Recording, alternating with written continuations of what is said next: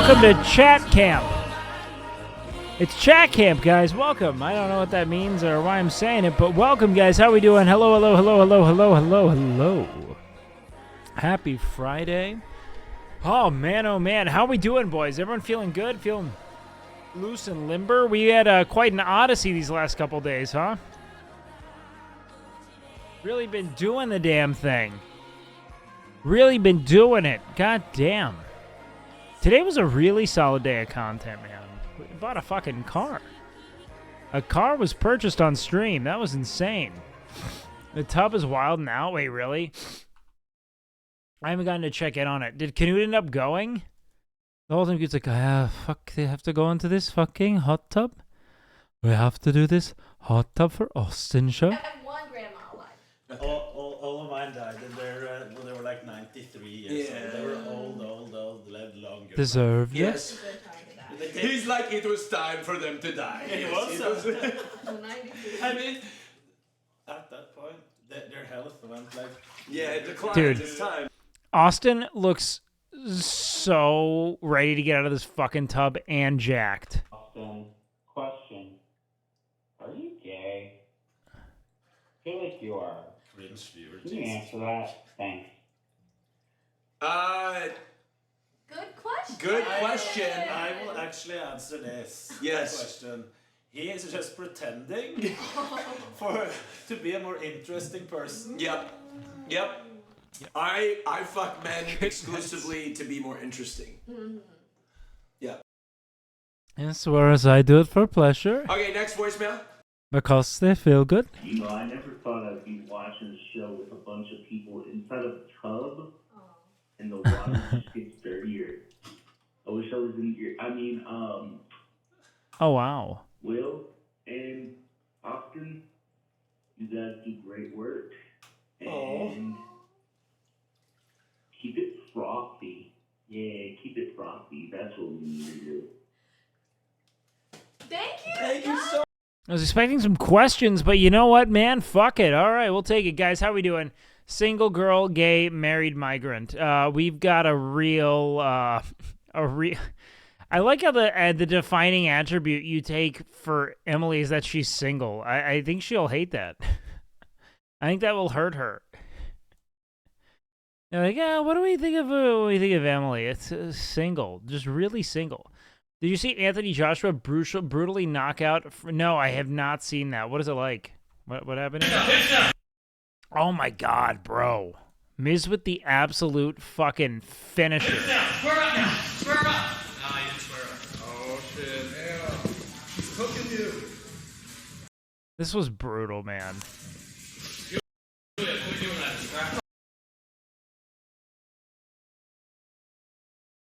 Bro.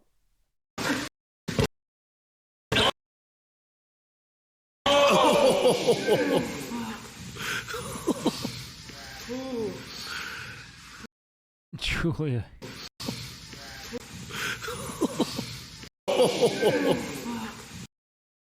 She did not.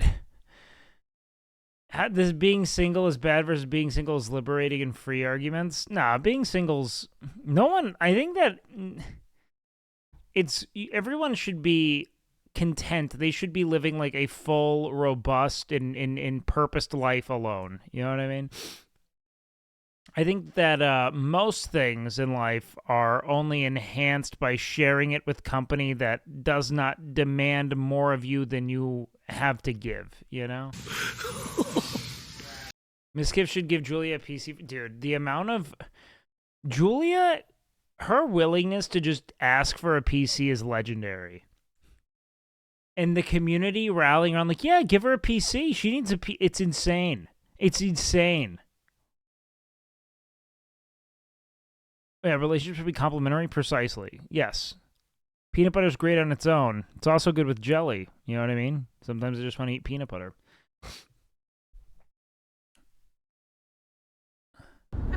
Shut the fuck up, Julia. Whoa! God, Never seen Canute. I've never seen Canute say that. Fuck yeah, Canute! Shut the fuck up. All right, what's the context, though?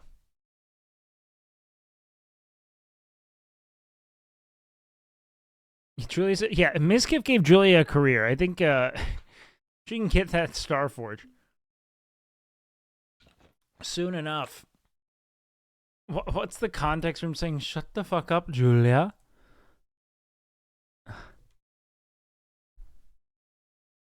Look at this quality of camera, audio.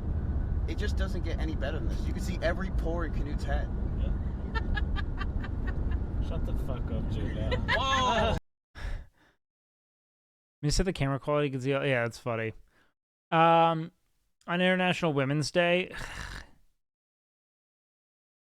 you know, I'm just not like you guys, man. I always try to honor and dignify women, okay? I don't need this special day. I'm not a fan of it. I'm not a fan of this one-off participation trophy. You know what I mean? Like, congrats for existing, women. I'm always an ally and a champion of women's rights. When are we going to get Men's Day? Pfft. You mean Wednesday? Idiot, learn to spell. Women's Day every day. Yeah, where I'm at.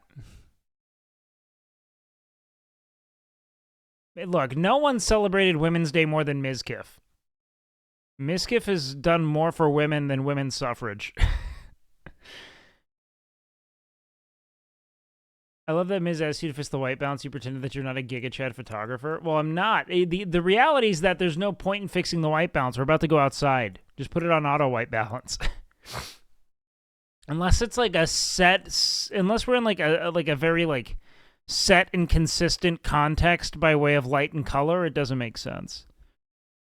This kind of shit, fuck it. You're not like getting a shot. It's constantly changing. You can't just sit there. Do you know how much water flushing a toilet wastes?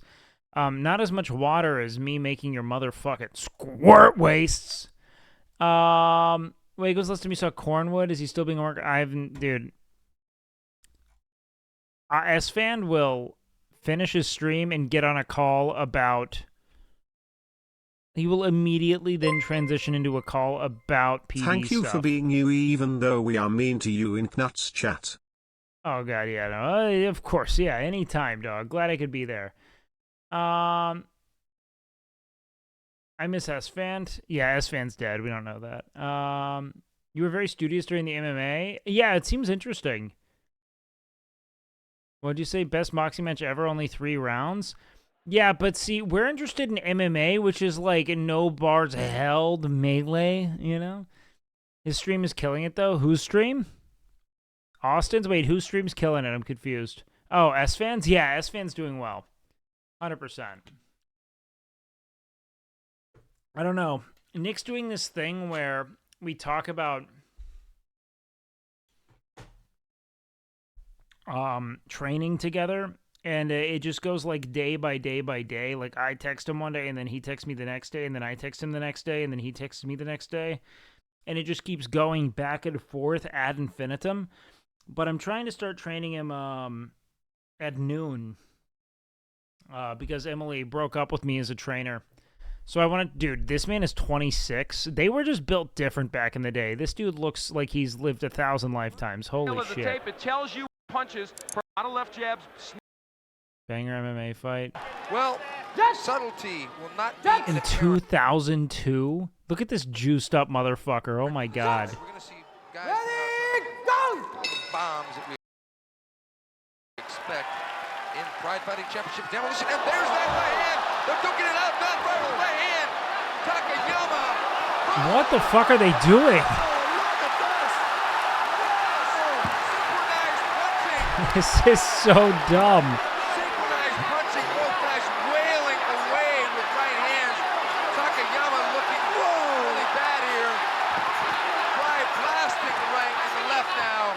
Bro. This is unfathomably chaotic to me. I've never seen a thing like this in my life. I am a real American. Yeah. Mixed martial MMA, but it's just for fucking mishmash martial. Just 2 people punching the shit out of each other. Unbelievable. Now, everything that We got fucking budget Tom Selleck and a dude impersonating Donald Trump just going to town. Tonight, this made it up right here. Unbelievable. Like I said, he's not going to back Oh my god. down.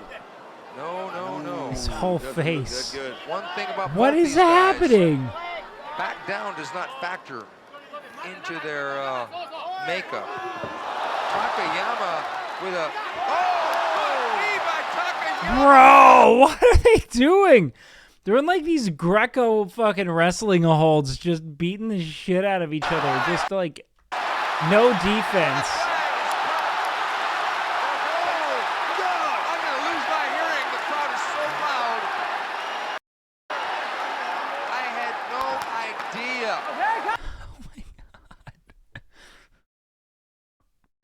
He looks like he's like undergoing anaphylactic shock, dude. Oh, this Christ, look at This is unbelievable. Bro. Takayama like Oh yeah, he's going for the dick twist. to collect old American. Look at that. Now, he's only got one, but it's a Chevy Chevelle. Okay, here we go again. Whoa.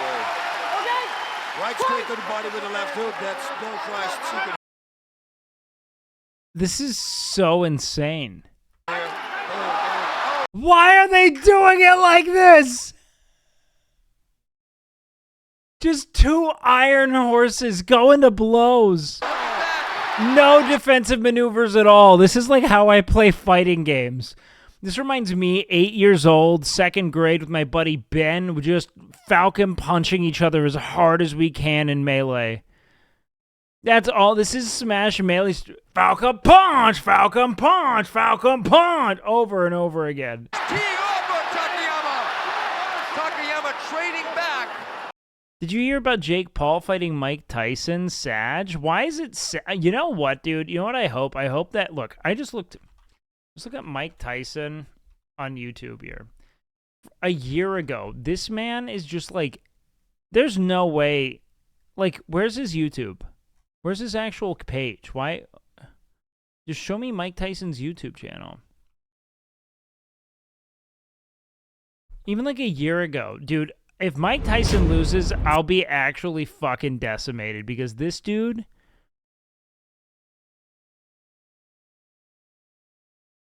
Let's see. Where was this? Mike Tyson gets in some training.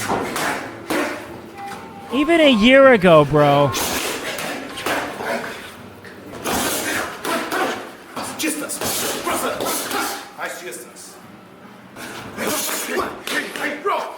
Nice one, Mike. Nice one, Mike. Unless there's like a no knockout clause or he's going to take it easy on him like fucking Mayweather did Logan. Like, I don't know, dude. This was 4 years ago? This is from September 22nd, 2022.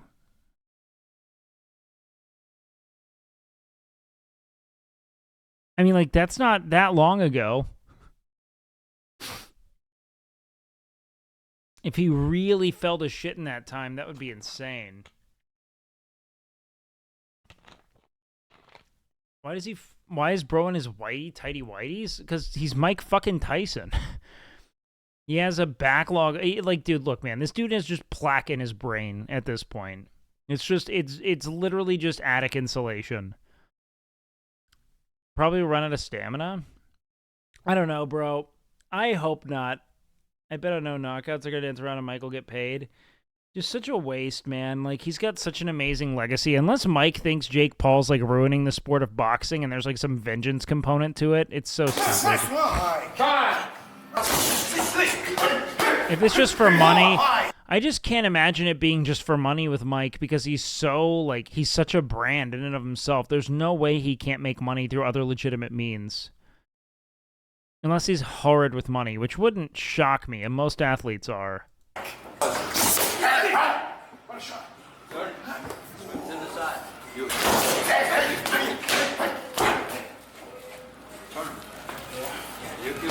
He's still a beast, but he's not Mike Tyson. Well, yeah, he's 60. But, like, you know, for all intents and purposes, man,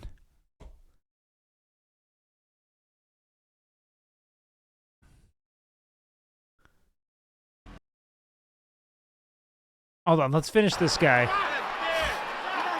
Oh, God.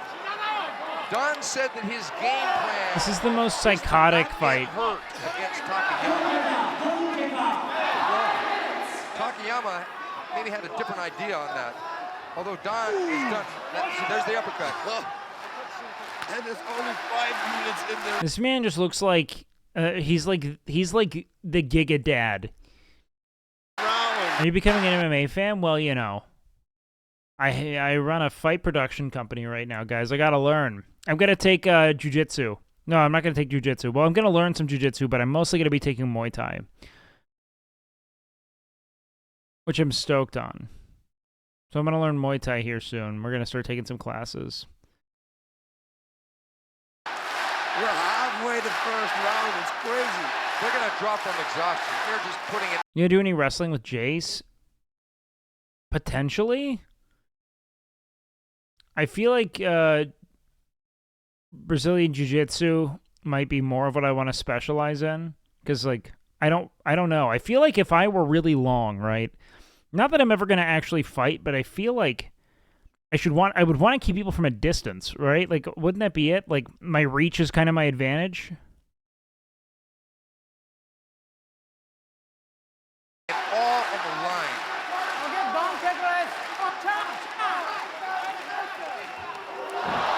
Oh, bad move. Takayama tried to take Don down and maybe spin, but he didn't get the spin part down. So now Don is mounted on top of Takayama. Whoa, you can hear the man. Look at... Oh, there it is. Referee stoppage. And a good... John Jones is a same build as you, but is a world-class wrestler? Really?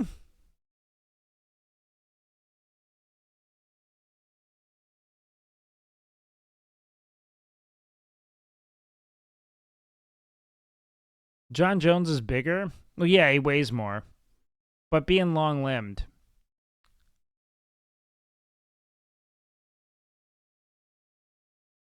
I mean, like, I've weighed 260. I can put on mass very easily. I just like to stay lean. Oh yeah, we've got pretty much the same reach if he's 84-inch reach. I come out to fight. I come out to knock people out. That's all I want to do. I'm looking for exciting. I'm looking for flashy.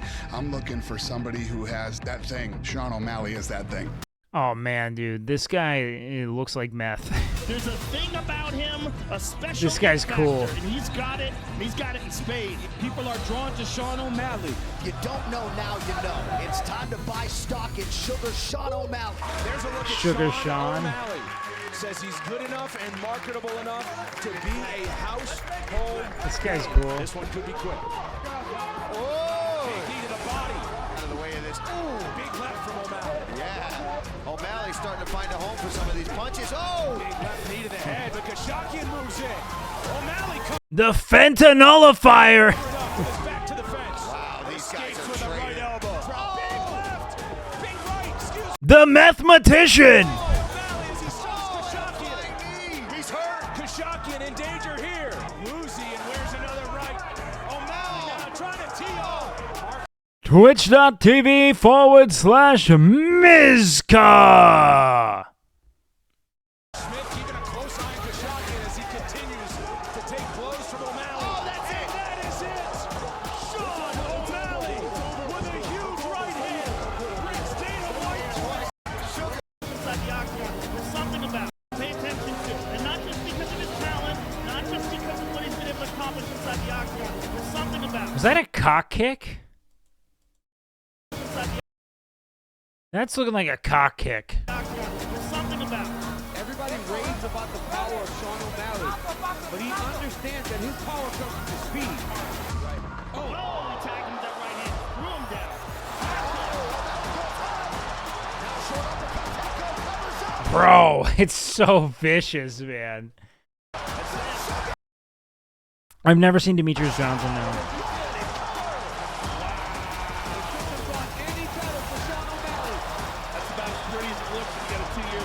You've been off for 2 years. You had to go through all sorts of adversity to get back here. How good does this feel? You can't really put it into words. It feels good. Sugar Show's back in action. It's full force. He's ready to take his shots at this division's elite. The man in his crosshairs tonight, his old friend Eddie Wilder. Bro. Gotta be careful here to. This is so. Man. What? Who is this? Okay, people are just sending shit. Engaging O'Malley. Look, he's good with that. That's where O'Malley's good. Right whenever he's going in and out, he does a fence. Shit, that's just like, it's funny because it like didn't even look like the hits that connect just are not the same. Hold on. Right whenever he's going in and out. It's funny, so it's like this, like, he really, just that split second, man. He took the bait on that left pump and just gets fucking rocked, man. Oh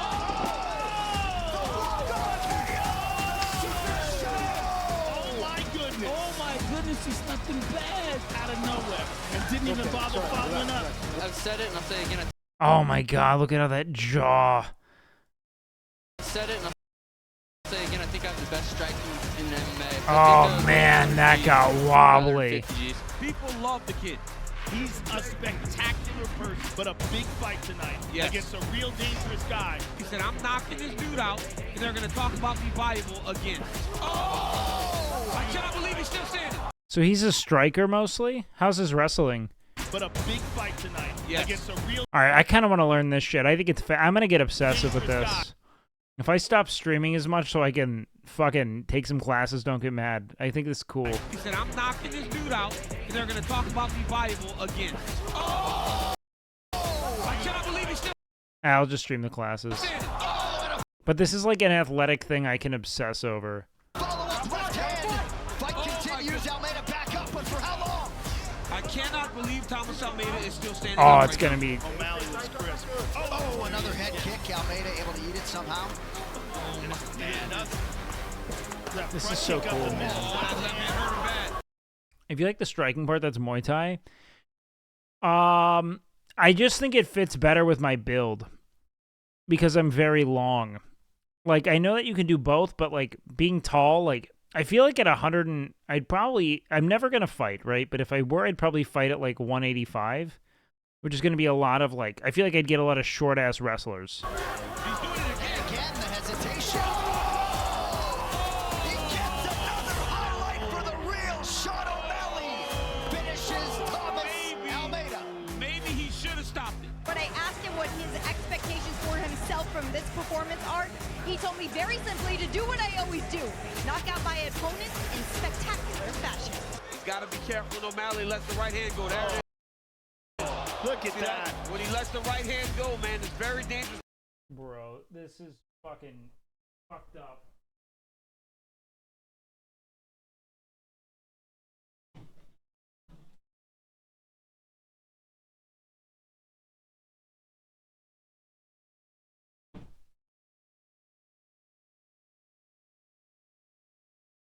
Shit fell over. He's getting teed off on. He is getting tagged. Oh my goodness. Oh, the beginning of the end. He's hurt. Yeah, he's hurt bad. What is he doing? He's stimming, man. He's stimming. Lutino's taking it all. This is fucking insane, bro. This is the guy Mrs. bringing, Mighty Mouse. Ken Flo's submission of the year. Would just lay there. Oh, whoa. Yo! Bro, is he about to break that thing? How do you even tap like this? Look at Ray Borg. Ray Borg is a savage. Unbelievable. Borg refusing it. Oh, there it is. Demetrius Johnson.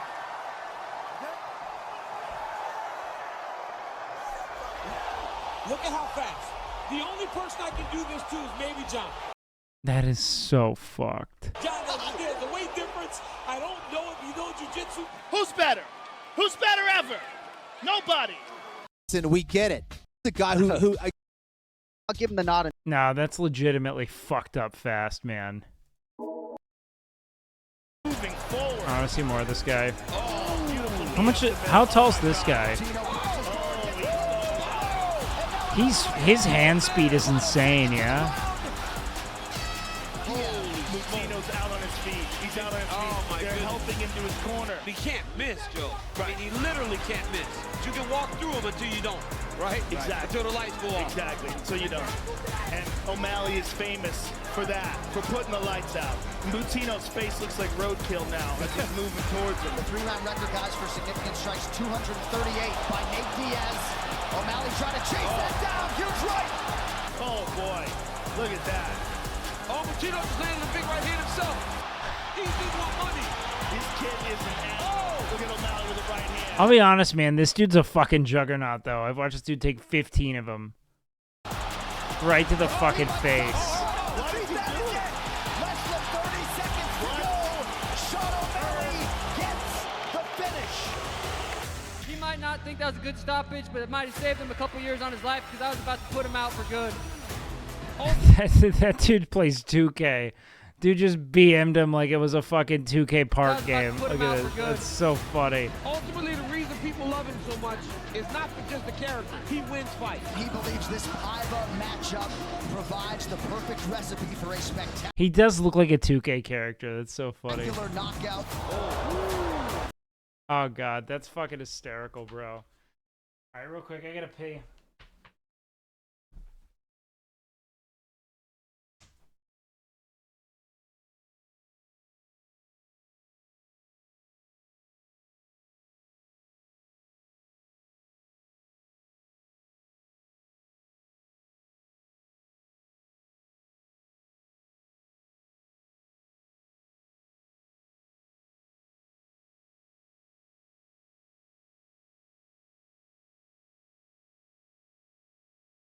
Chat, we must decide which fighter we all want him to watch. My vote is Fedor.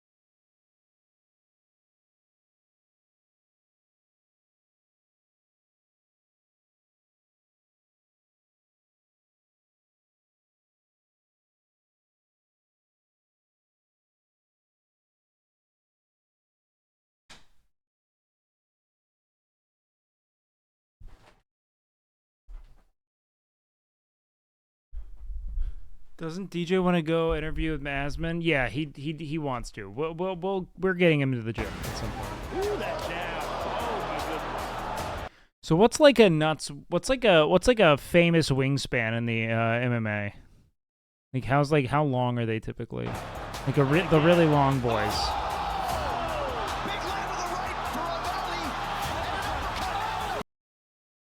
What's like a John Jones build?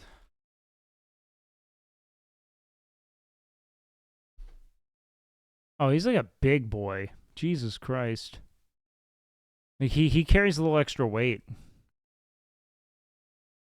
Let's see, John Jones stat wings or reach.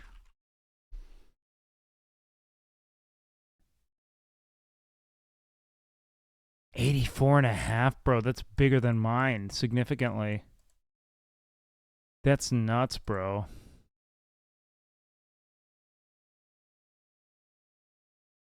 That's insane.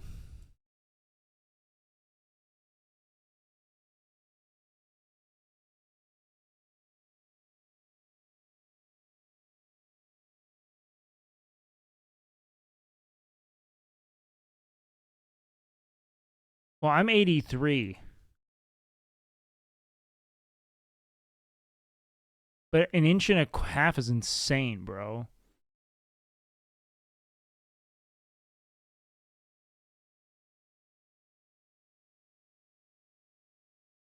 Like, that's long, bro.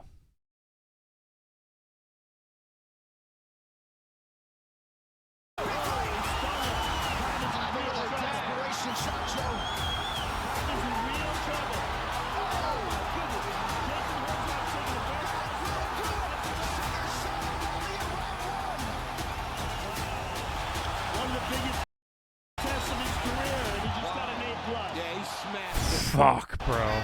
He's just like sleeping dudes. MMA is wild. It's so vicious. I would never get into like a fight, man, but it's cool seeing it. Oh, dude, isn't this when Conor McGregor snapped his fucking leg? Or was that the rematch?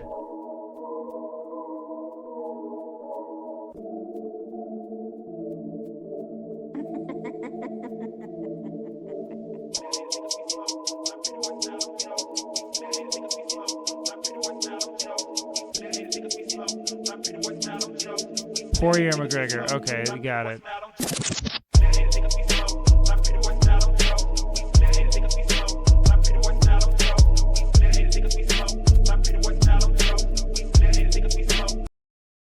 It seems cool to like really, I don't know. Learning grappling seems really fucking fun.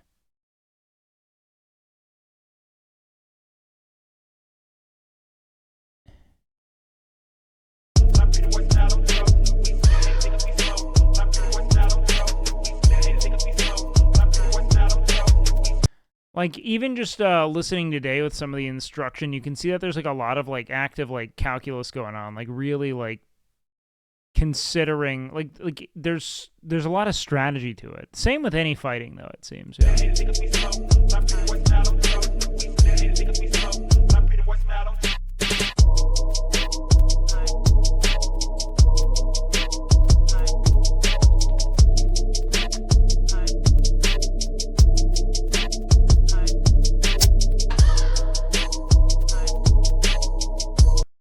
We showed you the video of a Russian kid wrestling a bear cub. That's this guy. Wait, really? Are you, no, you're fucking with me. Is that actually this guy?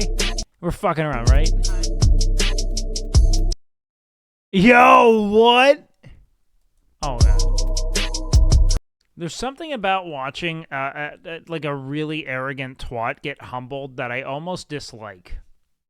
It's always like, it's like watching someone really get fucking rocked who thinks the world of themselves is like, it's almost sad to me. I don't know why.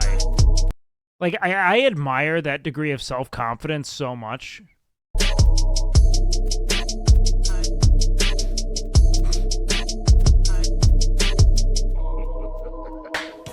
Thank you so much. Best friend. Yo, thank you for the sub, dude. Appreciate that. I don't know, man. I really look forward to learning this shit. I think it's cool as fuck. I really want to get into it. Why would you admire an egomaniac?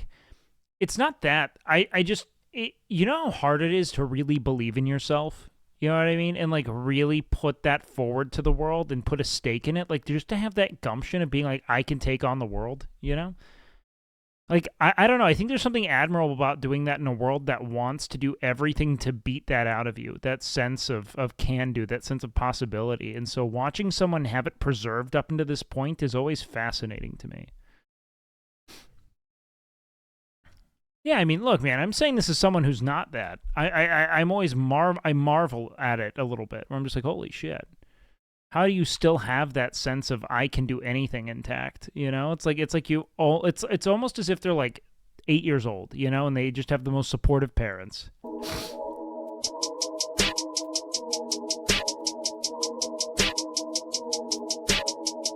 I say maybe to those who can back it up, well, yeah, I mean, These guys can't. It's not like Conor McGregor wasn't great, right? It's that kind of, no, it's like just to see that kind of confidence. Like I was never that kind of person, right? Who just believed that not only did I belong, that I was going to like triumph. I never felt that way at anything. And so whenever I see it, I'm kind of like, I'm almost like enamored with it in a way. It's fascinating to me.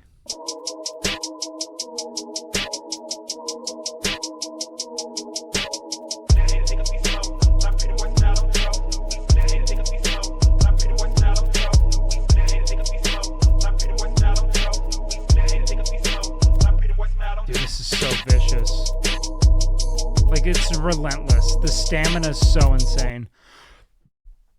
The stamina is so insane. Fly,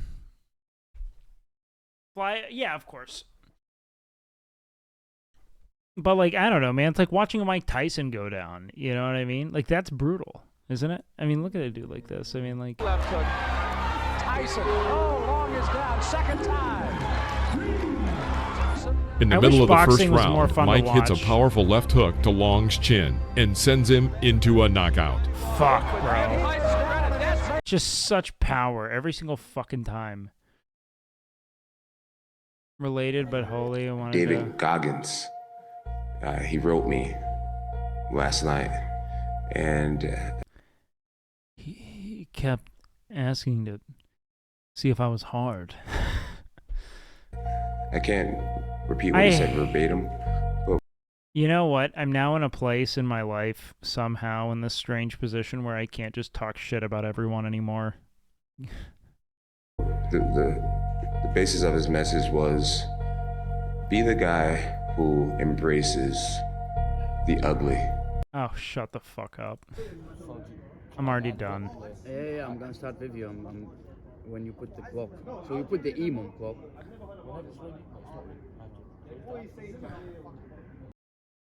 Be the guy who does the hard stuff. Yeah, alright. You're the first one to think of it. So Gabs is gonna 1,000 push-ups in one set. You're so breathable. We're just talking about that, like just to like come to a party and still go fight. You know. This is fucked up. Who would ever do this? Are you still going, yeah? I'm going zero.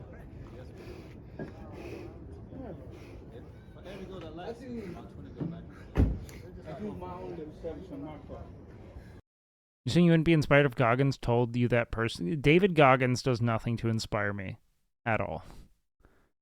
Like nothing about David Goggins I find I'm just not moved by him. I think it's a lot of weird fucking alpha male posturing. Like it doesn't mean that he's not an impressive person, but like I don't take inspiration from what he does. I think it's very canned, you know? It doesn't mean that he's not an impressive person. I just am not personally inspired by him. He ran 100 miles with broken feet and shit in his pants? That just sounds stupid. At no point did he have to. You know what I mean? Who gives you inspiration? No one at this point. I think Donald Glover was one of the first people I felt truly like moved by as a kid. The basic stuff, yes. I'm like more complicated. But watching that guy go, stay fucking hard, doesn't do anything for me. I'm not the kind of person who's motivated by shouting. I'm just not.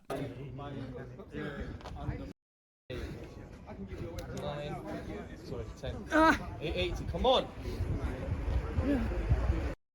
Easy, but this 50. This 50. This is psychotic. 101, that's what, 101. I'm gonna do 110 if I skipped any reps, you know? Go, 1, 2, 3. Anderson Silva, the GOAT. What's this? He got hit by a car. He's in the hospital. All my family is saying, please pray for him. If that was me, I'm a different breed. If a car ever hit me, don't pray for me. Pray for the car. Okay, you've both been given your rules. You've been here before, so the bell rings. Come out, give us a good. I'm never moved by speeches. That's not for any kind of... You know what? I actually think this is the only fight I ever saw in person. Or not in person. The only fight I ever watched live. No, it wouldn't have been. This is probably a year after. Was it? Shit. Yeah, no. A year before, I watched an Anderson Silva fight. Are we sure it wasn't 2008? I watched it with my brother-in-law in Florida, but this looks almost identical. But it was like a one-round fight. Okay, touch gloves, come out fighting. Anderson Silva.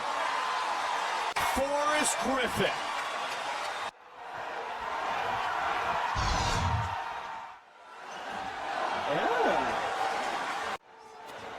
There's that head kick. Out there though, Joe. Yeah, exactly. He's not. He explodes. It's violent. Oh, that looked a lot like James Irvin. Even that jab out there, pushing forward is Anderson Silva. Oh, he caught him. He caught Forrest. He caught him and dropped him, Mike. And he hit him again with that right hook. Well, I mean, I was 14 when I saw it. His chin down, Mike. He's got to. He remains in round one. Uppercut by Silva. Silva looking to get inside. He says, let's go! This is why they said I should fight you. Wow, he's standing right in front of him. Silva, aggressive here in round one. Confident in his striking. Look at the hands low. Yeah, I think he really does. Down goes Griffin! He's got the Assassin's Creed 2 shorts. Look at this. Just everything's for sale. I think he really is trying to send a message here, Mike. Finish the fight.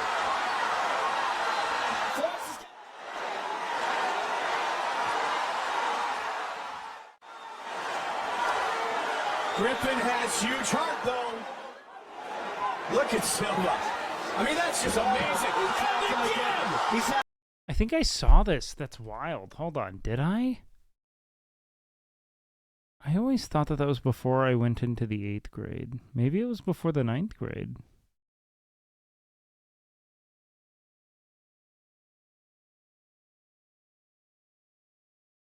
I don't think I had braces then.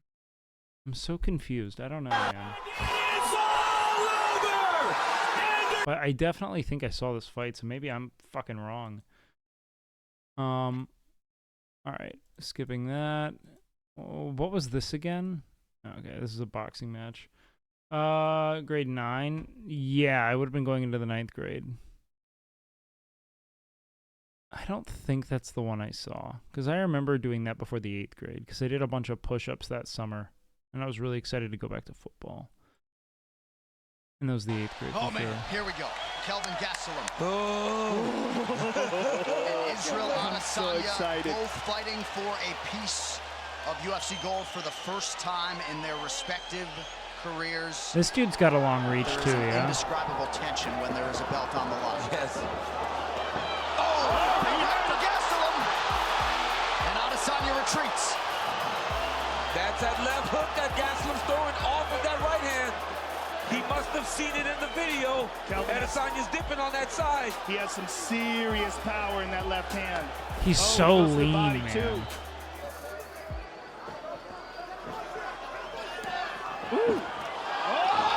Striking's so cool.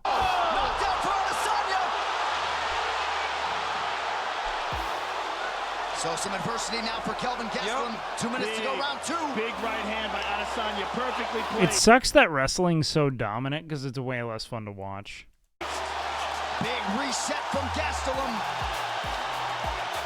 Inside leg kick.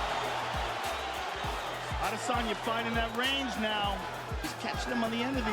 Bro, these leg kicks have to be so brutal. Just one fucking hard shot to the IT band. That person, like, I'm amazed they can still walk. But he is touching him. Not when you understand. Yeah, no, I understand that. But it's kind of like League of Legends, right? It's like Counter-Strike Global Offensive is a much better spectator sport, or Counter-Strike in general, than anything involving like League is, because I can immediately understand Counter-Strike. We immediately understand hit and face hard. Oh, and he caught him there. Oh. Nice Straight right from Adesanya. Wow, what a fight. What a fight. Both landing, too. Gastelum has landed a lot of jabs. Adesanya's landed some really good right hands. See, in these wild exchanges, that's when Kelvin's at his best. That's why shin blocks are so deadly as counters? Well, yeah, because they fucking, like, shatter their legs doing that, right? Yes, he's doing well there. Oh, he goes high. Look at that. Oh. That one got Adesanya's attention. He hurt him. Adesanya retreats. He's in trouble. Gastelum. He is in trouble. Oh, man, he's hurt. Gastelum needs to pour it on. Instead, he chooses to change levels. He had him hurt. I think he still got him hurt. Now Adesanya throws some offense. Oh! Damn, bro. This dude's face is swollen. Under 90 seconds now to go. Oh! Adesanya has really fought well in his 5th round. Man, they're just both staggering. Yep. Kelvin's a step behind right now in round 5. Oh my goodness. Yeah, the Constitution's a normal, bro. And like you have to know when you're so depleted, when you have so little left to give, that this one opening might be your only chance, even if you're fucking totally ripped. You think MRE Light's a good weight loss shake? I don't think there's such thing as a good weight loss shake. If you want to lose weight, eat like grilled chicken and shit. Things that make you feel full. He's fighting as he was earlier. He stood on the edge, and Adesanya started to piece him up. How about the hearts beating inside these two gentlemen? Incredible. Big elbows there by Adesanya. Big round by Israel Adesanya. Yeah, give him the thrust. The give him the dick, my dude. We have had some epic middleweight title fights, and another one here. Oh! Kelvin's in trouble. You should never need a 1,000 calorie deficit. We might get a stoppage here. Big elbow from Oh my god. Oh man, what a performance by Adesanya. Bro. What a performance by Gastelum. Gastelum's exhausted. He's very hurt. He's barely there anymore. Oh my god, the spray of blood. Oh my god, dude. Final 10 seconds. That's it. Gastelum goes down. Bro, why? Kelvin's still fighting. Israel's trying to finish. What a... Wow. That's so insane. Wow. One of the greatest title fights you will see. Just going to blows. So depleted. Gastelum go the 25-minute distance. And new interim UFC middleweight champion of the world, Israel, the last airbender, Adesanya.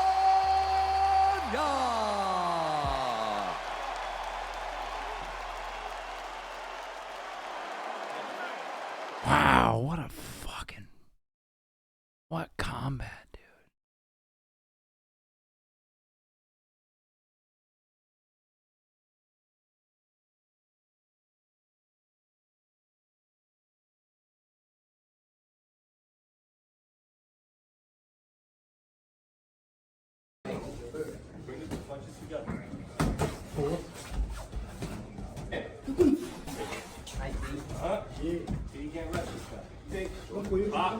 Wait for him. Don't wait.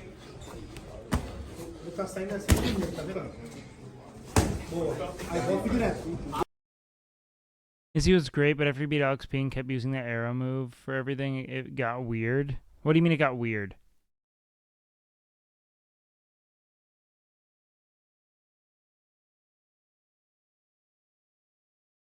No, I want to learn Muay Thai. That's really the only thing I want to learn right now.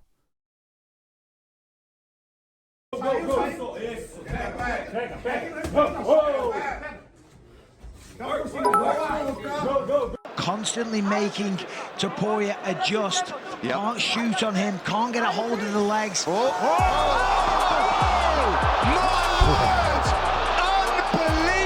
knockout by Topuria. Which is good to see. He knows he wants to be able I just feel like realistically there's no universe in which I should ever fight anyone ever. to come over here and be a star. And he's just unloading on Damon Jackson right now with all combinations. Those body shots have now officially now set up the head. Like, there's just no reason, man. Shit's insane. It's all over. The walk-off KO. He just Ilya chopped him down like a tree. Oh my goodness gracious. And like you said, that was all because of going to the body and setting everything up. That opened up that left hook and just landed clean. I mean, picture perfect, striking 101. Wow. Start to the body, stuffs the takedowns at the same time as you're doing damage to set up for the big shot at the end of the fight. That was picture perfect. That's how you strike in MMA in this early first round. I mean, let's take a look at this. Rips, clips him with that rear uppercut, rips to the body. What happens? He drops down, worried about the body, hands are down, over the top with that right hand, I'm sorry. And then that was just icing on the cake, unnecessary, but he's just doing his job. Let's take a listen to those shots. Stop!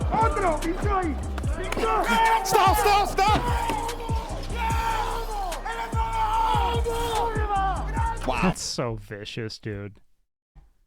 That's just so fucking vicious. Mark Hunt is continuing to nice uppercut.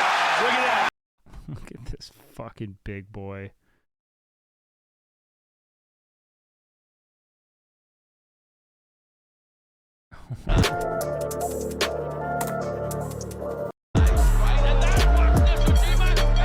OG MMA stuff just looks so fucking jank. Great debut for Kalilov. Teeing off.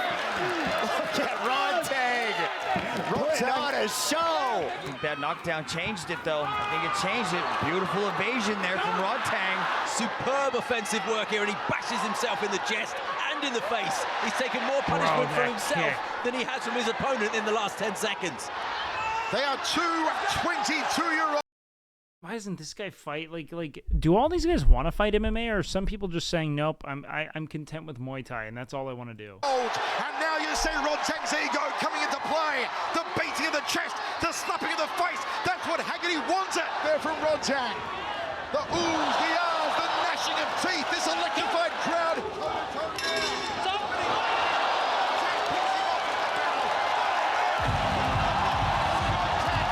This is exhibition stuff from the Thai athlete. Leg kicks. Left hand, and down goes Sokti, and I'm not convinced that he's getting up. He's still in it. He's not backing down. He's not going anywhere. That left hook to the body. These fucking leg kicks are so vicious, man. The tree has come down. Rodtang dumped him again like yesterday's garbage.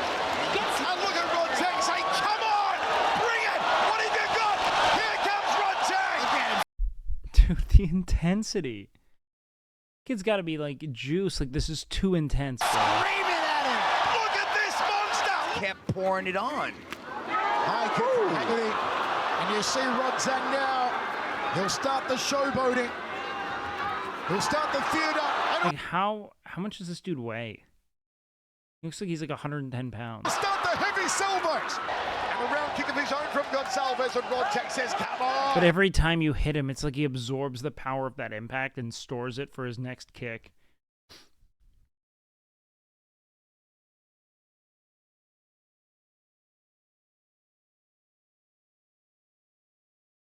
As grifted right-wing fight reviewer now, that's why he's been jacking up Joe Rogan kind of come up with. What is your sentence?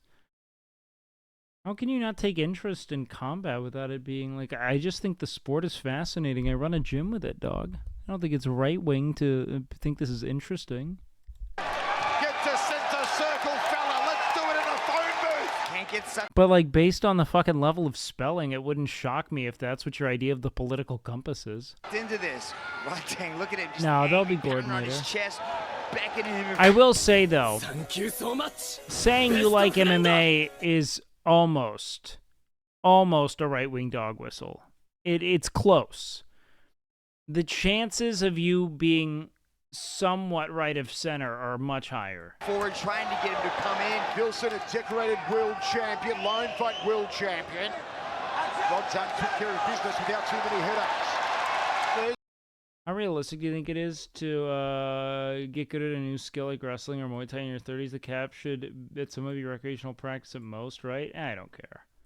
You think I'm trying to be like a fucking world-class fighter?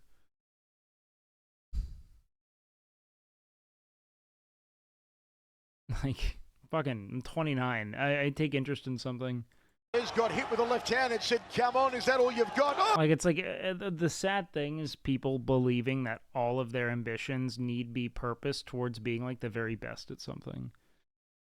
Like, I realistically will never be the best at anything. You know what I mean? Tons of people don't pick up their fights until, like, mid-30s is what I've seen. He goes down there. Body shot to head there from Rodtang. Good cover up though, and the counters. Nice return from Kalilov. Some showboating here from Rodtang. Kalilov smiling at Rodtang, maybe trying to get inside Rodtang's Everything either mind. makes you Maybe left trying or to right wing. Well, no, it's just that like so much of our like hobbies and general discourse are politicized, right? Like I would go as far as to say that a lot of fight spaces are kind of inhospitable to leftist attitudes. They tend to be very right wing.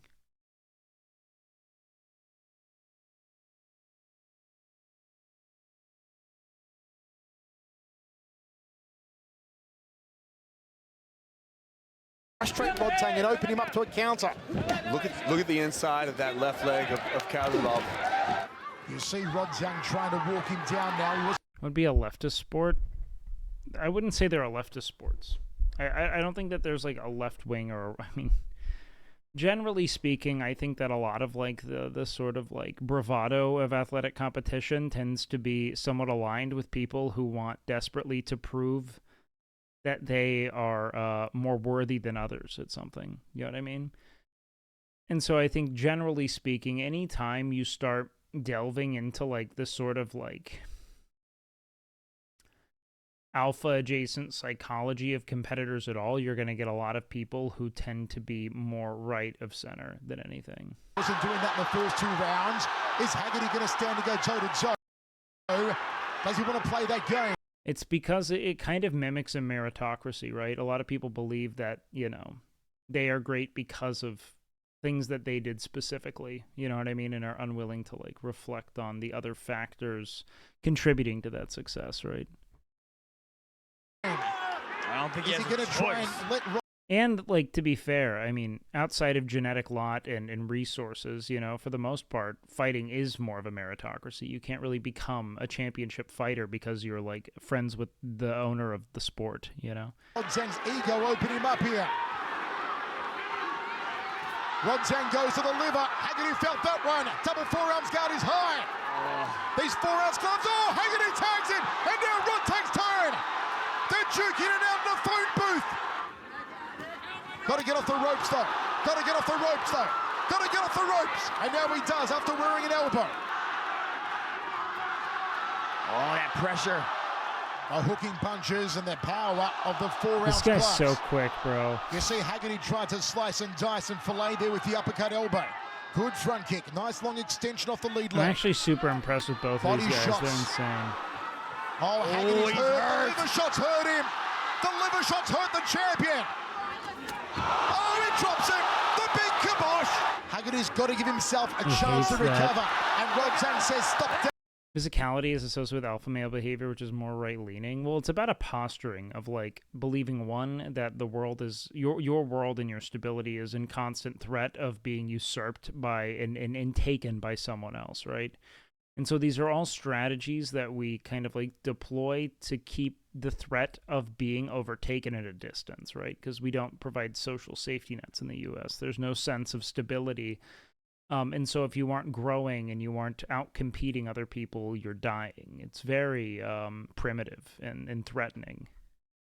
Dancing, but he's doing a Beyonce. He's going to the left.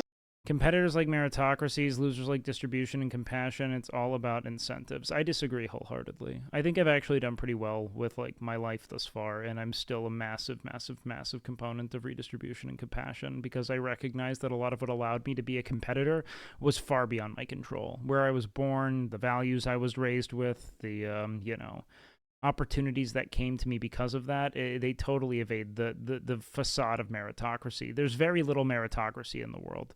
At the end of the day, we're always going to be arriving at some kind of like, I, through some cosmic coincidence, wound up in this body at this time with these parents.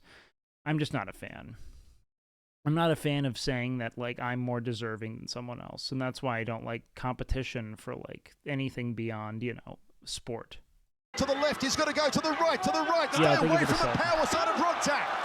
But he's doing a good job of slowing down. He says, this is for a belt. Come on, let's go. You think we chose our parents? No, what? Toe-to-toe. There is no room for error. Good right hand there from Haggerty. There's the front kick to the face, and Haggerty's high. Body of Jonathan Haggerty. Look from Haggerty. No, I think that the right has an obsession with this kind of, like, hierarchy of attributes that they see as being alpha, but, like, it's more so fear-adjacent behavior. I think that all of the, like, alpha male posturing is entirely fear-oriented. I don't think that it actually has any grounding in being a legitimate leader, or a compassionate leader at that, which I think a legitimate leader is.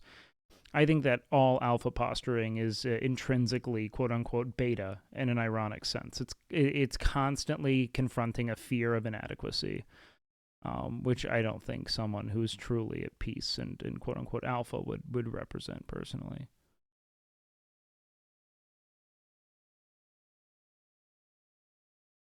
Competition's fun, but believing that your value to the world is contingent on your triumph in competition is psychotic. Another one there from the Brit. Rodtang. Well, yeah, I mean, yeah, that's why a lot of, like, you know, the American, like, you know, rhythm of life is built on establishing fear and insecurity. 100%. So much of it. Does it feel good to win, though? Of course, it's fun. I mean, like, don't get me wrong, competition's electrifying. It's just a matter of how you let it warp your sense of value to the world. Backs him off, body shot, belly button through the... That's so weird to me that if you only have two political choices, either left or right, or am I wrong? Not deep into... I don't like speaking on American politics much here, but I think that the reality of why people say you have two choices is that there's really only one choice, and it's supporting, you know, corporatism. Like, everything's corporate at its core, right? Like, in a post-Citizens United States where corporate entities can purchase political influence through campaign contributions, the only thing we have is corporatism. That's it. But the reason why people say it's either left or right is that we've shifted so far right in our actual, like, socioeconomic structuring of the world that, like, if you aren't left, you are most certainly right. Do you know what I mean?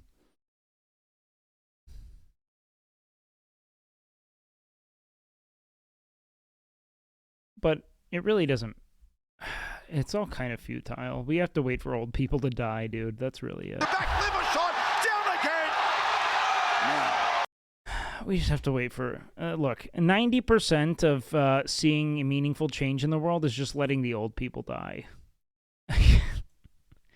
I don't want to see people die, but, like, when they have less voting influence, it will be cool. Bro.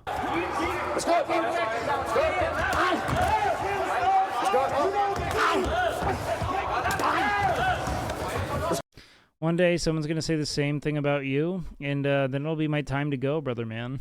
That's it. You know what I mean? Like, yeah. At some point, I shouldn't be making the plans for the world I'm not going to be living in based on how they benefit me. You know what I mean? Like straight up.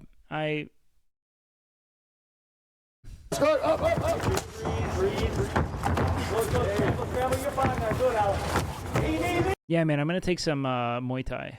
Watch the knees, watch the knees. Now, keep scrambling, up, good. Return them. So, here we go! MMA versus Muay Thai. Isn't this guy more grappling anyway? And TJ's on his bike. Early, he clinches up with Rodtang. Throws the knees. Rodtang outside leg kick. Do you believe in ancestral memory? Not at all. Kick from TJ. Body shot from Rod. I believe in ancestral kink inheritance. I think that the thing that turns you on is exactly what turned your grandfather on, and you have to live with that every time you watch his old, wrinkly body consume wheat thins at the dinner table. Every time you watch that man's trembly fucking liver-spotted fingers touch your fucking American cheese in the back of your refrigerator, just know that those same fingers are going to be working his shit to the same weird thing you find hot. Big left hook from Rodtang. That's the truth, boys. Inside thigh kick from Rodtang. Overhand right from DJ and Cracker. Abusing.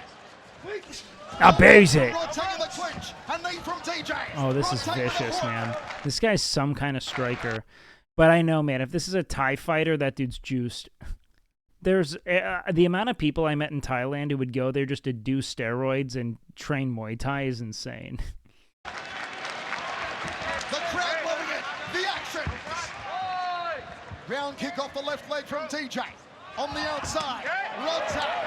Body shot. Inside thigh kick to the back leg. High check there from DJ. He's circling into the power side of Rodtang. Now goes the opposite way. Overhand right from DJ. Rodtang staying close. Body shot again from the tie. Fake there from Rodtang. DJ. Mixel's fighting. Rodtang is Muay Thai legend, and DJ is an MMA flyweight legend. 2 rounds of Muay Thai rules. 2 rounds are MMA. Whoa, really? Weird.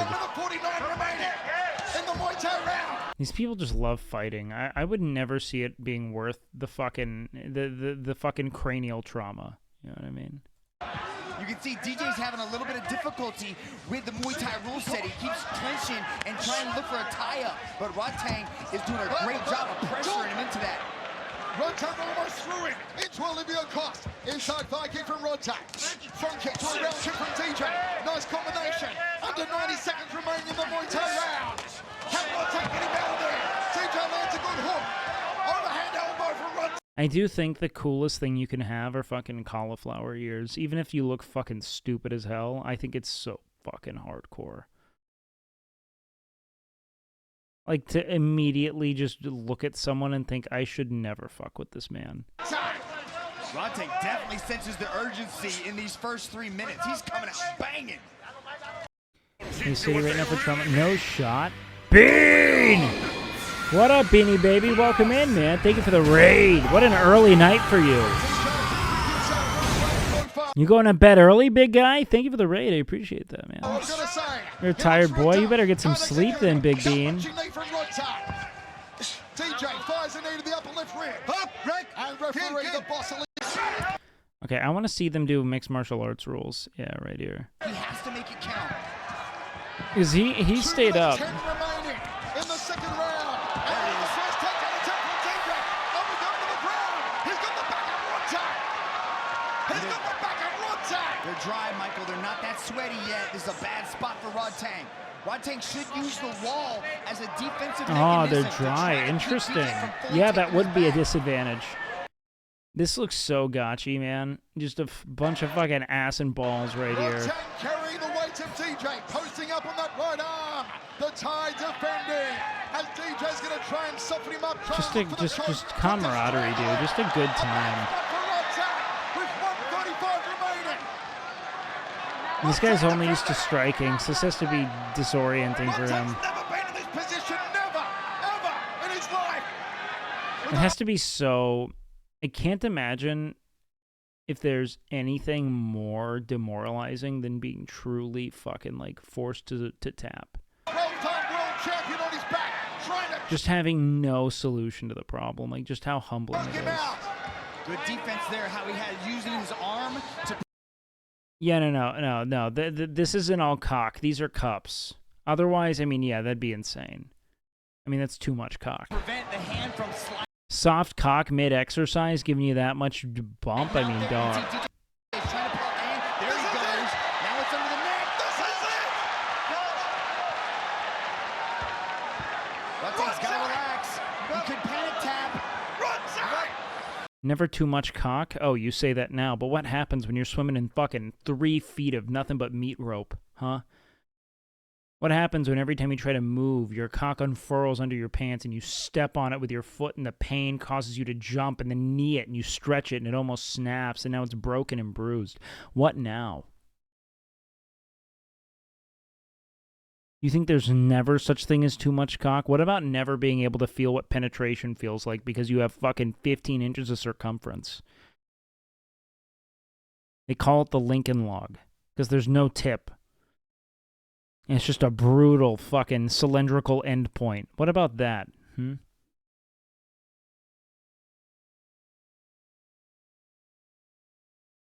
No such thing. Can he hold on? Oh, he put the hand up the top. That's great defense. DJ's going to transition. He goes back to it. Rodtang's got to continue to fight that top hand. Rodtang! Is he going to top? No. He's asleep. He's asleep. It's out. Bro, he went all the way out. That's... What a fucking warrior. Demetrius Johnson puts Rodtang to sleep. Demetrius Johnson puts Rodtang to sleep. Isn't it wild that this guy's an Asmongold fan? Like, what the fuck, man?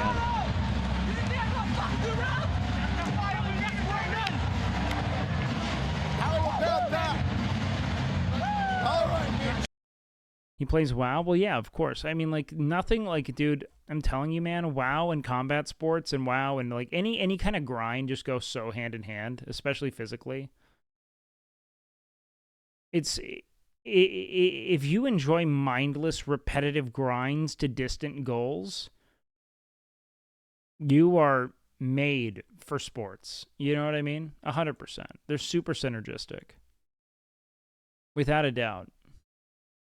Let's do this. I'm going to run downstairs for a quick snack. I'm going to load up Clip Queue real quick. I know I'm going to hate everything that you guys submit. See ya. That's okay. Just do it real quick, and then when I come back, we'll do some reacts here. So drop some clips. I'll be right back, boys.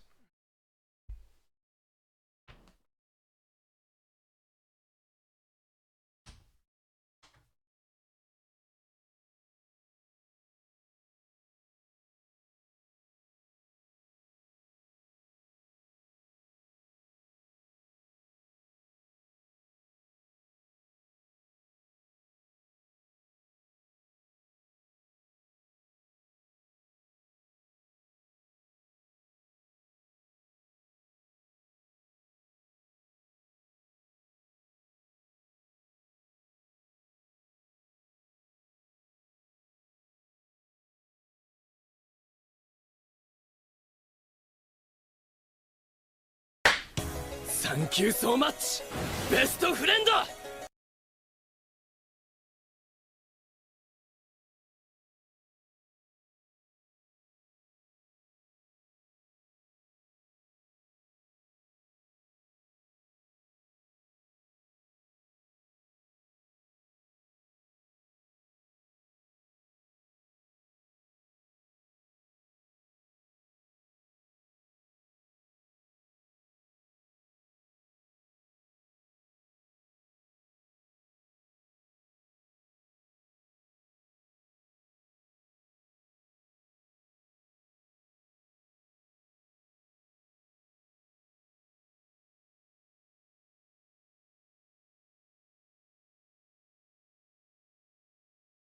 Chicken, rice, chicken, rice, chicken, rice, chicken, rice, chicken, rice, chicken, rice, chicken, rice, chicken, rice.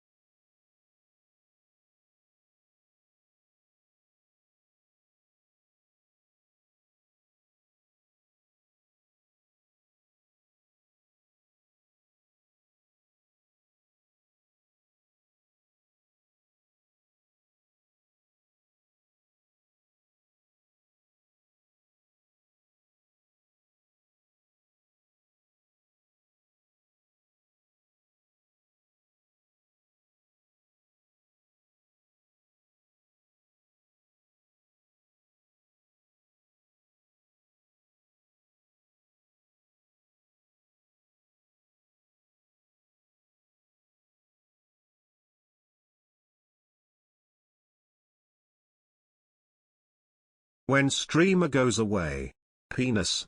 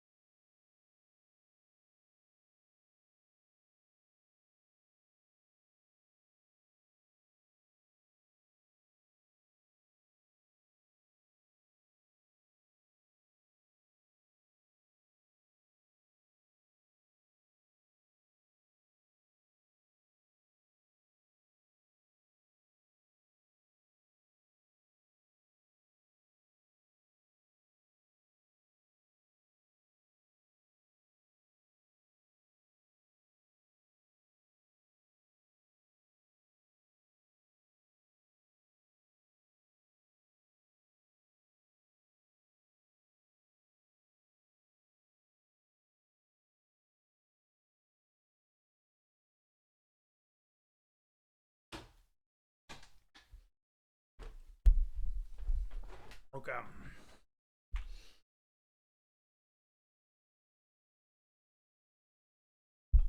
Let's see what's going on here.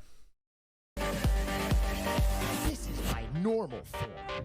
And then you gotta kind of... This is a Super Saiyan 2.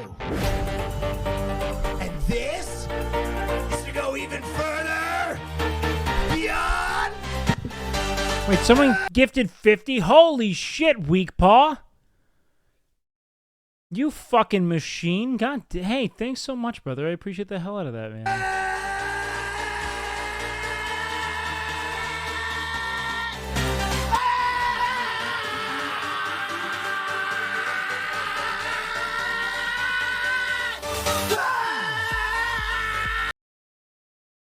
Honestly, really well done. He pretty much nailed the song. Holloway had Lamas in trouble multiple occasions. Wow. It looks like man, this looks like World Star. And he wasn't kidding. Wow. It's very rare.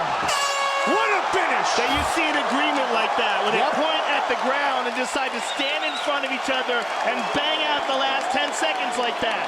And that wasn't a bluff either. Bizarre. Here's Shohei.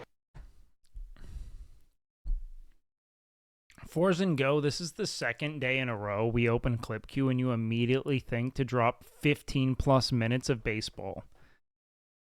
A thing we've never talked about on stream outside of maybe very brief chats. Oh, yes. Abraham Lincoln, okay? How big do you think Honest Abe? Oh, can you hear me? Wait, I meant to pause it. Fuck, wait. Is this what is Austin doing the bit I think he's doing with this? Yes. Abraham Lincoln, okay? How big do you think Honest Abe? Chode. Chode.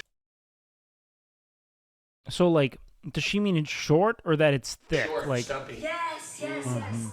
Yeah. Short, stumpy. He needed to overcompensate, so that's why he. So that's why he had to end slavery? Yes. I mean, he's got the girth there.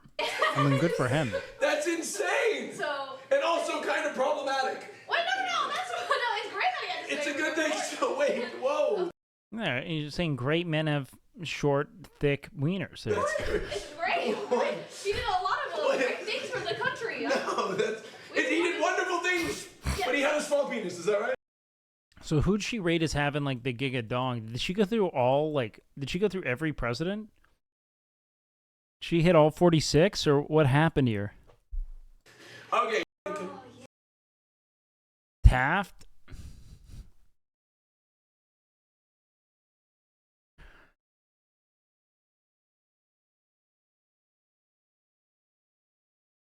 FDR clearly had a thick 8. Yeah, this is where Jack reaches peak gaze once you start talking about dicks. Men love talking about dicks. What is this?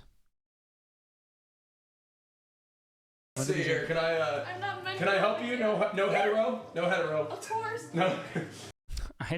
This feels weird. Austin, I'm sorry that I farted in here. It's but okay. It was the most magical tub experience I've ever had. Thank you so much. Thank you for having me. It's such a beautiful, beautiful thing to have you on. And Canute, is there anything you'd like to say? Thank you, Canute, for coming in the tub. What happened? Why am I missing? It was the most magical tub experience I've ever had. Austin, I'm sorry that I farted in here. It's but okay. It was the most magical tub experience I've ever had.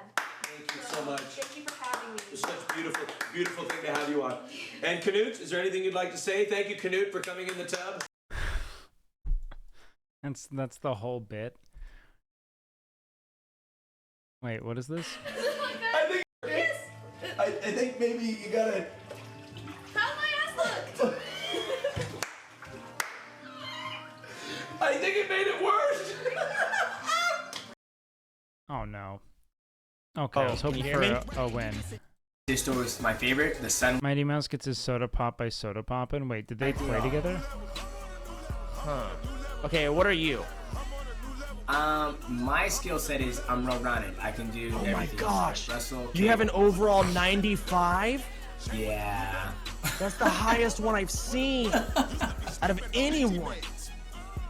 Oh my god. I don't want to play as you. I gotta play. Like, if I wasn't fighting right now, I'd pick you because that number's insane. Well, you should always pick me if you're going to play me. You want me to play as you? No. Find out who the. Whitaker is very. He's got great upper body, great lateral movement. He's got very peripheral vision. He's very. Yeah, boxing's whatever. Heavy. Why that right hand? He's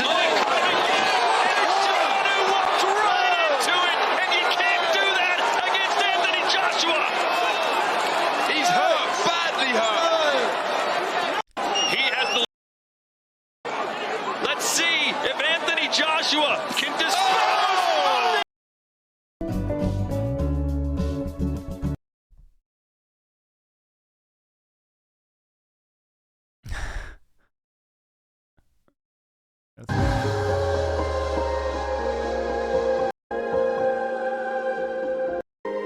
Okay, I'm moving on. That's it. Moving on. I can't keep watching fights. I moved on. All right, what happened here? Bro, this is insane. Watching this dude's fucking activity feed is so nuts. Wait, what happened? Why was he so upset?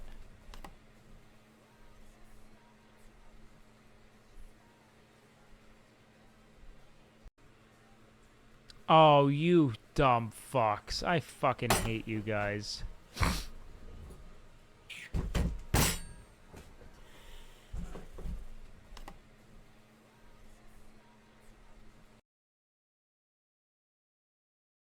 He's 50-50, so there's a meme in my channel where every time there's a poll, people fucking vote at 50-50, and it's fucking awful. Yeah, I feel you, Case. Believe me, if anyone does, it's me.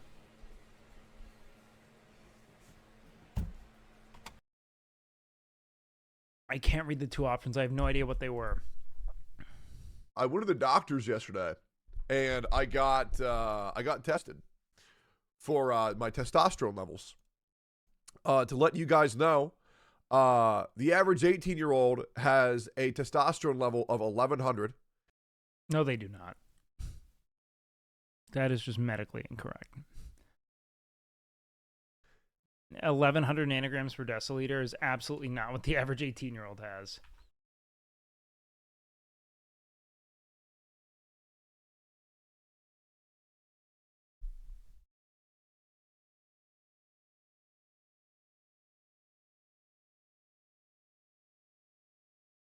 That is like the absolute peak.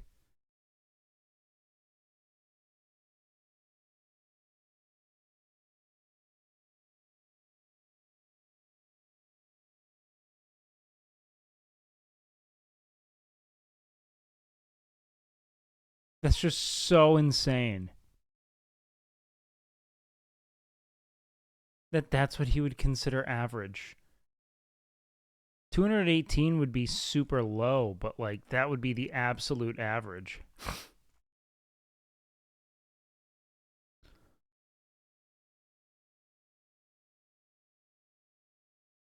Okay. Testosterone levels in males and females. Let's see.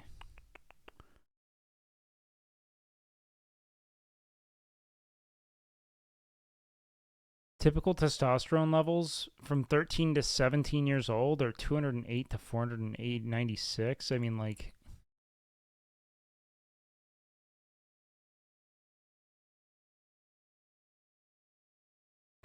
how does he pick the absolute high end of that?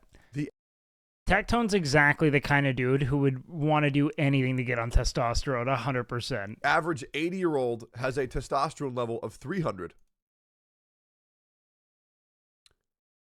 My testosterone level was 254.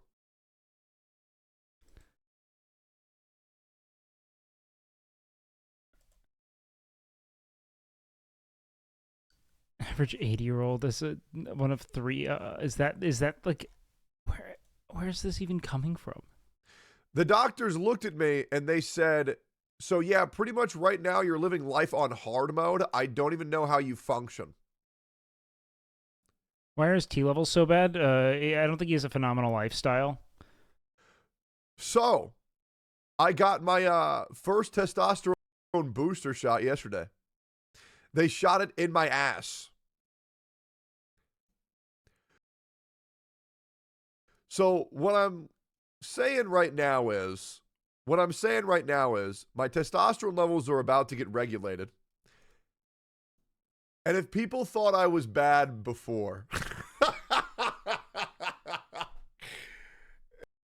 Also, didn't Tectone say he once took testosterone? He probably gigafucked himself by running dumb cycles, and he was trying to be a wrestler and suppressed his T production without any kind of fucking post cycle therapy or anything. If people thought I like I promise you that's why his test is low. He just gigafucked himself. I was too aggressive and manly before. Yeah, so the kind of bullshit with TRT is that even if you're on TRT, you're fucking totally juiced. The reason being is that, like, the standard blood work is this, right? So most people, when they have endogenous testosterone, meaning it's just like your testes making it, right? You have a relatively high amount of what we call sex hormone binding globulin, which is like, the way I'd consider it is like, think of testosterone as like money, right? Think of all the testosterone you have as being like your total like net worth, right? So you have total test, that's your net worth, right? When you have sex hormone binding globulin, that's like having money that's tied up in equity, right? So the idea being that you have two kind of things, free test and sex hormone binding globulin. When you are taking exogenous testosterone, you are pretty much exponentiating your free test. That's like your liquid capital, right? So what you can spend. So when you take exogenous testosterone, while you might be elevating your normal, like your total T levels to, let's say, like 1,000 nanograms per deciliter, something that would be like really high normal, your free testosterone is going to be something between like 4 to 5 times that of the average person. So it's like, think about this. It's like saying, let's say if I have $1 million and Tectone has $1 million, right?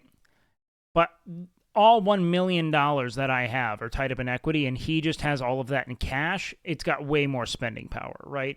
So his 1,000 nanograms per deciliter, if they put that there with the TRT, is going to be infinitely more potent than 1,000 that you're getting from your own sack.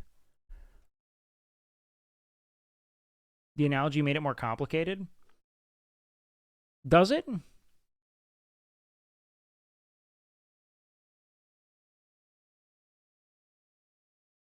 That felt like the easiest way to make it make sense.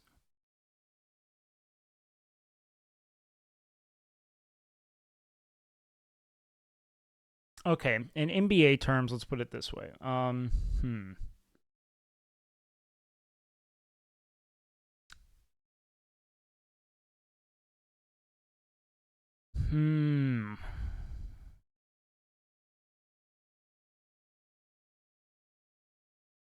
Is there a way to do it in NBA terms? Let's see. It's like the difference between LeBron on the Cavaliers in the early 2000s and LeBron on the Miami Heat. All of his skill set actually goes to work because he's someone who like can distribute the ball, and so if it gets to the right person, they can actually hit the shot, right? LeBron on the Cavs in the early 2000s, he's making great passes, but no one's finishing. That's kind of how to think of it, right? It's still the same player. He just needed someone to hit the shots, right? Can I explain in baseball terms? Okay. Can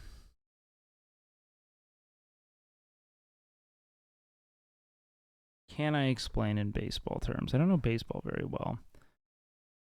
Explain to me like I'm a 12-year-old basketball player. Okay, easy enough. So, John, that's your name here. I'm going to stick this needle in your arm. Oh man. Oh man. But yeah, pretty much. I'm dreading the testone arc. Legitimately dreading it. Pretty much. My gains have been limited. My mental cognitive function has been limited. My mood. I'm actually shocked he has low testosterone because Tectone has more social and like streaming energy than anyone I know. There's literally no one I know who wants to do more things than Tectone. I am legitimately shocked.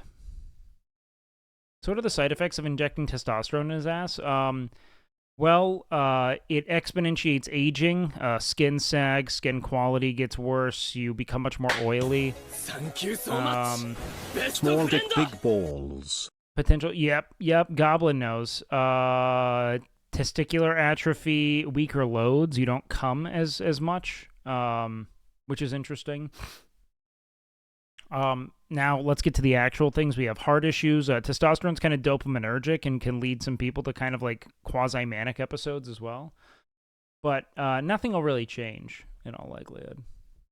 Food has been always... No, I think Tectone just took a bunch of... I think he giga-fucked himself just taking a mindless stack of steroids, trying to become a pro wrestler a decade ago, and never did any kind of post-cycle therapy, and just never regained his natural testosterone production. He's ruined. And I've had brain fog for a very long time. So in about 2-3 weeks... Testosterone replacement actually is pretty safe short term, according to... Yeah, short term is not what TRT is. TRT is lifetime. Once you start, you will literally never come off testosterone. Ever. 100%. Like, anyone who thinks they're going to just, like, do it for a couple years, they're fucking... You literally decimate your body's capacity to produce it naturally. Like, you're in it forever. That's on Ryan Garcia. Don't know him. We're probably going to be seeing a much different guy. And which is great, because by the time my testosterone levels get balanced... It's safe if you need it, yeah. The way I see it is there's no reason why a 30-year-old should have 248 nanograms per deciliter testosterone, and that it likely has more to do with the fact that he probably started crash dieting so that he could start losing weight recently. And with that came an enormous, decline in natural testosterone production because he probably stopped consuming healthy fats. Or he was yo-yoing. If he's hypogonadal, will he have all those negative effects? Yeah, in all likelihood. I mean, like, it just depends on what his levels normalize to, but yeah.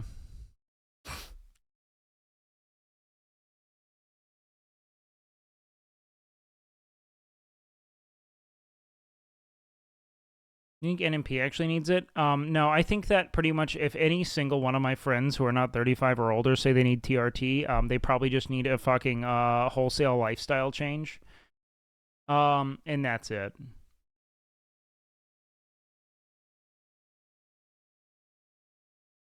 But yeah, I mean, anyone on TRT would have an enormous advantage over anyone without exogenous testosterone production, without a doubt. It's not even close. Because your free testosterone, which is the testosterone your muscles can actually make use of, exponentiates 100%. Guess what starts? After 35, if my testosterone starts to plummet, yeah, I would. Camp fucking Canute. And I've also decided that I'm also going to start getting on creatine as well. And we're going to... Tectone's...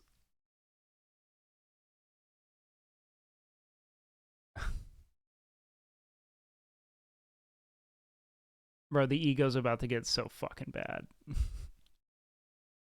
I brace for impact anytime a streamer starts entertaining the concept of testosterone, because the god complex of writing an actual fucking like exogenous dose of tea is so nuts. Shout out all the boys in chat. Call my dick Amber Heard. Love you, Wade. Yo, what up, Kaya? Thank you, man. We're gonna double up.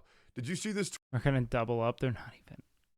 Tweet. The lack of empathy of this person bothers me. Okay, let's see. Let's see here, boys. Let's pull it up. What is a Tectone stream? You know what? I'm gonna watch this. Streamers are not your fucking therapist. Okay. This tweet. Yo, Jagger, what's up? It's me, Purifying Rage. Hi, how are you? Doing all right, man. I don't know what to do. I'm so fucking pissed. I almost killed myself.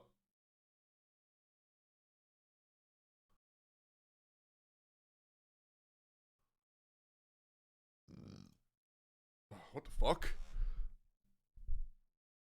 He's so delusional about TRT. What makes you say that? What did he say?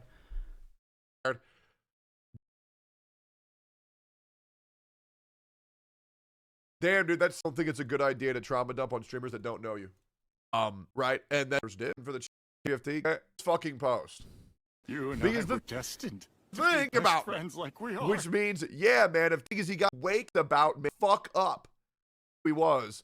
What? This seems like she Oh, wake the fuck up. Yeah, He's thank you for talk- the sub dog. bad, Yeah, bro. that's what it is. Which streamer's the thread? And hey, to be real, I liked it.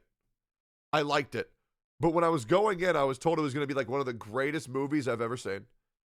It was okay. Happening. Creatine is in red meat, dude. Supplementing it is essentially just going to improve like intramuscular water retention and in turn strength. It's also something that's used in like ATP cycles, so like it's used in energy in short bursts. And I wouldn't even ADD. Bro didn't watch the first one. Wanted, right? Anyways, let me see if the clips. So there was horse. Gotcha, buck. How does he watch his own clips like this? Caused all of. Say that. I'm gonna kill myself. How many of his old... How do you do this? I can't watch anything I'm in. How do you... That's insane, bro.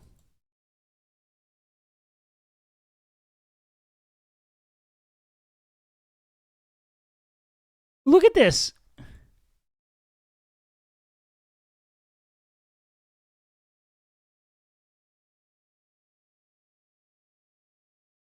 Bro, that's insane. I love Techie, though. Eat from the. There's no. There's no. Creatine does not make you produce more lactic acid. Uric acid is the issue with gout, not lactic. Uric.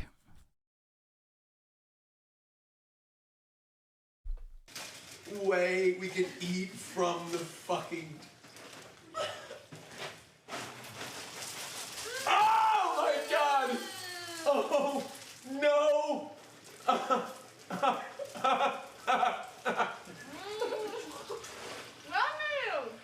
Oh my god! Oh.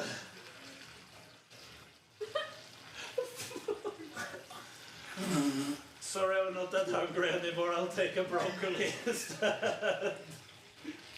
Oh my god! Let's see here. Can I?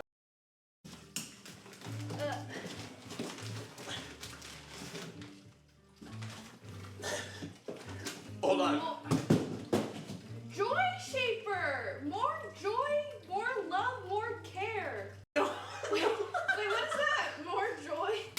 More What is love, this, more bro? care? No. Yeah, no, I'm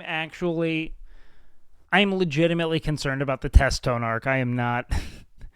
We are never going to hear the end of it. I'm just going to go on forever. No, it's not a vibrator. It's Wait, I just see like booba No. and like ass. Wait, what, Rob? What is the butt lifting? No. This is fucking nuts. Yeah, that's Mrs. Bathroom. Are you kidding me? Oh, shut the fuck up. Are you kidding me? Oh my god. Both Apparently, Tectone had his first TRT like injection, so we'll see how that goes. I'm cheating on my diet because I'm gonna have a fucking donut. Oh my god. Canute's here in 5 minutes. Wait, Canute's here in 5 minutes? Hurry before he comes. Hurry. I think it's because Tectone giga fucked his endogenous testosterone production, taking a fucking nonsensical stack of like steroids in fucking high school, and when he was trying to become a wrestler or something, and just torpedoed his natural test production. That, and I don't think his lifestyle is ideal. He's also been dieting pretty aggressively, which is going to put him in another dog shit position from a natural like. When I was modeling, I torpedoed my test down to like 300 or 400, I think. And then when I started eating appropriately, it shot back up to 8 or 9. Oh, I want that one too. Do you want a frosted one? Okay. I love the white powder. Oh, fuck, the powder's getting in the tub. Okay, wait, don't eat. Wait, we gotta cheers. Hold on. Okay, hold on. Now, the bigger concern would probably be, I mean, there shouldn't be too much of an issue realistically. How do you test your testosterone? You can ask your doctor for a test, or you could you know, you could either ask your doctor for one or purchase one online. There are doctors who like prescribe it virtually. That's how I've done it in the past. Cheers, Austin!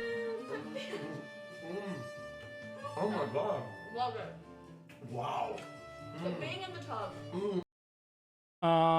So I'm working out at the gym 8 months, 5 days a week. Would have been no. Shut the fuck up. Don't inject anything into your body unless you're going to be a fucking, unless you want to be a professional bodybuilder. Nothing is worth it at all, ever. Tectone going live and saying the average 18-year-old has 1,200 nanograms per deciliter of testosterone is the most asinine shit. I'm actually baffled that That's so good. Fuck a diet. Fuck a diet. This is great, thank you. That's so fucking good. No, What? We have white powder everywhere. What? You have under your nose. Everyone's just chasing a male power fantasy with testosterone if you're not a bodybuilder. It's a total waste of your time. What? Have a little fun.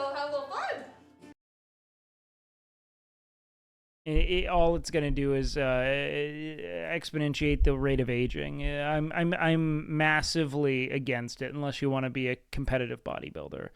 Otherwise, you're just chasing a male power fantasy that women will not dignify if you think so. Your thoughts on TRT change when you're 40 plus? I think it's fine. I don't think it's terrible in the event that your quality of life starts to really decline. And it's definitely based on aging. 40 plus makes a lot of sense. The real issue is that up until you're in your 40s, man, the likelihood of your testosterone being low for reasons that are not beyond your control is pretty much nil. Almost all of them are just living dog shit lifestyles. So many. Eating horrid foods, either not enough of it or too much, and they've become like hyperestrogenic due to like, I mean, like, I forget what the association is with obesity and elevated estrogen, but maybe I have to revisit that literature. Thoughts on powerlifters? Sick. So after 40, nothing will help besides TRT? No, but it just, like, it's the natural decay of testosterone production. You just become less virile as you're no longer, you know, needing to purpose energy towards sex. Biologically, that's typically what people would consider. What do competing girls take? Is it just as bad on their bodies? I mean, it's in significantly lower doses, so the risks are going to be less with their heart and more with just their femininity. They could definitely virilize, yeah. 300 and 350. Now I'm 227 and it's 400, so it does improve with better lifestyle. 100%, yeah. But I mean, yeah, I mean, testosterone's gonna radically improve your sense of like, because again, like I mentioned, it's like you liquidate all of your equity in testosterone when you take TRT. Like, while you may have, like, let's say, the same levels as someone who would be otherwise natural, you have the ability to spend all of that. It's all free testosterone, more or less. Are you kidding me? Oh, 800 plus at 54. Yep, it's not uncommon. Checked. I don't take creatine, but it's slept, man. You're getting MMA? Yo, what up, Coco? Yeah, I want to take Muay Thai, man. I want to learn some striking. I figured I have this stupid wingspan. I might as well, like, do something fun with it, you know? Rather than just not be a good weightlifter. I have these long arms just to lift, just to not fill out my arms. It's just been a waste of time my whole life. But I think it'd be fun, man. Coco, do you like the guys at our gym? I know that you said you trained with them before. Guys, by the way, if you don't know Coco, man, he's just the absolute fucking giga chat of Rust. You should go follow his channel. Mods, can you shout him out? I think Muay Thai would be sick. He's out. Unbelievable. Dude, that is one of the most devastating... Like, this is the scariest thing I've ever seen in my life. This dude's face... It's like you look at that and you just think, dude, imagine if Ninja had a low taper fade. You know what I mean? Ever said to train at the gym? Yo, that'd be sick, Coco. I'd fucking love that. Dude, hey, message me on Twitter or something. I need to get your... I don't even think I have your number. Maybe I do. I'll have to check. Do I have your number? I would love that. Have you guys ever seen Coco spar? It's fucking terrifying. Coco's a fucking behemoth, dude. The dude has fast hands. Believable! Fuck, man. I think Canute wants to get close to your armpit. I'm not going to be a good anything fighter. Guys, here's the reality. I'm not going to be a good anything fighter because I'm 29. But it would be fun to learn. Okay, I'm not watching the music. Oh, wait, maybe I'm watching this. It's kind of hard. Okay, this is kind of slow.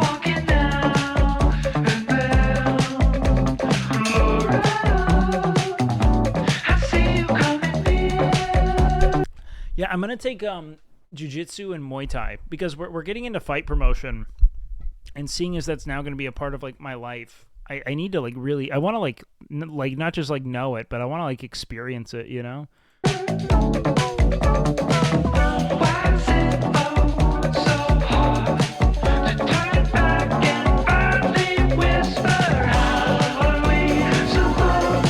Yeah, isn't there one tomorrow?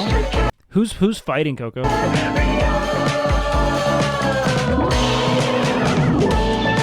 And then I'll finally chat. Once I finally train and hone my skills, this is one thing I'll tell you. I will punch Grayson in that fucking liver. I will give him an absolute fucking haymaker to that fucking booze sponge of a liver, man. With that, I don't want to give him a half-ass.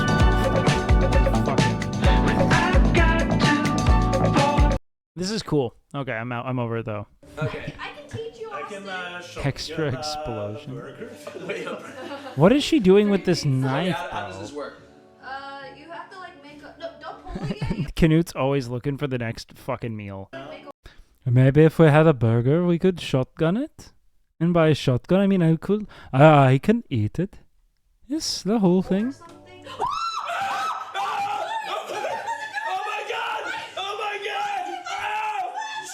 Canute. Oh god, okay, hold on.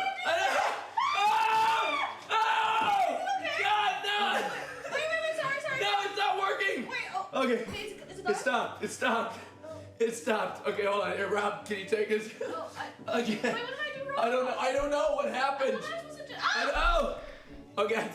Canute, just none of these people look like they should be here. This is like actual Eric Andre levels of absurdity. Also, Austin's looking fucking yoked here, man. Okay, I don't know. Is the camera okay? Yeah, I think everything's fine. Oh! Okay. How can I lose if I'm already chose? Like, if she feeling hot, then I make that bitch frozen. I get up beside every time that I post. Damn. Thank you, Zen. We needed this today. I make that bitch frozen. I get up beside every time that I post. Damn. Look in the mirror, I'm feeling me. Stacking money with a ceiling. You guys are haters if you don't like that. Getting teed off to finish. With fighter again. Pushing it forward. That is the Karate Kid.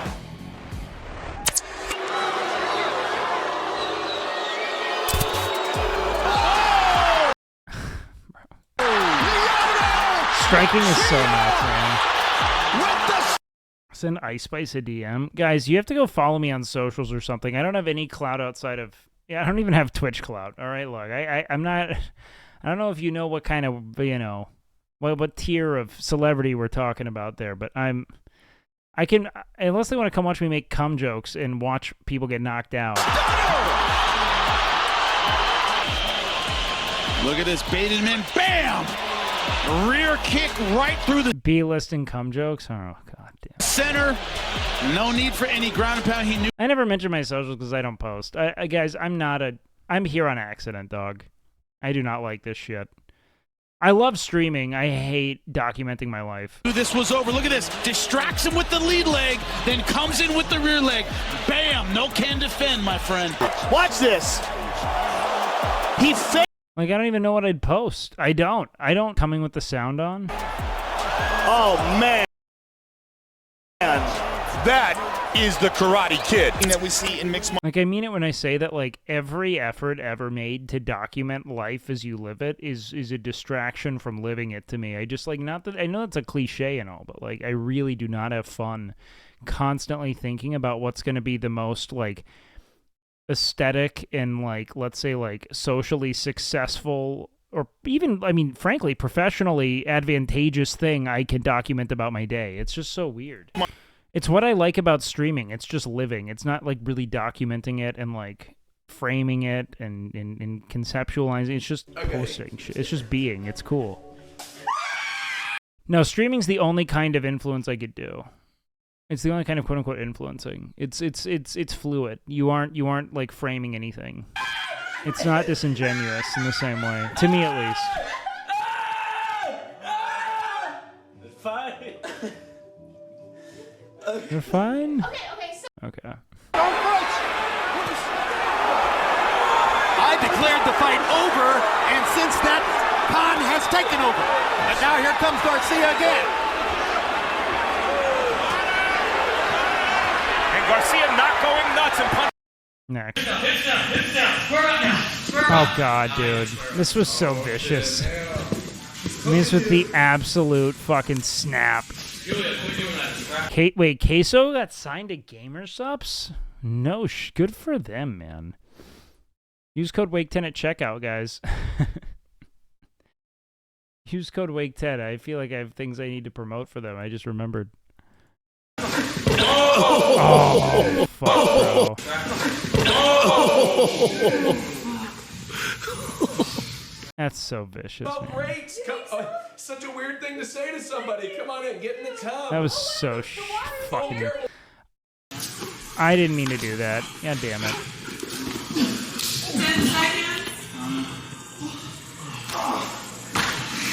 Jay's just bullied fucking 4 obese people. It was like cathartic. Like he's found a way to just like be a bully. This was just bullying. 4 total novices outside of Simply. And he just kept doing takedowns over and over and over again.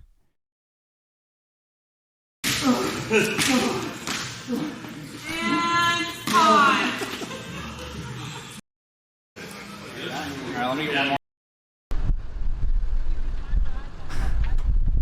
Canute coming out. No one will care.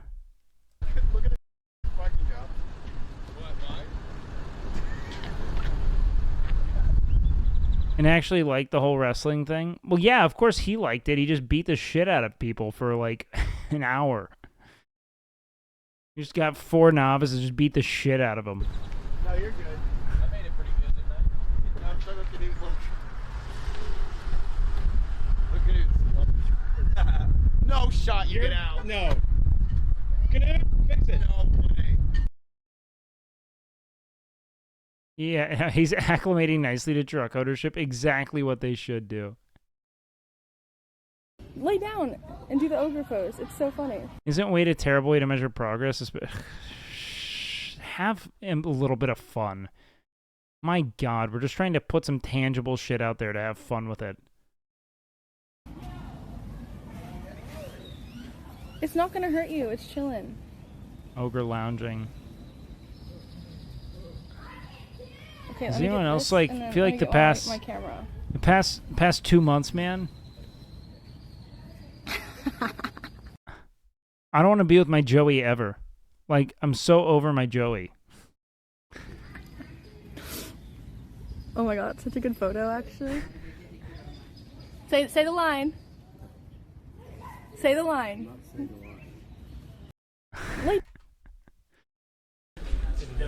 Eric is the single most authentic streamer. Man has done nothing to make himself more interesting at all. He has only been himself. Look at it. I'm not doing it. He won't farm anything. He doesn't give a... He's entirely himself. Try, okay. Oh yeah, this was pretty nuts. Whoa. That did not help you at all. Did you get that? I did think so. Kyle kind of nailed it.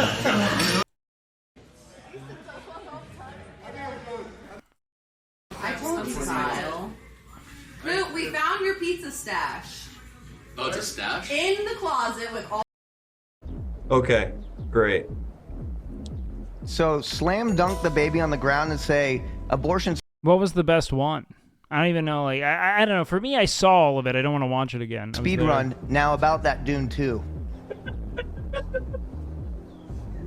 Do it. Abortion speedrun. Now about that Dune 2. That was a baby. You'll never be able to make one of those in your entire life.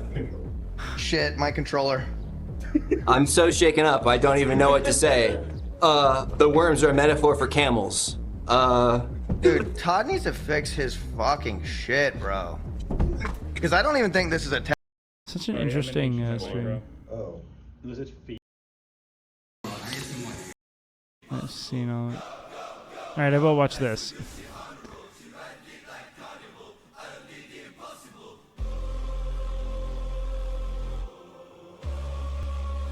That's good that she's using her titties for good.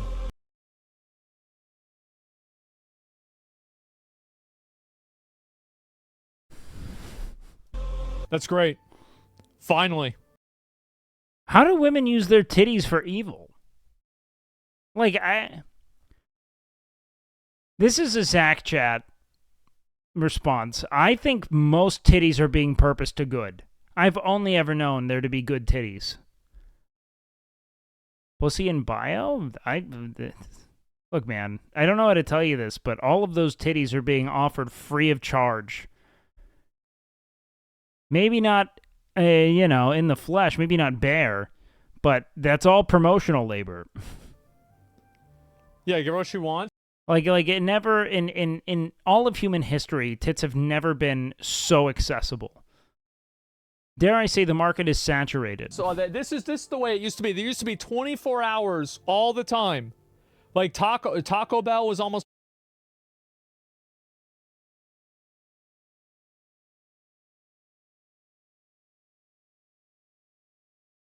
Like, yeah, fucking, hey man, take a stand, do what's right.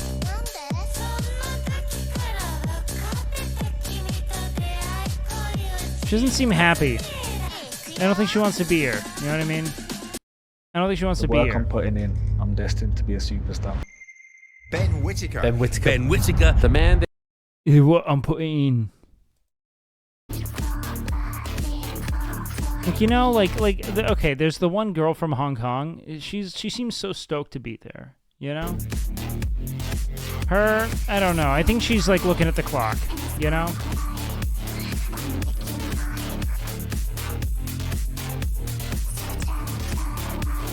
Like the same face the whole time. Same affect. There's nothing. There's no performance.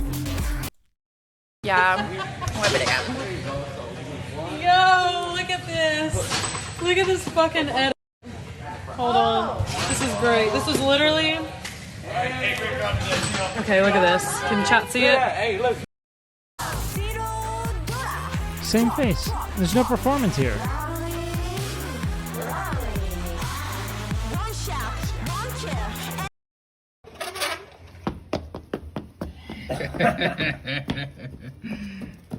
Look at these little guys. Look at them. They look fake. They look like wind-up toys. I love this. Okay, that's a good palate cleanser. I wonder if that's good. Cher hurt her head. Oh no.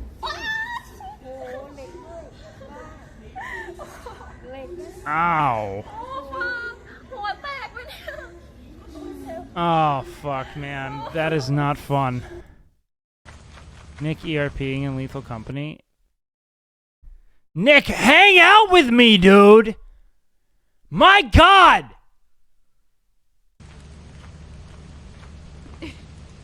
I'm fucking trying!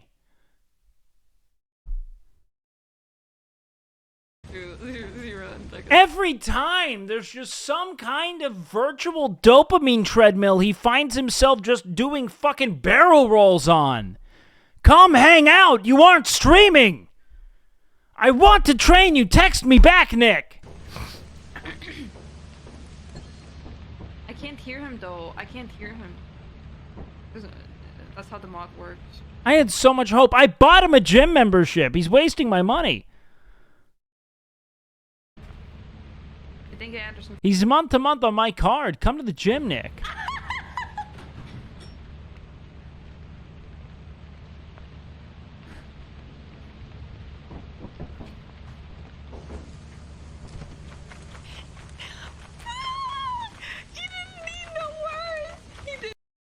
Pat's Deli, trying the most famous sandwich in all The fuck was that?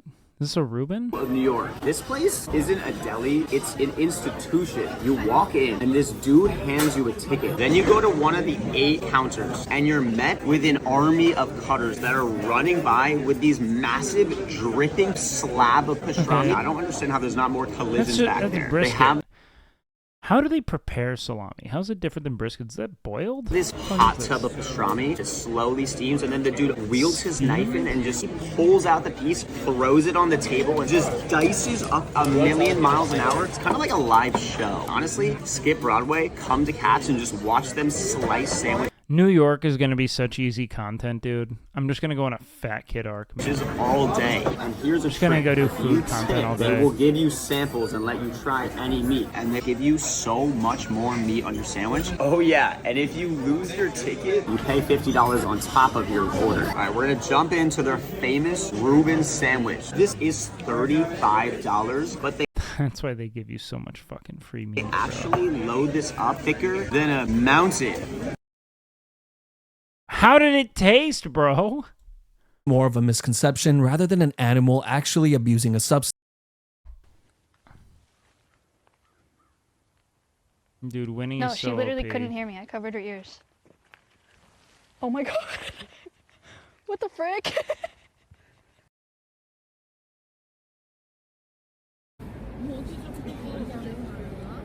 It just didn't put its leg down. These things have 2 legs. One's just hiding.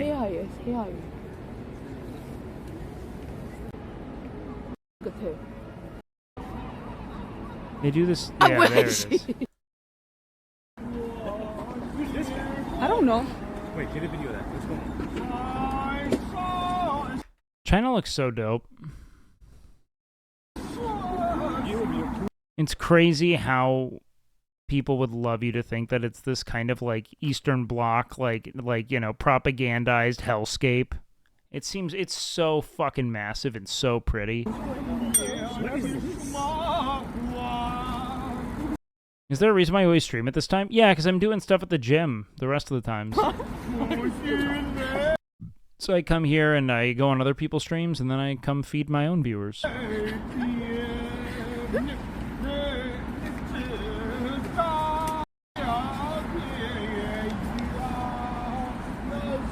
He cooking. All right, next.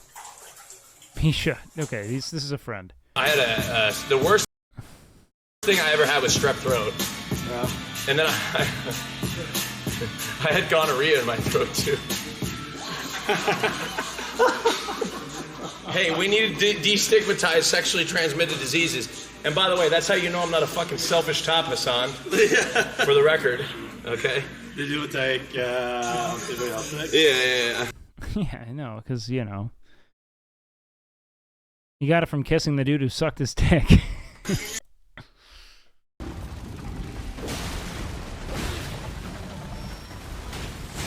Je suis mort. Mais j'y crois pas! Ça fait 5 minutes que je suis sur le jeu! Luke, we found your pizza stash.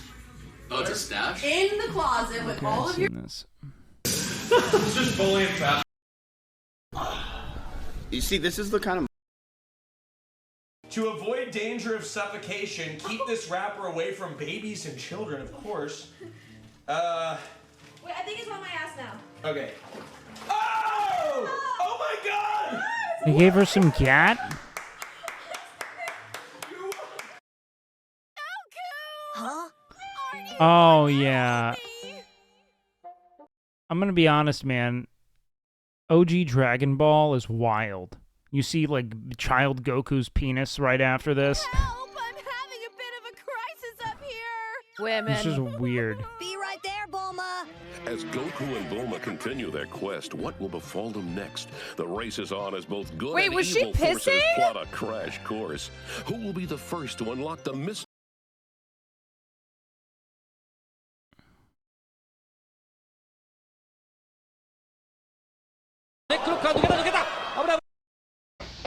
Oh, just the password? Okay, we're good. Yeah, you're good. Romero and Rockhold. Bro. They just get so vicious.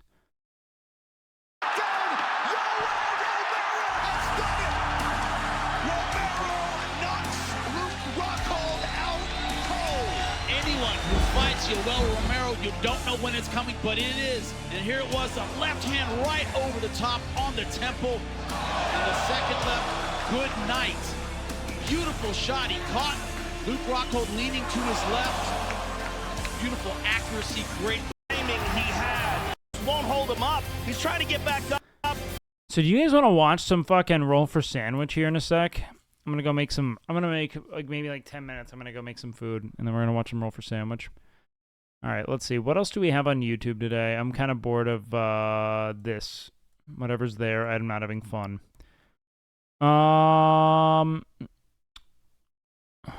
Would she stay if I cheated?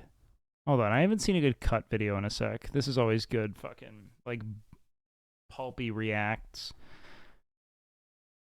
Get out of here. Bad. What about Jubilee? Any good content? Jubilee. Is cheating always wrong? Yeah?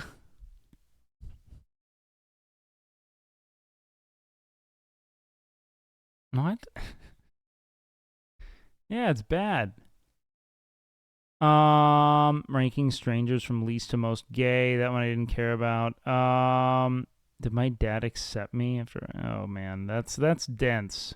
Let's watch the button. How you doing? I'm good. Nice to meet you. I'm gonna share an embarrassing fact about Shay. Are you ready?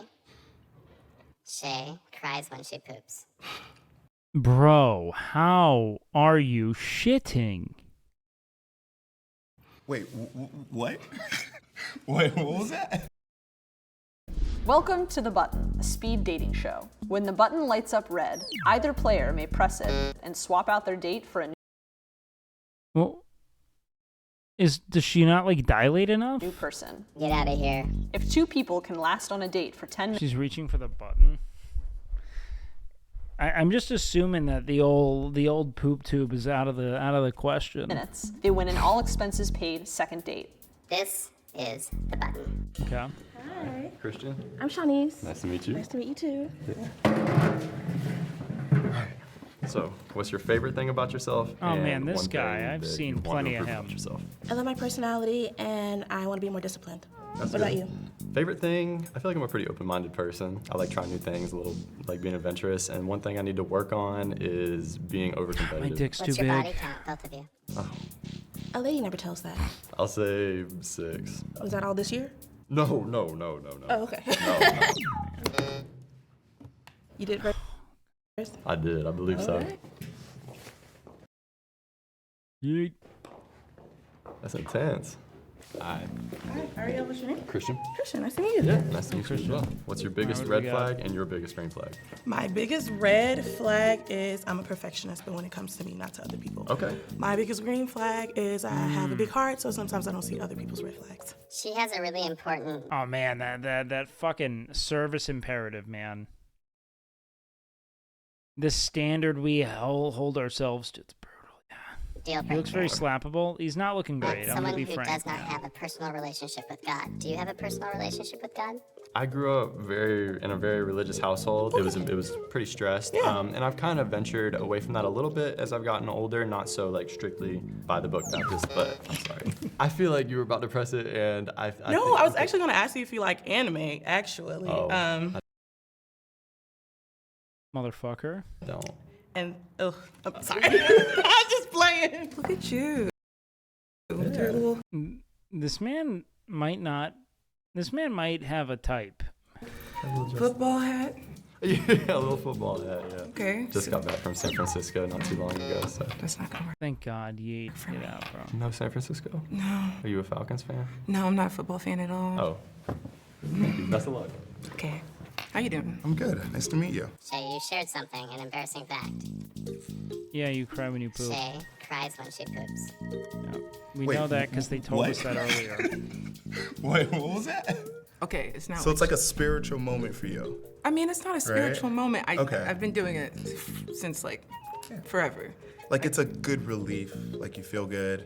I mean, it's more just like it's involuntary. It just happens. Yeah, that's good. Thank you so much. Why didn't you try to be So it's such a great shit that into she. it, Shay? I don't know how to explain the Sometimes, man, I'll take a shit and it really doesn't feel good. And I'm like, this is too intense. This is a big shit and it hurts. And then I look down at it and I see just how modest in diameter it is, and I realize that men who think their dicks are too small are losing their mind. In almost every instance. I'm like, that is already too, that was not a fun ride for me. At all. That was so uncomfortable. Hey, how's it going? And then I have a friend who literally shits things the size of a football. I've never seen anything like it. Hi, Ellie. And the first thing I think now as an adult knowing it, because this was when we were in high school, I'm like, dude, this man would be such a gift to the gay community. If this man, the money this dude could make just on how it dilates alone is insane. I don't usually handshake. I usually. And how would you know? Because he came into my house one time sophomore year and was like, "Hey, Wake, I really got to take a poop. Do you have a plunger?" And I was like, "Don't worry about it, dude. Like, if we need a plunger, we'll do it." Yeah, we have one. It's just not there. And then he's like, "Okay, but I think I'm really gonna need it." And I was like, "All right, well, what do you mean?" He's like, "I think I'm gonna." I'm like, "Dude, don't worry about it. We'll get you in a sec, right?" He comes out, and he's like, "Wake, I need that plunger." And I was like, "What the fuck happened? Was this just like a splay? Like, is it just so much?" And he's like, "No, it was just one turd." What? Did you use too much toilet paper? No, it was a ghost wipe. Dude only used one fucking thing of toilet paper. Do you want to know what happened? I went down and I looked at this thing. I mean it. The sheer circumference of the log was so big it couldn't fit in the hole of the toilet. So, like, you know, the hole that it siphons into, it was too big for it. It looked like a tiny dessert pineapple or something. It was just like a little. I've never seen anything like it in my life. It was like an ostrich egg. It's not bullshit. I would never lie about this. I don't really lie. This is just fascinating. Like, I remember talking with his father about it, and one time when he was a kid, he apparently like destroyed a resort bathroom. Like they had a room at a resort in like Cabo San Lucas or something. And he took such a behemoth shit they had to get like 3 maintenance workers to come and try to like fix the toilet because it was literally the size of a football. Like, you know, it's like literal, like he's a poop knife kid for sure. Like, if anyone was gonna have a poop knife, it's him, man.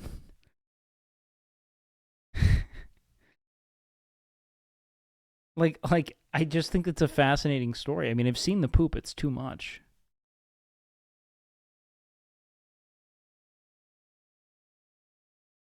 Poops once every 2-3 weeks, bro. Your brother is dying.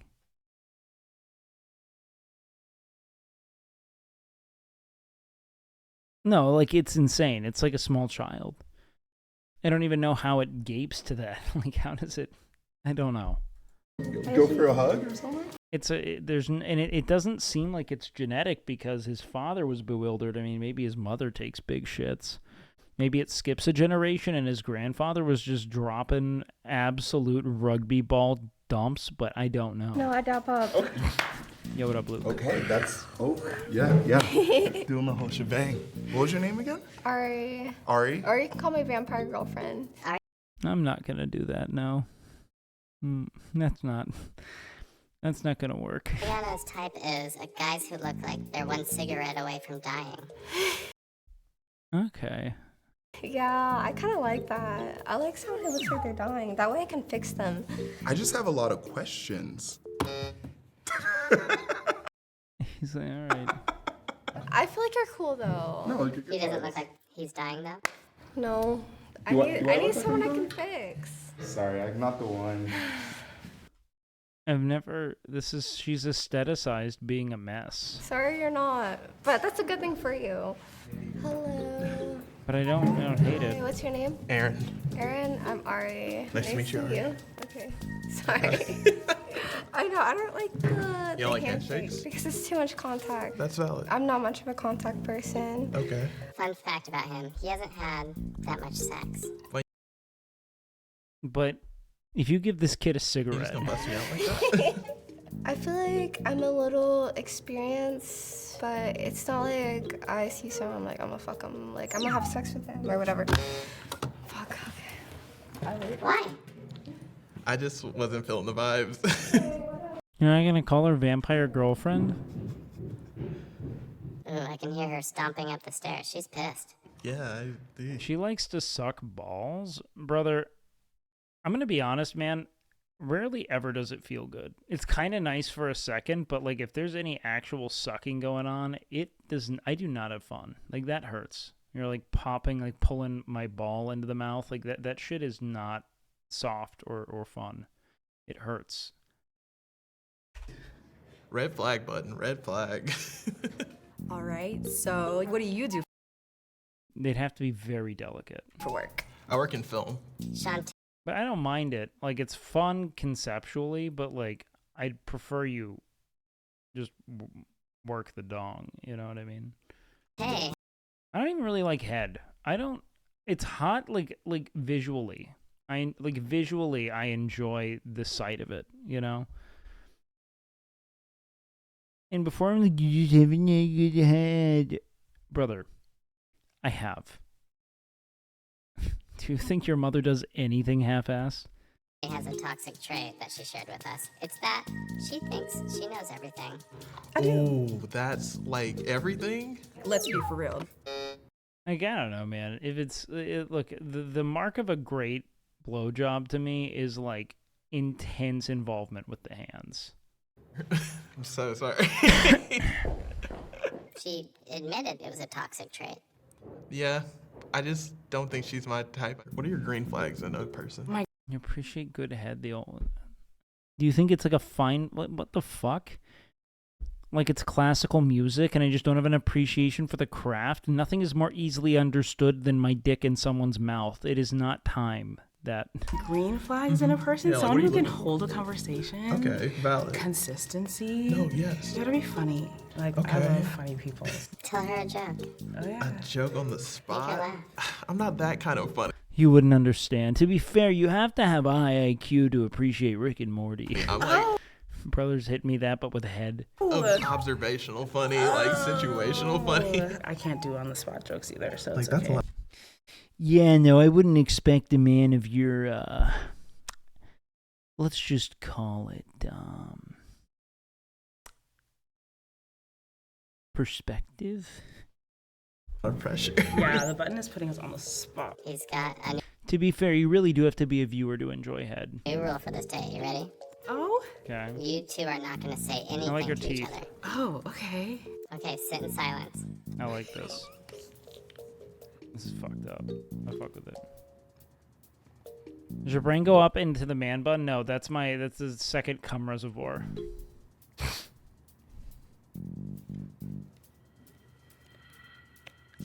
Whispering. All right, and it's done. You're a great like whisperer. this. I'm not. It's a learned art. Yeah, opposites attract. Let you him know? fit. How are you feeling? Is this real? Is it real? Well, now think it's so. been 30 seconds, but I like this pair. I think it's real. I go on a date. I like your teeth. Oh, thank you. I got it. I love a good gap. I think they're awesome. Congratulations, you two have won.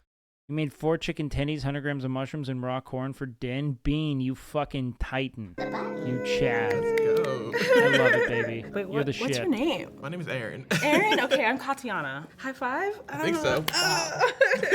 Do you do steroids and cocaine? Yeah, I inject cocaine and I sniff steroids. Hey, my name is Caitlin. All right, guys, I gotta go make a shake, and then we're gonna come back and watch some Roll for Fucking Sandwich. Let's put on,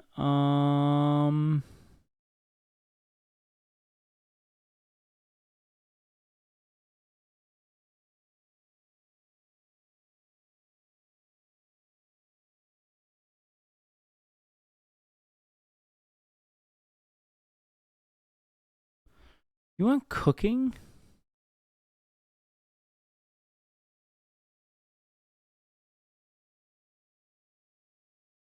You know what? No. So many people are here for fat camp, I'm not going to do that to them. Roll for sandwich looks like shit, so that's fair. Let's do this shit.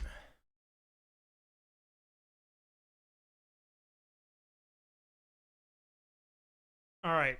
Roll for sandwich time. Let's lock in. Playlists. We are nearing the end of season 4, man. Wait, did we finish? No way. Good afternoon, D&D, TikTok and beyond, and welcome to Roll for Sandwich, the series where I let fate decide my lunch. Let's go. Today I'm going to be using these mini metal dice that were given to me as a gift at Gen Con. Thanks. Let's get started with our roll for bread. 6, brioche. Starting slightly sweet. Brioche is seems great. Safe so far. By the way, I made a great roll for protein ice cream today. Obviously, it's not meant to be. I just had to finish off some powders. We have banana nut bread protein with, I think it was like fudge brownie and like peanut butter chocolate cheesecake. Like a real weird fucking, medley. Next up, let's roll for main. 2, dried beef. All right, let's go ahead. We're fucking rolling. And get our old meat Pringles out of the jar here. Wait, the last time I got these on the show, a lot of you suggested rinsing them off first, so I am going to do that this time and see if they end up a little less salty. We're going to go ahead and toss those on our sandwich here, and we'll see if that ends up better than last time. All right, next up, let's roll for cheese. 4, steakhouse onion cheddar. All right, well, I'm happy with this roll. This cheese is delicious. It's nice and creamy. It tastes like What was it? Yo, thank you for the fucking sub. French onion soup. Just really can't go wrong there. Next up, let's roll for roughage. 1 pumpkin spice pickles and 4 ranch pickles. So you may have noticed that the roughage list is really stacked on pickles. That's because a family friend of ours made us several different varieties of homemade pickles, including these pumpkin spice pickles. They're actually not that bad. The vinegar combining with the clove and nutmeg and those flavors is not too bad. Though I think I prefer them as snacking pickles rather than putting them on a sandwich, but we'll see how it goes. Now, ranch as a flavor for pickles seems a lot more straightforward. Still staying in the savory zone, and there's often dill in ranch anyway. I don't know what it is about this recipe in particular that made them turn out a little bit different texturally, but they're also not bad. Though I'm not sure about the combination of pumpkin spice and ranch together. Next up, let's roll our wild magic. What's up with that tech deck? 11, salt and pepper. The least wild magic there is, but it's a tribute to the early episodes of Roll for Sandwich. And last but not least is the D20 sauce roll. Here we go. 4, white chocolate spread. I got this white chocolate spread from the Dutch market when I got my Dutch cheeses the other week.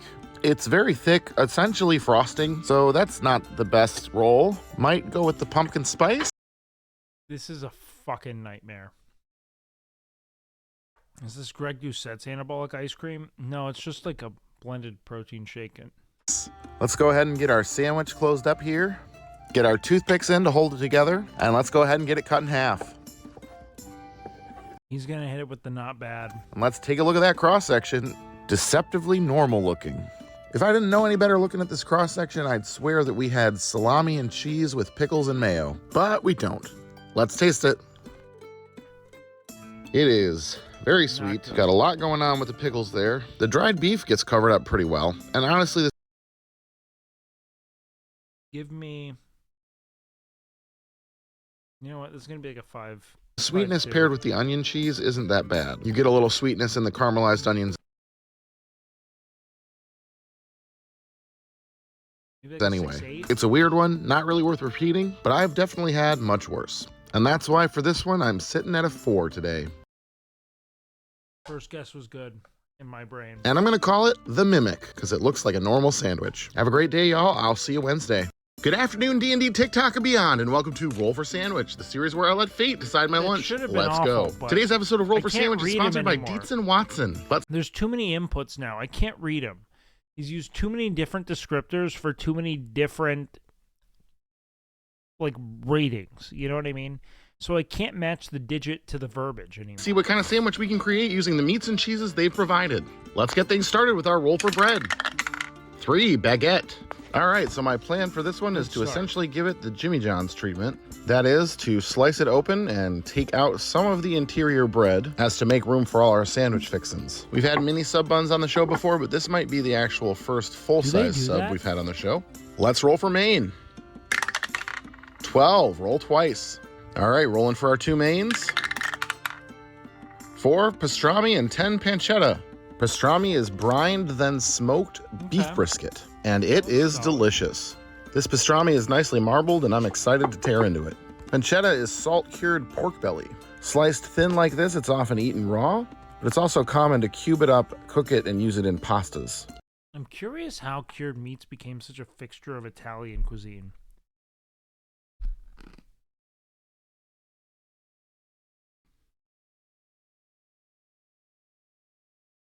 Does anyone have any lore on that? It'll add a nice salty bacony flavor.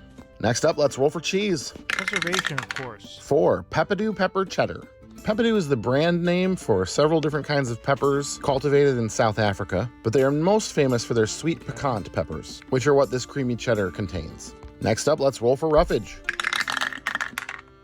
8 giardiniera and 12 rolled 2d12. This is way too good. This has just been nothing but fucking net. You got giardiniera as well on a very Italian forward sub. 12. All right, let's roll for that 12. 3 baby spinach and 5 sweet horseradish pickles. He's dunking. By the way, when you're saying it's solely for preservation, I'm not asking why people dried, smoked, and cured meats. I'm asking why the ones from Italian cuisine have become so prevalent and pervasive over other potential cured meats. Like, what it is about, maybe it's just the export of those meats through, like, you know, the Italian diaspora, you know? Especially into the northeastern United States. I don't know. My mouth is numb from all the fucking ice. Another roll twice. We're really loading this sub up today. I'm not complaining. We got a lot of bread. It's nice to fill it with a lot of toppings. I'm using this sweet and spicy giardiniera I've used a couple times before. Should go really nicely with our meats and pepper cheese. When we get some fresh baby spinach on here, get our vitamins for the day. All right, and then these sweet horseradish pickles. Usually I'm a dill pickle guy, but we've kind of got a sweet and spicy thing going on here. And I think the horseradish will be nice with the pastrami, so I am not complaining. Next up, let's hit it with a little wild magic. 10, cilantro, lime, pepper salt. This is exactly what it sounds like. It's salt with cilantro. This is too good. He's gonna get like Kewpie mayo or something. And lime and red pepper. And last but not least, it's the D20 sauce roll. Here we go. I need more mana. 18, white truffle hot sauce. Is it perfume? What a layup. It's hot sauce. This hot sauce is actually a little sweet for my liking, and we've already got a lot going on here that the addition of truffle isn't really necessary, but it definitely could have been worse. All right, let's go ahead and get this bad boy closed up. Get our toothpicks in to hold it together, and let's chop it in half. And let's take a look at that cross section. Oh boy. This may be the biggest sandwich we've made so far. Double mains, 3 roughage. Let's taste it. Yeah, I mean, that's great. Would have preferred a different sauce, and I wish the bread was just a little softer.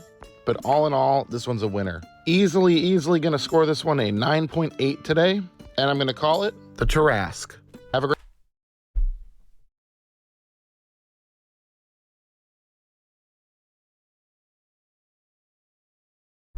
Dude, I've watched this dude give literal ice cream in the middle of his fucking sandwich at 10. This man has given vanilla ice cream on a sandwich with like fucking panna cotta cheese at 10. Great one, y'all. See you for 200. Good afternoon, D&D, TikTok, and beyond, and welcome to episode 200 of Roll for Sandwich, the series where I let fate decide my lunch. Let's go. Today I'm going to be using a very special dice set, the official Roll for Sandwich dice set. As of today, I've launched these on my store. Let's check them out.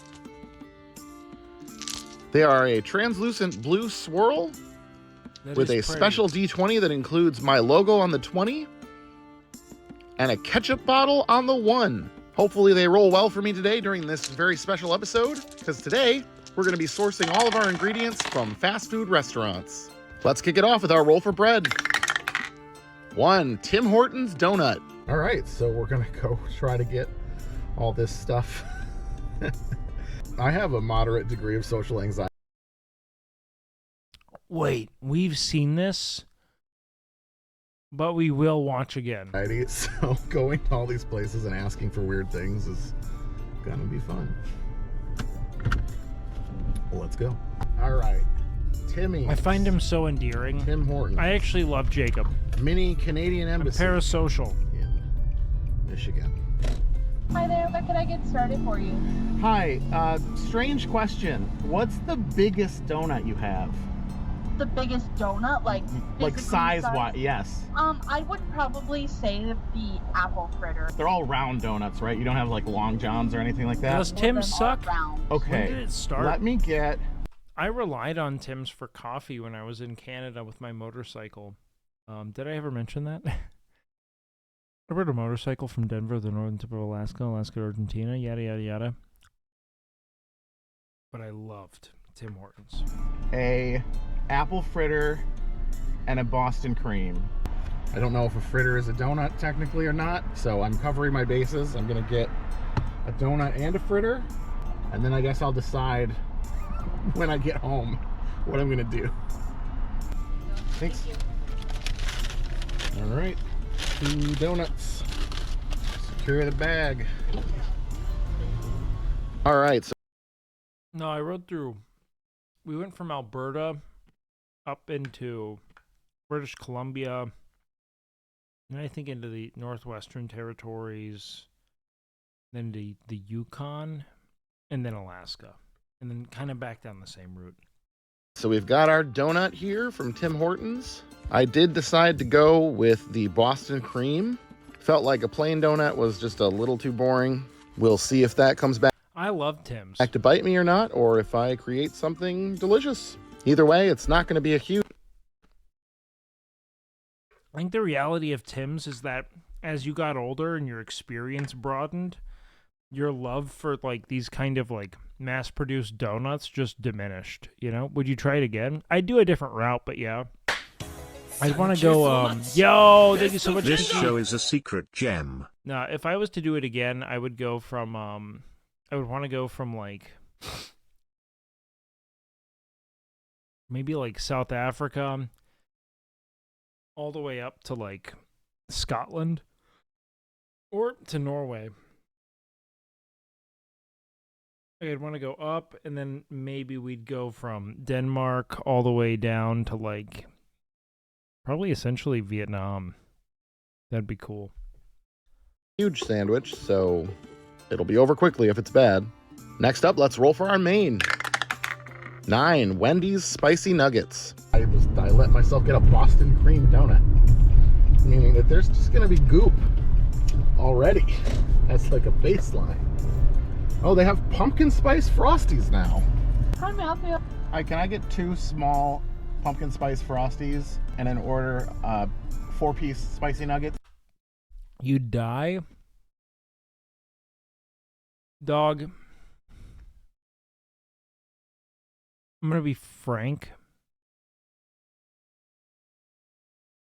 Everywhere I went, I mean, dude, I went through fucking Nicaragua during the middle of like a political revolution. I don't, like, I've been there, man. Like, I've done dumb shit.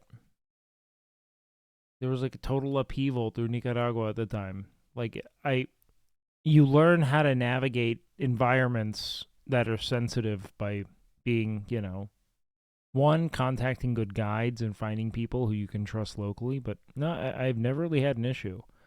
Most people don't want the heat of killing an American, just so you know. Like, they really don't.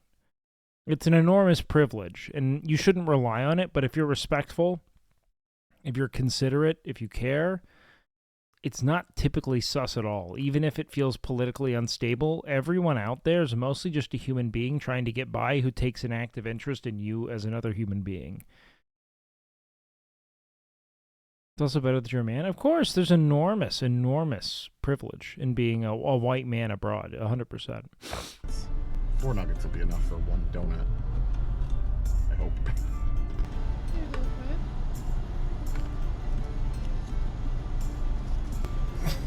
Is this normal how Frosties come? Don't they normally come in cups? I mean, that's fine. I'm just confused. Yep, there's spoons in here. Okay. All right, we've got our spicy nuggets from Wendy's. These aren't my first choice. I usually get the regular nuggets, but I felt like putting these on the list because they were more iconic, but I could have got worse. Next up, let's roll for cheese. 4 McDonald's American cheese. I'll just try to order a cheeseburger with no patty. Wait, what's just pure luck? I'm confused. See what happens. If I ask at least for a bun and a slice of cheese, maybe I won't come off as a complete psychopath. All right, this is gonna be fun. Hey, what can I get for you? Hi, can I get a cheeseburger with nothing on it and no patty? You just want like a grilled cheese? Yeah, but you don't even have to melt it. Okay, just like a cheese on. It's like cheese on bread. Yep. I love that synthetic Anything else? American cheese. No, that'll do it. Your total is $4.23 at the first window. Okay, thank you. That was $2. $1 for the bun, $1 for the cheese. Roll for social anxiety. Just killing it, man. I love seeing people confront social anxiety and realizing that very few people are ever going to be even an eighth as critical about you and your behaviors and your sentences as you will be to yourself. You know what I mean? Like, in no universe. To check to make sure that they actually did it. Okay. Yep. Well, that's not even that much. It's 1 slice of cheese, which I guess, yep, okay. All right, well, I got that. Here it is in all its glory. 1 cheeseburger, only American cheese, no regular meat. I didn't ask for just a side of cheese because I didn't want to stress the employees out. This is the epitome of plastic cheese, but I can't hate on it. I love me a good McDonald's cheeseburger. Fits perfectly onto our donut sandwich, so we're good to go on cheese. Next up, let's roll for our roughage. 3 KFC corn and 9 Qdoba pickled onions. I wonder if anyone's ever done this. Come here just to get a side of corn. Oh yeah, 100%. I feel like if you're gonna go through the drive-thru for a side at KFC, it's not gonna be freaking corn. Who's just like, man, I really need some dang KFC corn. Dude, but the dice they're have out demands. there 100%. And what they demand is corn.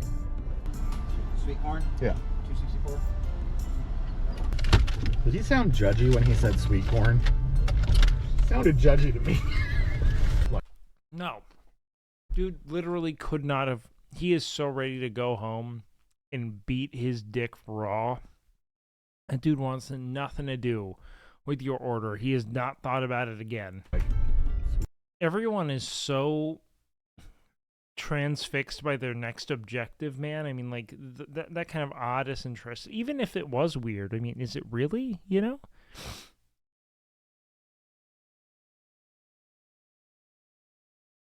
Like, is it really? Like, it's weird, but not to the point to where you think the person is. It's just a weird order. It's completely normal to have weird, like, eccentricities with food and preference. Sweet corn? No one cares. You're the guy who just ordered sweet corn? There is nothing particularly special about corn from Kentucky Fried Chicken. I'm pretty sure it's just canned corn. Definitely the low point so far of this sandwich. Luckily, it's not too offensive.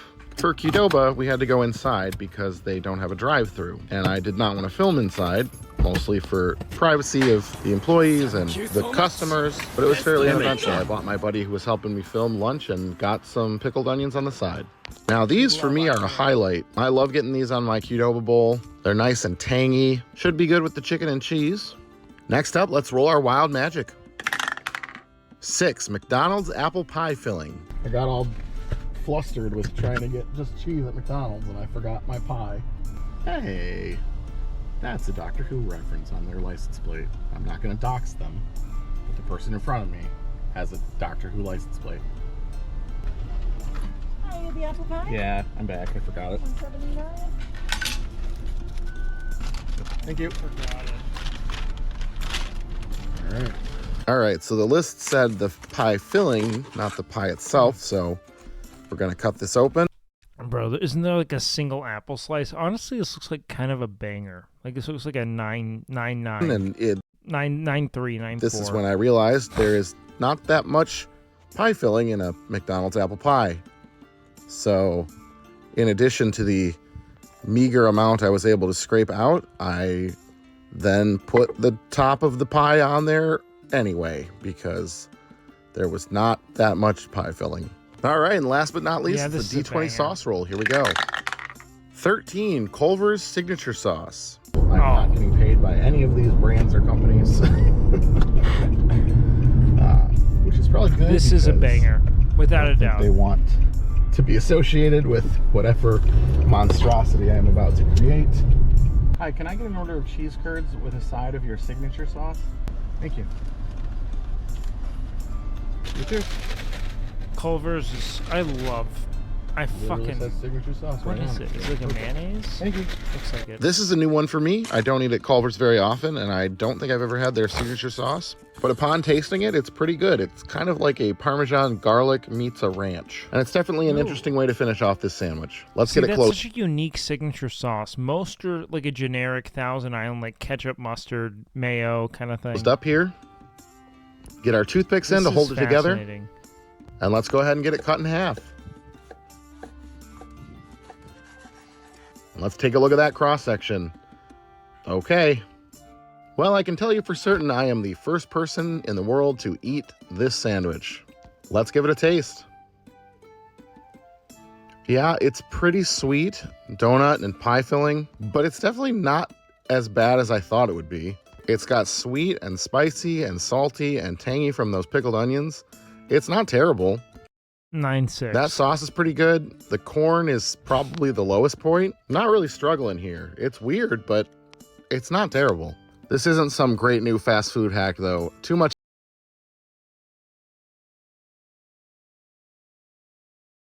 Give me 8.6. time and money went into making this. All in all, though, it's a 6.3.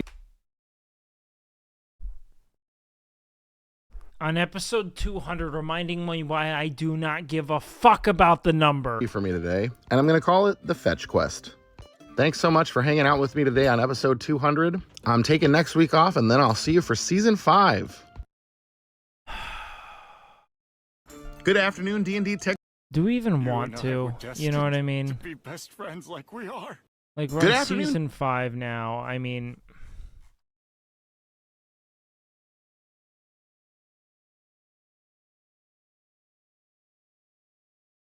Good afternoon, D&D TikTok and beyond, right and welcome now. to season Jesus. 5 of Roll for Sandwich, the series where I let fate decide my lunch. Let's go. Today I'm going to be using these blue eyeball dice that were sent in by a viewer. Thanks. Let's get things started with our roll for bread. 1 Hagelslag toast. I picked up these essentially chocolate flakes when I was at the Dutch market a couple weeks ago that are used to make a Dutch breakfast treat known as Hagelslag toast. From what I saw, there are several different varieties of flakes or sprinkles you can use. What? But these dark chocolate flakes appealed to me, so I got them. After buttering some toast, we just liberally apply some chocolate flakes. And then if we were just making Hagelslag toast, we would just eat this as an open-faced sandwich. But that's not what we're delicious. doing. Let's roll for Maine. That's fucking amazing.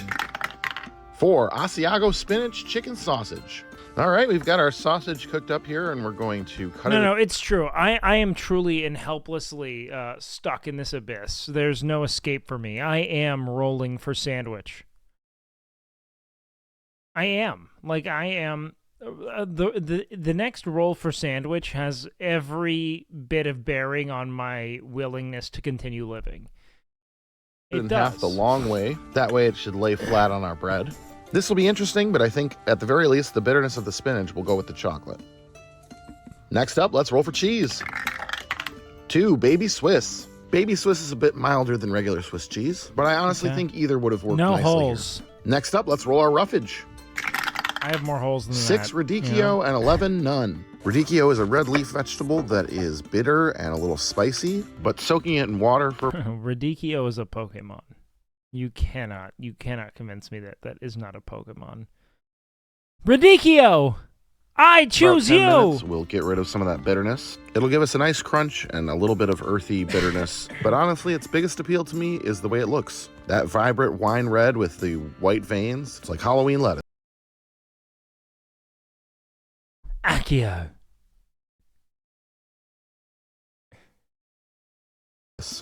No poison. No poison on this. Okay. You've hamstrung me. Do we like Jake? Because that's really going to color. Jake seems fun. I don't know Jake personally. Right.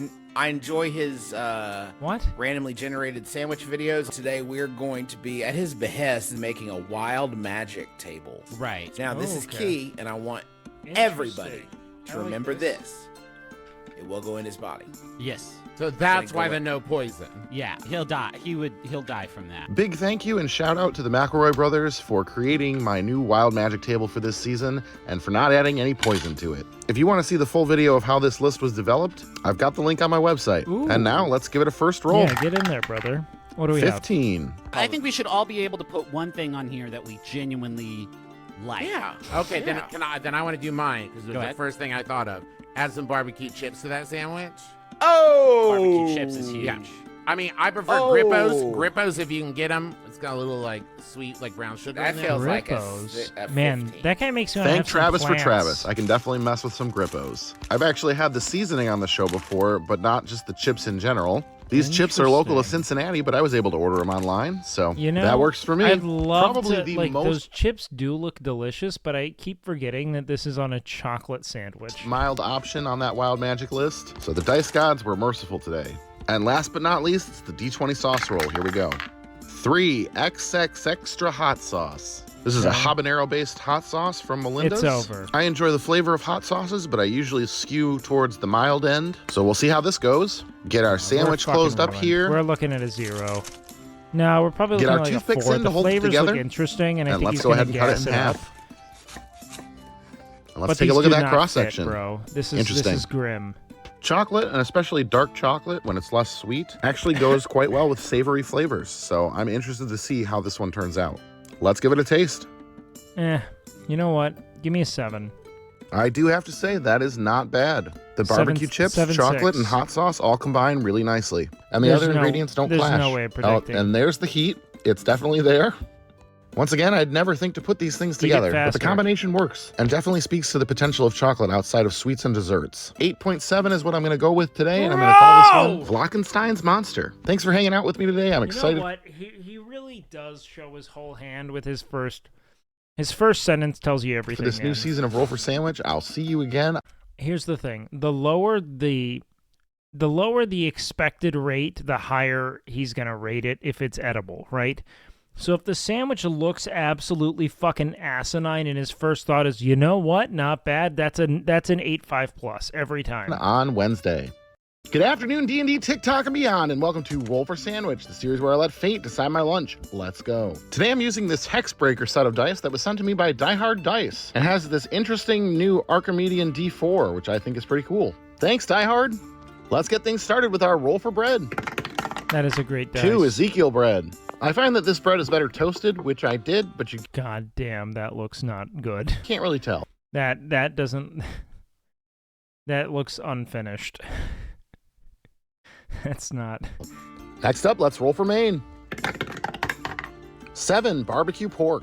My local butcher sells this pre-made pulled pork, which is great because the rest of my household This is doesn't really gonna like be, pulled pork, like a so I don't 10, really man. ever make it here. And this way, if I want it for a sandwich, I can just get some. Next up, let's roll for cheese. 4 Colby Jack. All right, Okay. Colby Jack is a perfect cheese to go with the barbecue pork. So far, we're doing all right. Next up, let's roll our roughage. 1 pumpkin spice pickles and 9 gooseberries. These homemade pumpkin spice pickles may sound off-putting, but they're actually not. They're a little strange, but those spices mixed with the vinegar actually work better than I expected. Cape gooseberries, also known as Peruvian ground cherries, are a member of the nightshade family like tomatoes or tomatillos. Similar to tomatillos, the husk needs to be removed before they can be eaten. These small orange berries have a taste somewhere between a tomato and a blueberry.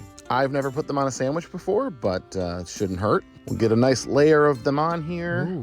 They kind of look like raw egg yolks on camera. Yeah, that looks incredibly Right here. strange. Maybe not the most visually appealing sandwich. All right, and it's time once again to roll on our wild magic table, courtesy of the McElroy brothers. What do we have Here this we go. go? 4. There is a type of discomfort we have not explored yet, which is social discomfort. 4 is you have to take the sandwich into a Subway restaurant and eat it in This is so bleak. Subway restaurant. That's great. Oh my I'd God. rather. No, Justin. This is gonna ruin Eat him. it at a Subway restaurant. Capitalize S so he knows that we're talking about the business Subway and not just like any restaurant This inside of is so We all watch a lot of His Taskmaster. social And anxiety. we are right now. We are getting them loopholes. I want to out shut of down here. as much lateral Yeah. thinking as is possible. Okay, great. I guess I'm going to eat this at a Subway. All right, and last but not least, it's our D20 sauce roll. Here we go. Oh, okay, there it is. 6 pesto. Oh, this is looking like a good Honestly, Sammy, things were though. pretty normal until this point. Like, yeah, we have weird pickles and basically weird tomatoes, but all that still kind of went with the pork. Pesto, I think this- not my I first love choice here. pesto, Get it bro. closed up. He's not gonna like this though at all. This is Get our gonna be a toothpicks in to hold it total together. fucking flop. And let's get it cut in half. I just love pesto so much, man. It's such a divine. Now let's take a look at that flavor. cross section. Herbaceous and fatty. Okay. All right, and today we're taking our food to go. Let's go to Brutal. Subway.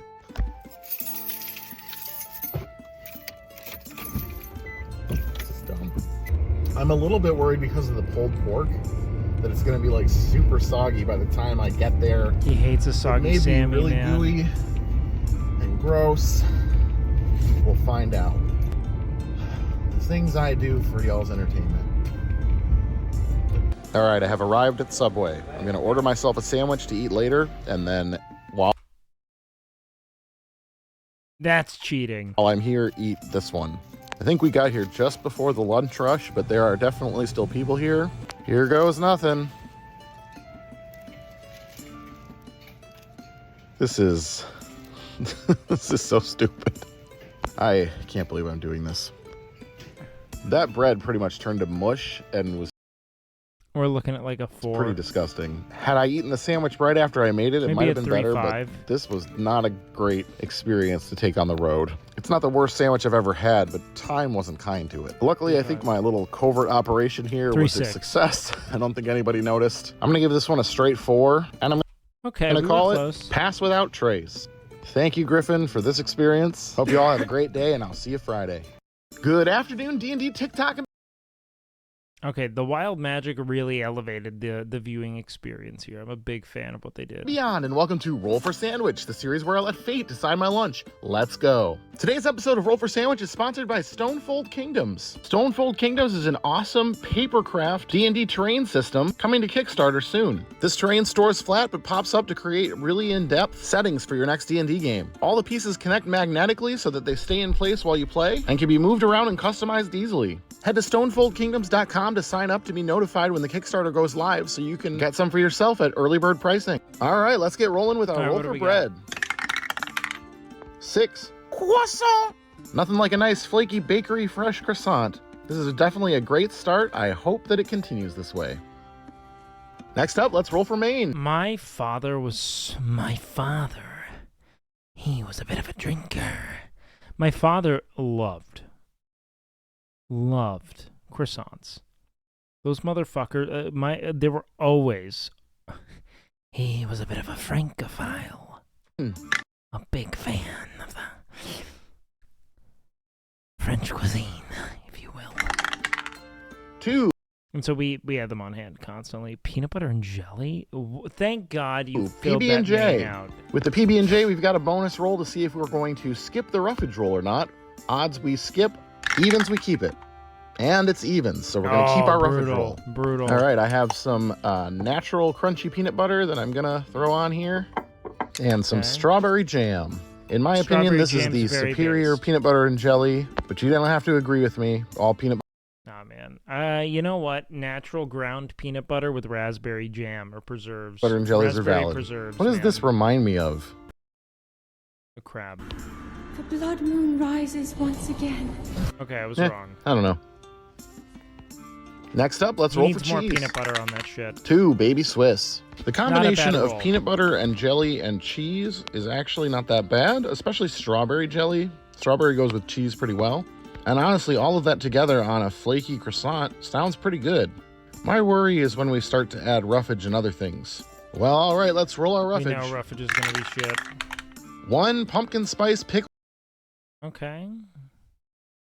pickles and 8 red onions. I think we're in a Man, really I cannot good seem to spot. get away from these pickles lately, huh? They just really want to hammer home that it's fall now. All things considered, it's not the worst I can't wait possible for roll we fall. could have rolled here. I know some people. I spend all of my life dreading summer. I can't even enjoy winter because I'm just like, God damn it. I only have this small little break until summer, and we're already back into summer weather territory. I'm so upset. Well, swear by a peanut butter and pickle sandwich. Red onion, That's I'm less psyched about. Feel like it's our biggest outlier so far, but maybe we can get something to tie it all together. And let's roll our wild magic. We want maybe bacon here, actually. 8 pork rinds. Got Not these sea bad. salt and black Not pepper bad. pork rinds, so that's what we're gonna go with. Up until this point, we had a vegetarian sandwich, but not the case anymore with the pig skin. Fun fact, pork rinds are good high in added collagen crunch. and could be a good snack for when you're pregnant. Last but not least, it's the D20 sauce roll. Here we go. 10 red pepper mayo. Not all right, bad. all right. Not the worst thing we could have rolled. The red pepper This is is gonna go slightly pretty sweet. hard. I can see that Man, kind of but not bridging the with gap that between the much. Holy vegetables and the shit. jelly. And mayo at this point is just going to add a little bit of extra richness. Let's go ahead and get our It's not a peanut butter sandwich and closed jelly, up but here. it's gonna go well. Get our toothpicks in to hold it together. And I let's think get this it is cut in an half. Easy 7. And let's take a look at that cross section. Okay. Well, I knew putting PB&J on the list would be risky, but I think it could have been a lot worse. Let's give this one a taste and see how it ended up. This is actually really confusing. The croissant is delicious. Some bites just taste like peanut butter and jelly.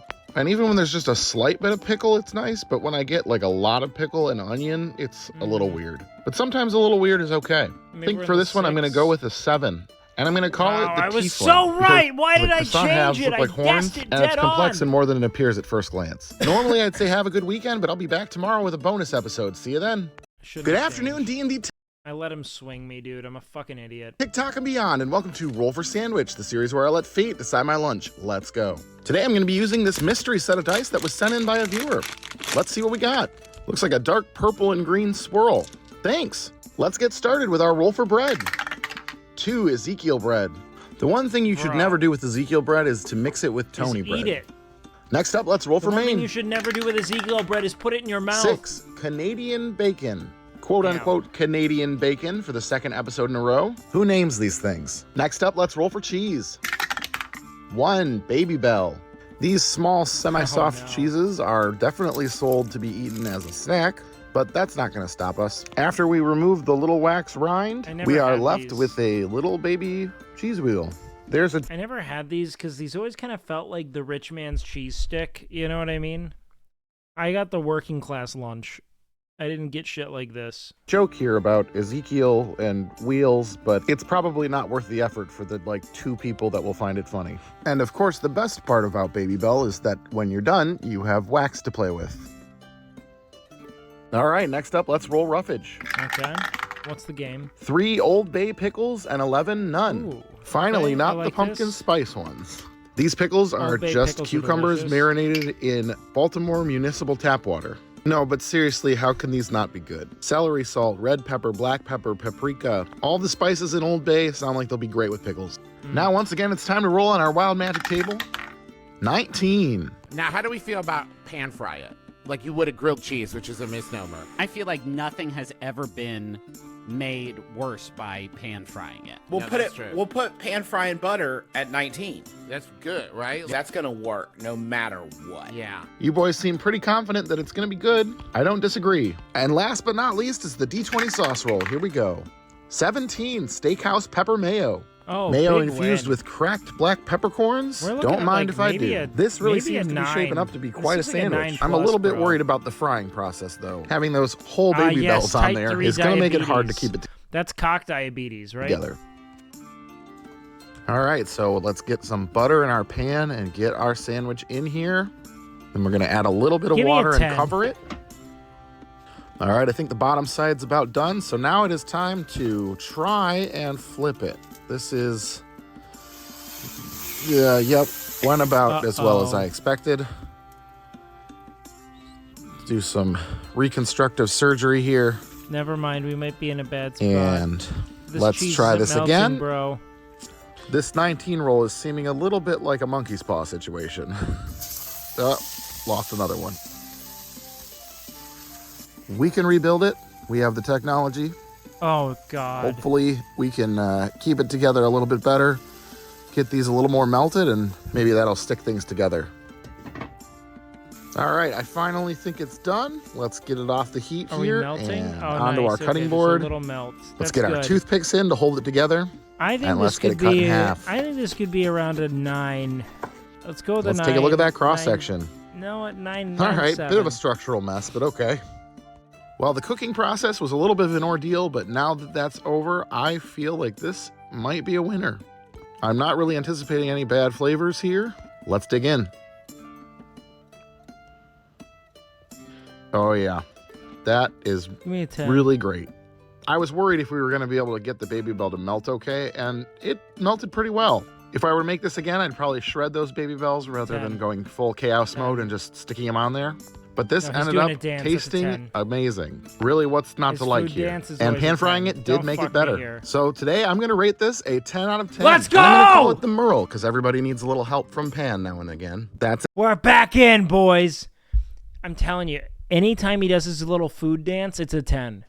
Don't let Jacob deceive you. Any kind of movement, if he's seeing some movement, that's a 10. Good afternoon, D&D, TikTok, and beyond, and welcome to Roll for Sandwich, the series where I let fate decide my I know lunch. him too Let's fucking go. well, bro. Today's episode of Roll for Sandwich is sponsored I know by him Thunder too Bay Press. goddamn well. They've recently released this Star Wars Galaxy of Stickers Dark Side book that is pretty amazing. It contains over 1,000 Star Wars stickers in various art styles, and I think the best feature of this book is that on the back of each page it has the art for each sticker so that after you stick them, you still have the art in the book. This would make a great Christmas gift for any Star Wars fan. Check the link in my bio to get your own. All right, let's get started with our roll for bread. 3, apple strudel bread.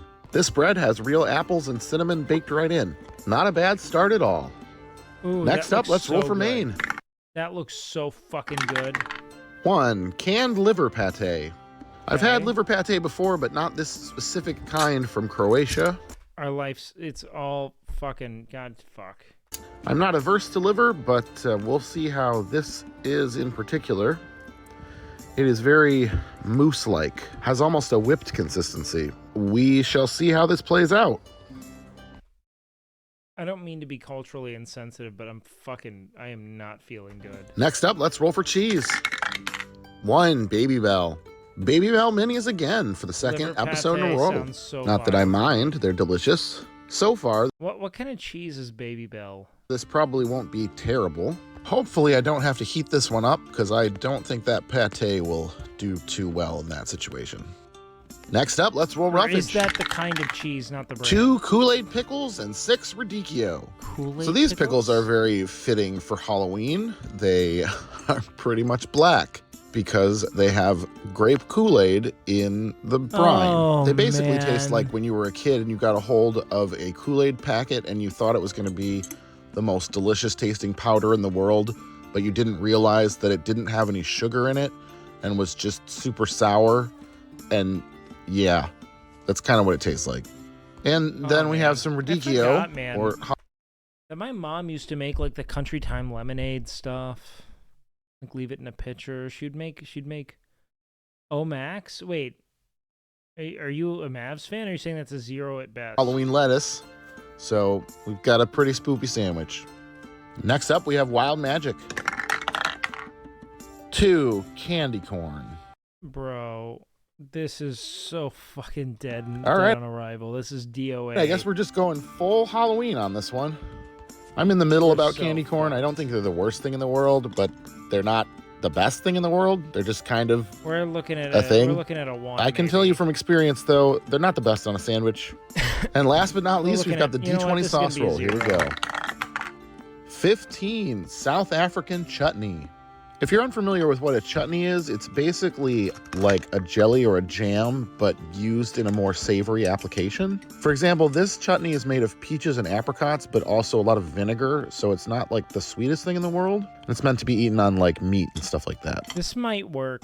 It's got a lot of sweet. Let's get our toothpicks in to hold I our don't sandwich know, together. bro. And let's pew our sandwich in half. Pew pew. And let's take a look at that cross section.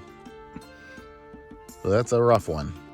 Well, the dice gods have said it's time to get into the Halloween spirit, and that spirit seems to be Give me a 2. malevolent. I'm going to do my best here to keep this all together, but I'm going to have to clean up some candy corn when I'm done.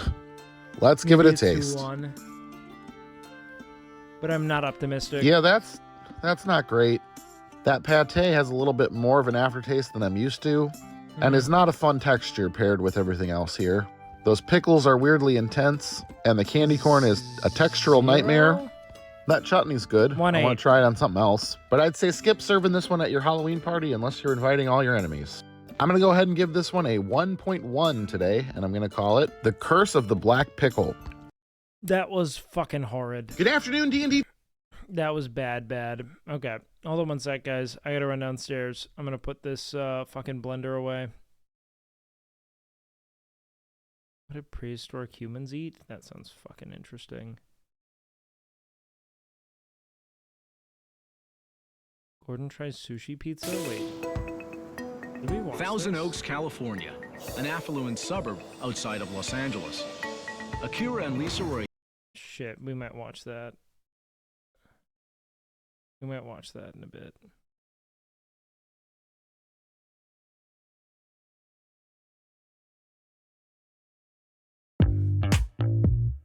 It takes over 40 gallons of sap to make just one jug of real maple syrup. That's why one of these bottles can cost $10. And grocery stores are flooded with imitation syrups that don't have any maple sap at all. In fact, tons of expensive foods we love eating might not be the real thing, including wasabi, vanilla, and truffle oil. The main reason why this happens, it's all about money. Some of this is legal, as long as products that aren't the real deal disclose it on the packaging, even if it's a bit sneaky. But often, it's illegal, with entire criminal rings behind these counterfeit foods. Globally, the fraudulent food industry could be worth $40 billion. The sort of least end of it, you're getting ripped off. At the worst end, you're literally getting poisoned. So how did fake food take over our grocery stores, restaurants, and kitchens? And how do counterfeiters get away with it? We travel around the world to learn how to spot the real stuff.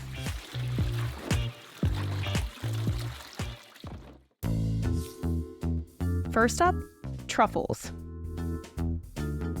Hate to break it to you, but your $15 truffle fries don't have any truffle on them. What is called truffle oil is entirely made in a laboratory, has nothing to do with mushrooms. Real truffles are pricey and rare, and they need specific conditions to grow, usually in places like Italy and France, or here in the UK. Truffles are always found with trees, and they have to be the right type of trees. Under the ground, the truffle is just the fruiting body, so an equivalent of an apple. We used to train pigs to find the fungi, but now mostly dogs do the sniffing. Good boy, thank you, good boy, come. So he's told us it's there, it's still in the ground, so do I want to take it out of the ground or not? It all depends on if it's ripe. If it's unripe, there's no point in having it. So the nose comes into play, and we actually sniff the ground for it. Yeah, that's a nice one. Yeah, that's probably about 70, 80 grams. Once the truffle is out of the ground, the clock is ticking. It's just sort of slowly going to degrade over time. People have learned how to farm truffles successfully. About 80% of the black truffles we consume are now cultivated, but it can still take as long as 6 years to grow them, and most attempts to farm the most expensive white truffles have failed, which is why they're so pricey and often counterfeited. Since truffles are hunted in the wild and delivered in labelless bags, it's easy for fraudsters to swap them out for cheaper ones without getting caught. But truffle oil might be the trickiest. It's usually just olive or sunflower oil with a touch of a synthetic compound derived from petroleum called 2,4-dithiapentane. It contains the same aromatic component of foot odor. That's why you get that earthy taste and can sometimes smell gas. Anything with a truffle flavor added to it is really problematic. Truffle is not a product that lends itself to being either made in oil or steeped in oil. You can tell it's artificial when you see words like truffle flavoring or aroma on a package. The most foolproof, though, see it shaved right in front of you. It should look like a truffle, look like a mushroom product. Maple syrup is another tricky case. One food fraud lawyer we spoke to estimated as much as half of what's labeled 100% maple syrup might be fake. Real maple syrup is tapped from trees. Canada produces 85% of the world's real supply. But the US set production records in 2022 thanks to brands like Sapjack out of Vermont. The company Look at them just juicing those steam trees. heats its sap. Then machines filter and bottle the syrup, usually within 6 hours. Maple's so good. It takes about 44 gallons of sap to make just 1 gallon of real maple syrup, which is why real maple syrup can cost about 6 times more than pancake syrup. The imitation kind is often a mix of corn syrup, high fructose corn syrup, caramel color, and added flavor. I'm gonna be honest, man, that all sounds pretty good. I'll still fucking eat it. I don't care.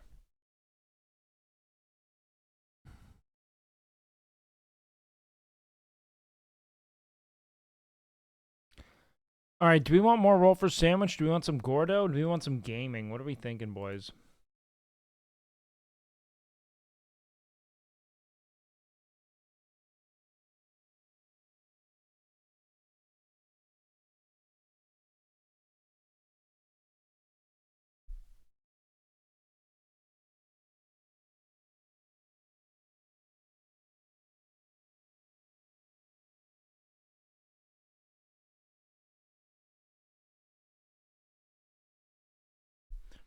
All right, let's put that 5-minute poll up, boys. Put that 5-minute poll up. What game are you thinking? I don't know. I don't fucking know, boys. Honestly, I might go to bed early, if possible, because I've not gotten a good night's sleep in a hot minute.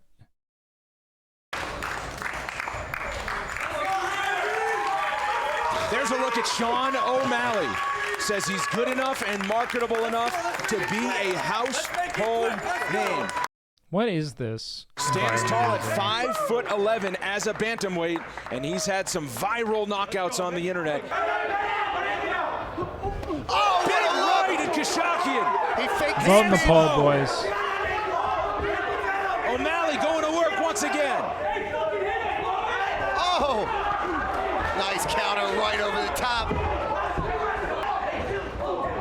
O'Malley doing a great job of just getting out of the way and countering every punch that Kashakian Well, how is long throwing. ago was this? Mark Smith keeping a close eye on Kashakian as he continues to take blows from O'Malley. Oh, that's it! That is it! Sean O'Malley with a huge right hand. Sugar Sean O'Malley. Welcome to the Sugar Show. This is my show. Said coming into this fight, I will be a household name. Dana, get ready. People love that kind of confidence, man. Welcome to the Sugar Show. I like it a lot, I'm on a buddy. 4-fight KO streak. Three-fight KO streak in the first round. There's a look at Sean O'Malley. Says he's good They enough got and fucking marketable Snoop on the to be desk. a household name. UFC fans were introduced to Sean O'Malley on Dana White's Contender Series. This kid's so Snoop cast. talented that he'll tell anyone that'll listen he'll be bigger than Conor McGregor. He has the skill, he has all the charisma to go to the very top of the sport. People want to watch How old me is this fight. kid? I just have that This it. guy, that kid. He looks like a kid here, but They'll remember my name.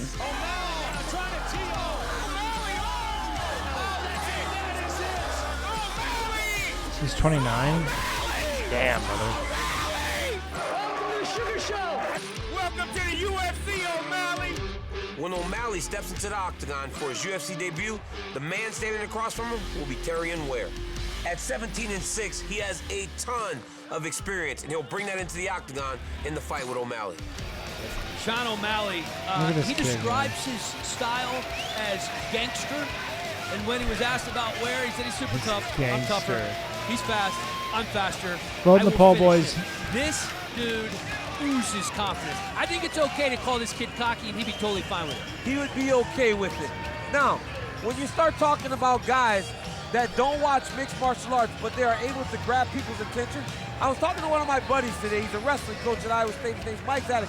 He doesn't even watch MMA.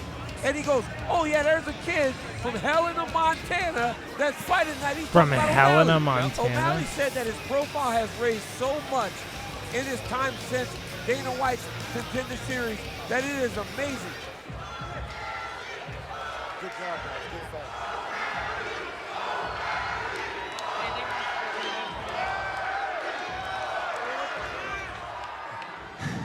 This is amazing.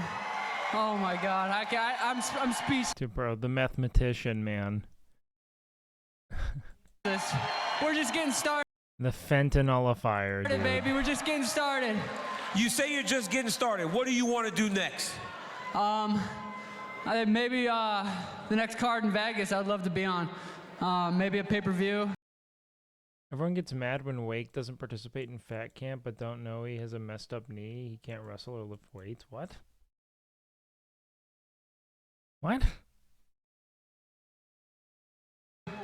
I'd like to do that. I got a big following, so let's do it.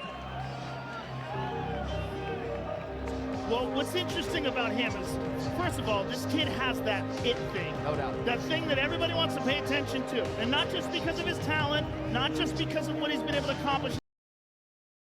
It's just, look, if anyone can be like truly, is that this fight, his first fight back from PED suspension? This guy was on PEDs? That's what's so wild, man. They're built. Inside the octagon, there's something about it. And then on top of that, dedicated to learning and growing, dedicated to improvement, dedicated to being really creative and unpredictable inside the octagon. And that has not Yeah, I stopped. think Austin's going to commentate the next We are event. going to see Tested positive for Osterine twice.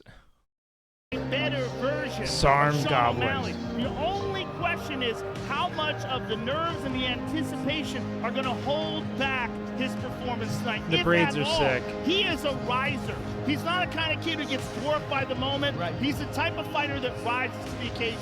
That's what I'm excited about seeing. He doesn't Saying flattest chest I've ever seen. Like, this dude gives a fuck. want to stay on the outside. And This dude is a literal weapon. Right. Oh, he tagged him with that right hand, just threw him down. High kick. O'Malley goes high. Now short uppercut. Taco covers up. That's the it. Sugar That's Shot. as good as he Running gets. in color. Wow. It couldn't have gone any better for Sean O'Malley. Dude's from That's pretty Montana. slips and you got a 2-year layoff. I was just about to say, Quinones is more normal. You can see that extra something with O'Malley, Yes. right? The more Yes. his skill was just a little different. He had that flash, that exciting factor to him. Look at that It's also block, the distance bro. that he can achieve using that karate style, that long leg style. I'm here with the winner, Sean O'Malley. Welcome back. Is this overwhelming for you, man? I know we should tell people you've been off for 2 years.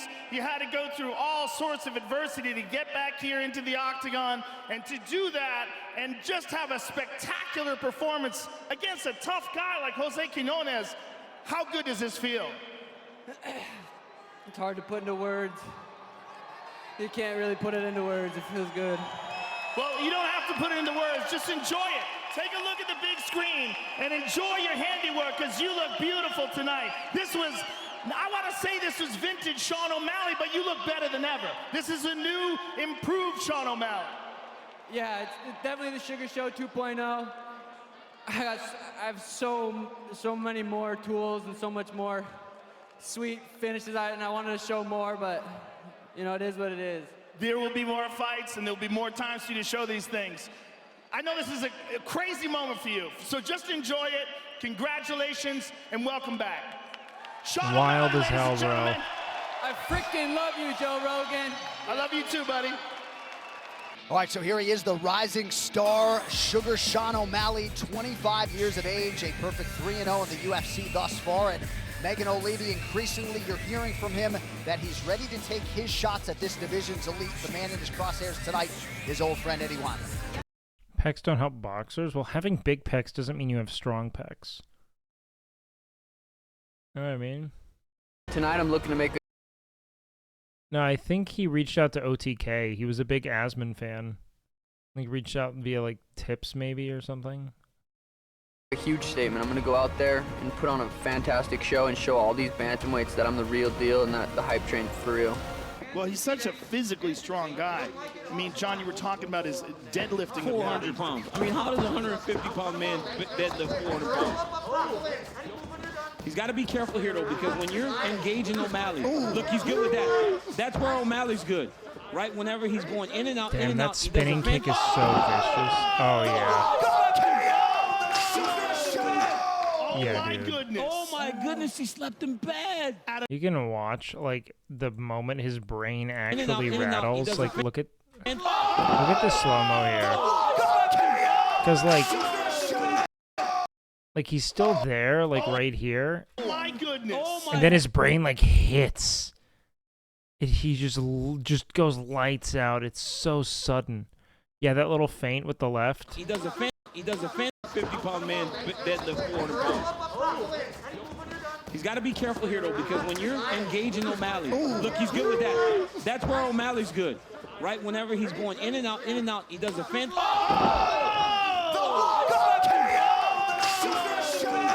Oh, my goodness. Oh, my goodness, he slept him bad. Out of nowhere. And didn't It's even okay. bother Sorry, following up. relax. You got Well, time. oh, my goodness. If I could quote Dana White, if you don't know now, you know. It's time to buy stock in Sugar Sean O'Malley. I just said that's where O'Malley's dangerous when you're playing hit, back up, go back. Wow. And O'Malley just dropped the right hand on him and slept him. still Oh, my out. goodness. When I was a young kid, I knew I was going to do something. I knew I was going to be famous. What's up, bitches? And I remember telling my friends I was going to be, and they're like, how? I don't know, dude, but I'm going to be. Excuse me. For my career, the goals I have, I want to be that A-list kind of celebrity. I want to be I don't know if this guy cares about fighting at all, but he's dope. that Michael Jordan, that Muhammad No, I think he's a big Asman fan. I think he reached out to Tips or something. Ali. You know, I want to be bigger than Conor. I've wanted this stuff for a long time, and I knew that I could get into this position if I kept winning and kept No. Apparently this guy's a Zach fan too. I was in the meeting. training. Started from the Oh, tagging that right hand. Threw him down. Oh, O'Malley goes high. The Sugar Show, live and in color. He looks Dude's better so than he did in his intense. last fight. He's just better all the time. Welcome to the Sugar Show, everybody. Everybody knows the sound. What you think about my It's wild that the dude became a fighter to be famous. You know what I mean? Right now, I'm not feeling okay with what happened in the last fight. I feel the judges is screwing me. Dana White told me one the fight. No, we have meetings about fight stuff all the time. Planning. Shelby told me when they fight. The whole world told me when they fight. So I want to hurt somebody. I want to go in there and fight. I have one person in mind, and I'm gonna him up. Well, Chito Vera has accrued a lot of UFC experience pretty quickly here. Started from the bottom, now I'm fitting with the The body shot cripples Booin. Chito Vera. Oh! It's gonna be a fun fight, and I hope it's gonna be super bloody. I think the reason Or maybe I'm misremembering. I kind of blew up and got I wouldn't doubt this guy's a Miz fan. so much support is the performance They both just want viral videos. I have. I've been knocking people out for a long time. For a young guy, he's very comfortable in there. 3 rounds and 15 minutes if needed here in the UFC's Ready. loaded Fight. bantamweight division. Tonight's fight clock is brought to you by Modelo, brewed for those with a fighting spirit. This guy's so quick. These and guys are shifty. so long in their lower halves, Joe. We do measure leg reach right now, and both of these guys from hip to foot have a longer leg reach than Stipe Miocic, the heavyweight champion. What's leg reach? What's like Israel Adesanya leg reach?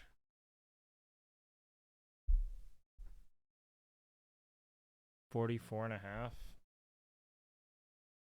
I gotta go measure this.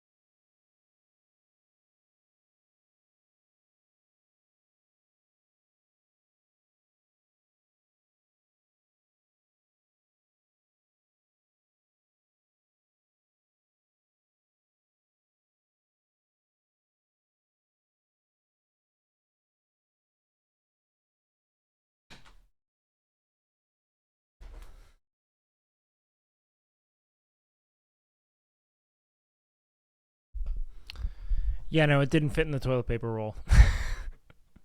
No, I meant it did. God damn it.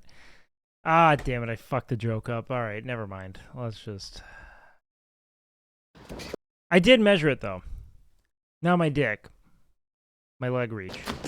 Well, this is absolutely the most experienced guy. Something's wrong with O'Malley's leg. Right I don't know what happened. I really don't know. I think he blew his knee out. He rolled something when he moved backwards early on. And now Cheeto recognizes it, and he's moving towards him. And this happened to him in another fight as well. He hurt his knee in another fight, Sean. It was the Terrion Ware fight, right? Yeah, he broke his foot now, and that's what it was. And it looks like the similar thing has happened here. And that's What was my leg reach? Oh, it was 46. If I measured it right, if it's from the top of the hip down to the leg. He's wrong. That's the bad part about throwing those kicks. Your feet can break too. Mm-hmm. Yeah, at And he's hiding it. He's trying to hide it. There's the right hand. He was looking for it there. Yeah, inches. Lands it. I guess you got to just hope maybe for Sean that it's a nerve issue that could recover. Yeah, we'll hear up. He fell down. We'll hear about it in the corner if he gets there. Oh! Huge elbow from Cheeto. Marlon Cheeto Vera stops the Sugar Show in round one. Oh my goodness. Incredible. Oh my goodness. It's from the seam of the crotch to the ground? They said top of the hip. So that's confusing, but that makes sense.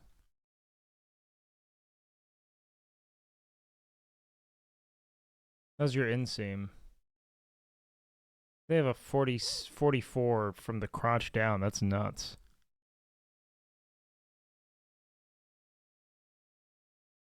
All right, should we watch some Gordo? Oh shit, should we finish the Gordo from last night, chat?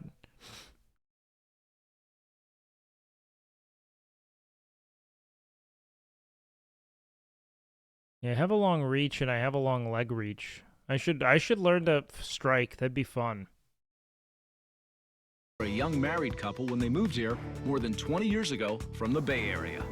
While Lisa raised their young family, Akira worked at a popular and trendy Japanese restaurant called Sushiko. Fuck. Taekwondo? And probably just learn jujitsu. In the wealthy suburb of Bel Air.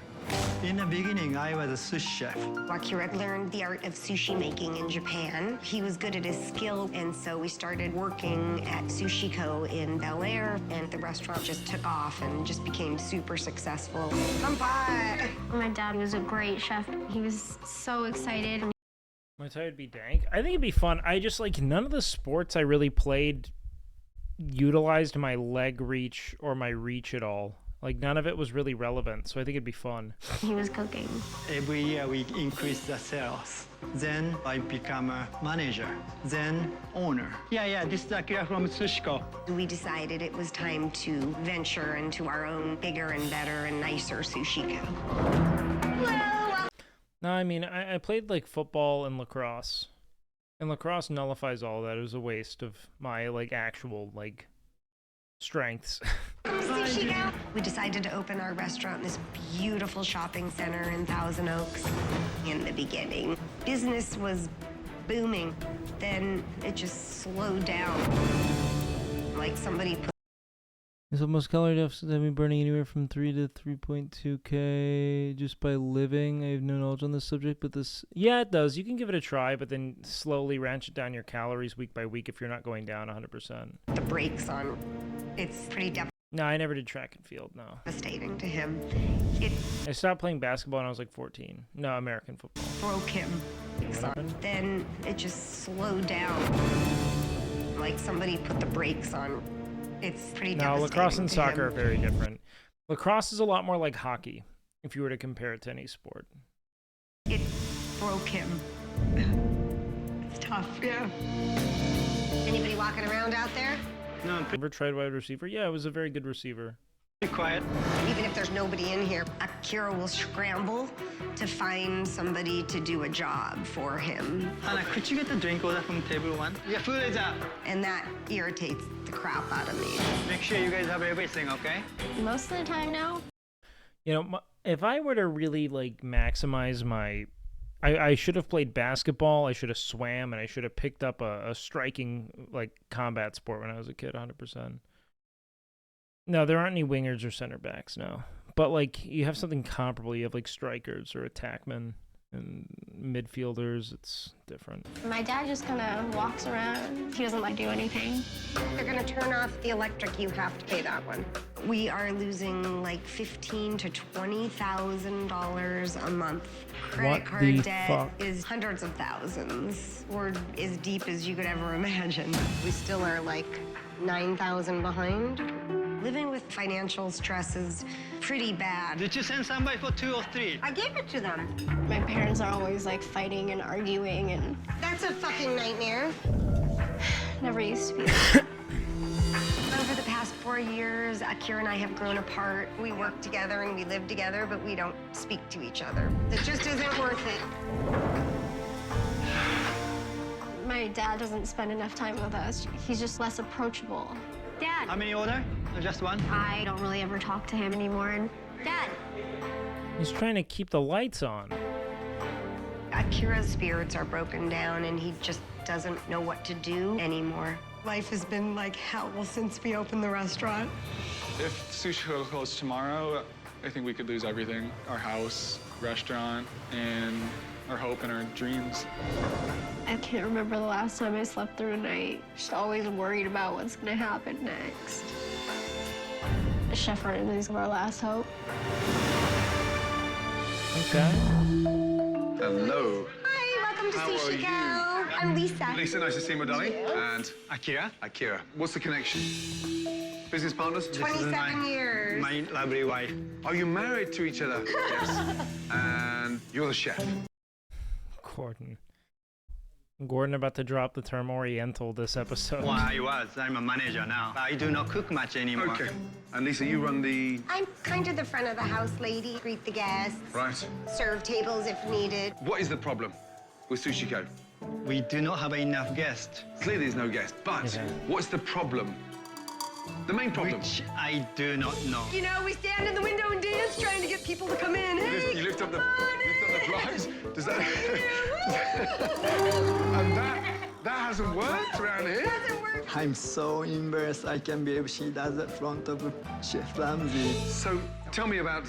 I mean, I can't believe your restaurant is failing in front of Chef Ramsay. That's way worse. Sushi Co. I had a restaurant in Bel Air. So then you bought out the other partners and bought the name? Pretty much so, yes. And then decided to sort of move Sushi Co. from Bel Air to your...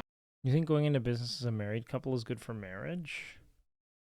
Brother, I don't think marriage is good for marriage, typically. I think that the more independence you have from one another, the better your marriage is. Hometown here. I think we spend way too much time with Here one in another. Thousand Oaks. Exactly. So how long ago did it open here? Almost 4 years. 4 years. I can't do anything unless I find out what the problems are. So I'd like to eat. What would you recommend? If you want to try something fusion, I have a sushi pizza, which A what? is sushi pizza. Japanese pizza. I don't like it. Wow. I'm not a big fan of any of our food. Oh, There's no. just like no This is- flavor this is a anymore dark because omen, Akira bro. is not involved enough in the kitchen. Okay. Well, I'm going to sit down and have lunch. I'll look forward to I catching up do not with both think of you this after is a lunch. good Thank you. thing at the fuck Lovely, all, thank man.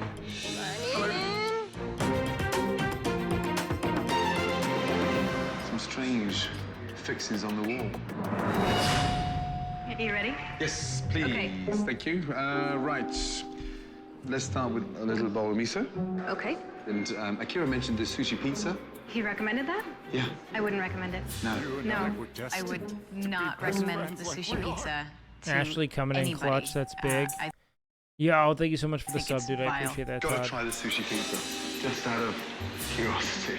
Good luck. Please. Good luck. The Green Tower, that sounds nice. And then let's end up with a little Big bit love, Cross. I of appreciate you, the brother. salmon, sashimi. I think that'll be enough. You got I like poke bowls a lot, but like trying to extend that to a burrito with like a seaweed wrap is to me like insane. I'm sure it's fine though. Just a lot of seaweed. Some of the best and some of the worst. Thank you. Thank you. Good. Excellent. Some of the best and some of the worst. No one's afraid to share their opinion here. I prefer nigiri anyway. There you are for your soup. So. Thank you. Here we go. Miso soup doesn't taste very fresh. Dude, what have you been spamming? Dude, you started an account 16 minutes ago and you've been following me for 15. Did you, like, are you ban evading? What is your deal? You keep spamming this question. Have you seen the effects of The Biggest Loser hyper weight loss on long-term ghrelin and leptin hormones? I do not think that any kind of, let's say, like, expedited weight loss trajectories are beneficial to the person attempting to lose weight ever. No.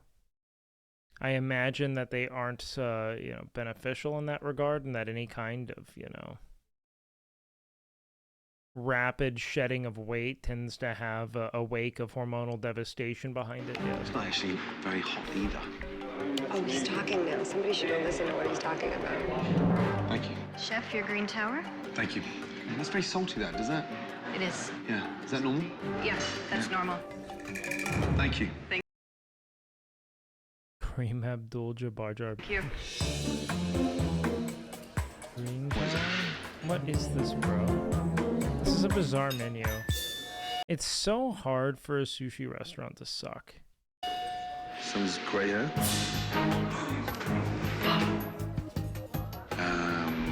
Are you finished with the green tower? And it's just, I pulled out this disgusting hair. Yeah, I've definitely finished with that. Sorry. I just wanted to... I don't find hair that gross, man. just die, bury my head in the sand when that happened. Guys, there's a hair in the green tower. I just, like, there are much more gross things out there. You gotta be kidding me. It's always like a running joke, like, oh my god, there's a lot of things going wrong. So Akira disappears. Your sashimi. Thank you. You're welcome. No, It's and is the salmon fresh? Yes, it is. Thank you. We'll see. It's coastal, right? Wasn't this Los John, Angeles? The salmon is fresh, right? Frozen. Frozen. Gordon, dude, this is...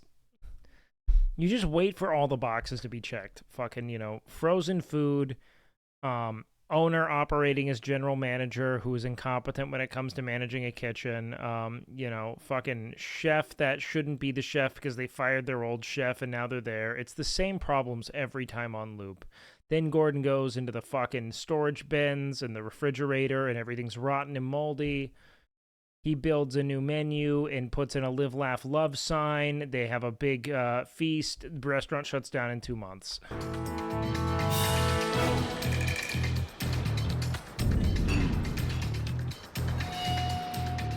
It just tastes like it's frozen. How was your sashimi? That's definitely frozen. It's very, very chewy. My mistake. I was just informed. They It's still open to this day, thank God. are frozen. They tasty frozen. Is that normally the way they freeze all the fish? I guess we get lazy with our food. Damn. Sushi pizza?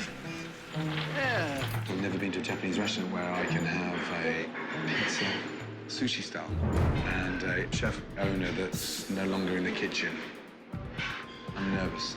Let's go with it. Okay.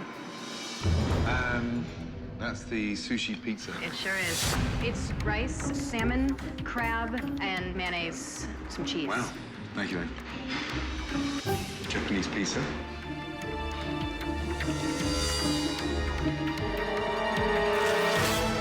Sorry. That is rancid. Yeah, I'll play Elden Ring again, 100%. You were right. That is an insult to pizza, yeah, and Japanese food. Chef had fair warning that it was going to be terrible. I told him not to get it. Where's the chef? But this is vile. The old Sushiko always stood for the finest in Japanese food. But today's disappointing lunch proved to Gordon that the only thing this Sushiko has in common with the former one is the name. Did you know there's a hair in the crab? No. No. No one told you? Hair? Are they wearing hats back here? You asking me? Yeah. Are you guys wearing hats for service? No. Nothing at all? No. If you're telling them what to do, why can't they wear a hat? I don't know. Oh, Jesus. Let's go back to the beginning. When was the miso soup made? It was made yesterday. Yesterday. Sorry for the new account. Have to protect my legacy when criticism in this environment. Oh, God. And just tell me, why would something like that taste salty? It's probably been sitting Yeah, I don't. Fucking God. Fucking. and they're reducing overnight. What do you mean reducing overnight? You keep stuff in the bain-marie overnight? Correct. What? The sushi pizza was a fucking joke. Right. Okay. Hideous, disgusting, and an insult to Japanese culture, and an insult. I love Gordon telling a Japanese man that he's insulting his culture. To a fucking pizza house. Wow, let's get some rain. You don't need me to come in here and tell you. Anyway, what brand is that Fruity Pebble Whey that you guys have at the gym? We don't have one there, but you might be thinking Dymatize. We don't sell it there. It might be in there. You look fucking stupid selling a sushi pizza that tastes like gunk. What were you doing serving frozen fish to me lunchtime? I would like to order proper fresh fish, and it doesn't actually happen. I've never known a Japanese restaurant to freeze so much stuff. I'm not here to make you look stupid, but I can smell bullshit. Okay. Can you say something? Seriously, talk to me. Talk to me. What do you want me to say?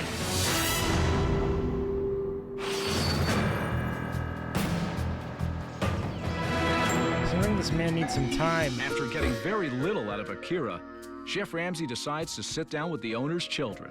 22-year-old Sam. So, your mother and I are going to start a new life. You're invited. Sammy and 20-year-old Hana.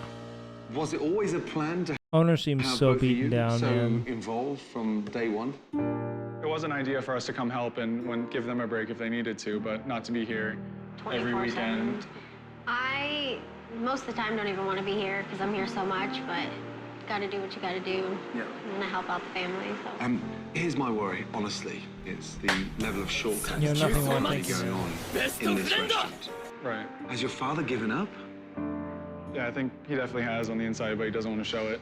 Do you ever tell him to just stop, take stock, rethink?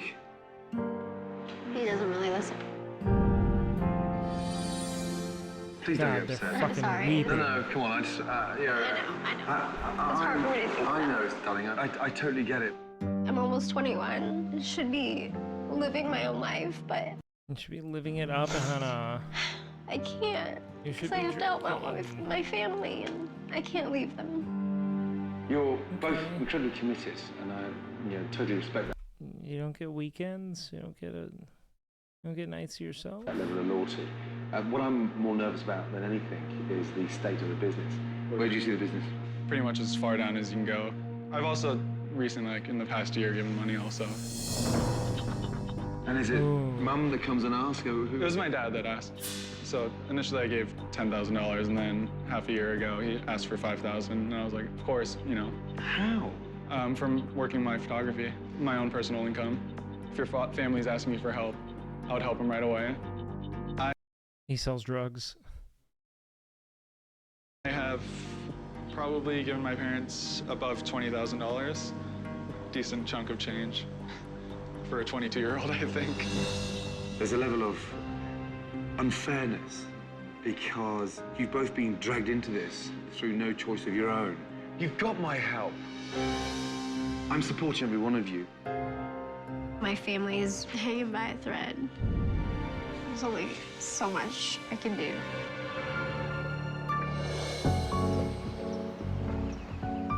In the short time that Gordon has been at Sushi Co., he has not only learned that the restaurant is in shambles, but that this once tight-knit family is suffering badly. Oh god, this is gonna lean heavy into the like monster Hi, father. welcome to Sushi Co. I'll take you back to your table. I hate these arcs. Enjoy your dinner. Like, what are they gonna be like? Is the salmon frozen? The whole time. That's it. What What can I get for you? Spicy tuna, rice platter. I'm gonna do sushi. Okay. Bro, the woman showed up in traditional Japanese garb. Look at this Giga Karen move, dude. I think it's cute. Oh, shut up, Daniel. I'm gonna wear it. Okay. Bust it out, man. Why all these sticks got burns on them? You don't buy them like that, do you? Why are they burned? We reuse them sometime. You what? We wash them, clean them, then use them again. I can't believe this is happening. I wash the stick and everything is clean. What's the program? But actually, though... Where's Lisa? No, Kira. Don't run away like a snake. Okay. I've just scraped dry. If it's laminated and, like, built for it... chicken off these. We're cutting costs. There's bits of food on there. Do you think this is right? Just feel how sticky that is on the end. That's food being wiped off it. Oh, that is not what that is. Yoda It's from 45 minutes into service, and Sushiko is doing what, unfortunately, it does best. Disappointing its customers. Jesus, the narration. Okay, guys. Say they don't like the tempura. They said it's way overcooked and the bat is just really doughy. Thank you.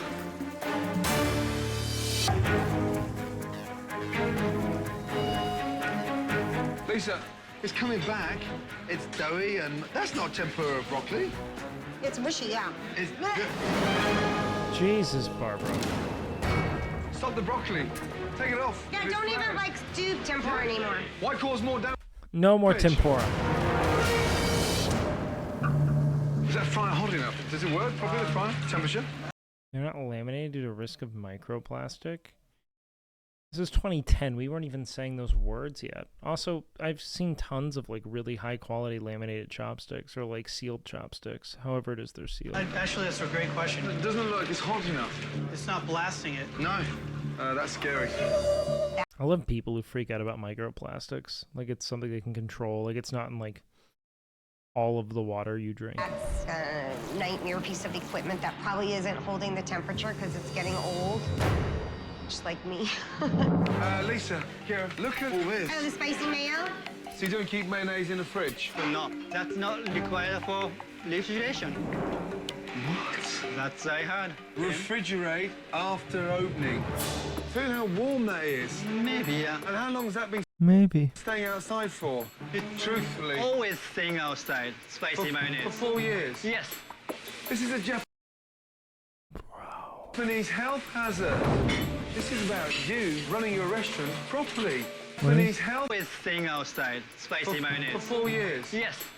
This is a Japanese health hazard. Why did he call it Japanese?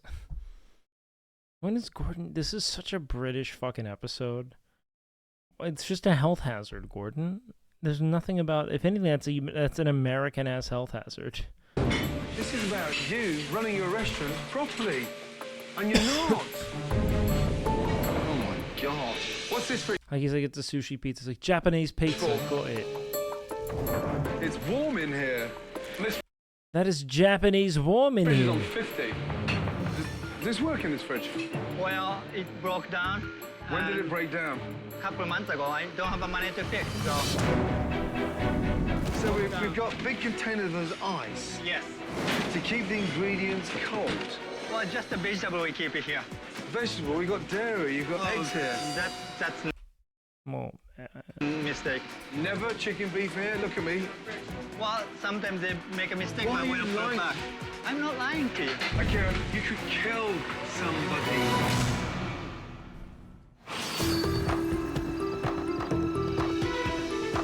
Bad food, a family in ruins. Yeah, eggs are and unrefrigerated unsanitary constantly, so there's no actual qualm there. conditions. You could kill somebody. It's been quite a first day. And as dinner service ends, Chef Ramsay realizes that Sushiko is in much worse shape than he thought. Right. Formally, you're fucked. How's that for you? I think This dude's kind of eviscerating Akira. your kitchen could have run a little smoother. I don't think you're taking it seriously enough. The rice, the soup, the fridge, the broccoli. Talk to me. I think that Akira, you know, could do a lot more. There's so many bad. Love watching people with silver spoons give their opinions on fake restaurant life. What? Xenofox, what even is your position here? Do you mean to say you don't like the content? Because it seems as if the premise is that you dislike the content. Which is fine. The premise here is to enjoy kind of giggling at and poking holes into the very like artificial narrative they create. Because it's built to be goofy. That's it. It's like it is a reality show. We already dissected all of like the 4 narratives that ever spring from it, you know? Practices. Hey, glad you got big with those Mizkif. Thanks, man. What? And you don't seem to give a fuck. Have you given up? I think he's given up. I actually don't know. I mean this when I say your typing is unintelligible, and I don't know what you're trying to communicate. How many of your customers would order kushiyaki if they knew they were eating it or feeling it off a wooden stick that had been used 3 weeks ago? None of them. Oh man, we're in schizo hours, boys.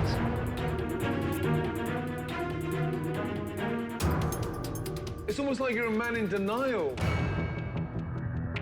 Anything to say, or? No, I should. He doesn't know how to fix it, though. You know, man, sometimes I feel as if, granted, this could just be the way these stories transpire, you know, but like the direction seems to be so built towards placating to stay-at-home moms. Because the premise is almost always that this, like, egomaniacal, fucking stubborn husband is running the business into the ground, and the pleas of the wife are the only voice of reason.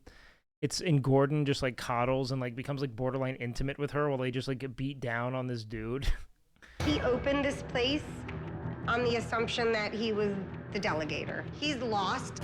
I think that the restaurants burnt him out. He thought that we Yeah, this dude does seem burnt to shit. were going to be living La Vida Loca, and when the business didn't Living La Vida Loca. go the way it was supposed to, he didn't know what to do. Obviously. But you don't really think that you're lazy, right? You think you work, do you think you work really hard all the time? I said, I think you should go cook. You go to what?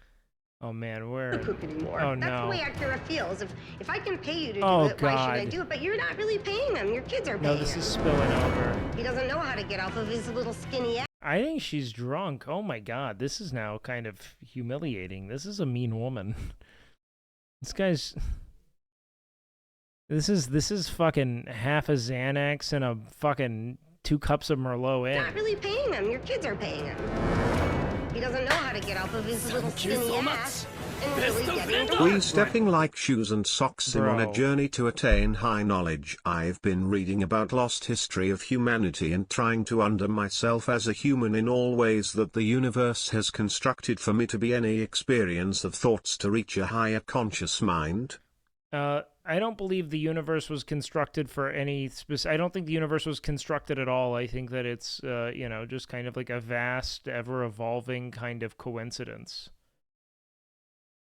In that whatever we may, you know, I think that the desire to impose a sort of fatedness or direction or intent behind, like, what the universe has manifested, if, you know, we can use those kind of lofty terms, is a desire to impose order on the sobering reality of chaos. There's nothing to it. And the sooner we abandon a desire to see, you know, order and reason to something that, you know, I think by definition, it can only be placed upon it, you know? Yo, thank you so much for the raid, Shane. Big love, brother. I to shut up for 2 minutes, and I need you to talk. Yo, let's go. This is part of the reason why you've lost your voice. Not only Yeah, I just don't think that I don't think that the universe was constructed for anyone, nor do I think it was constructed at all. And that we take what we observe and we try to create reason for it, because without it we feel as if maybe the cold, callous reality of being isn't worth enduring, and I just disagree.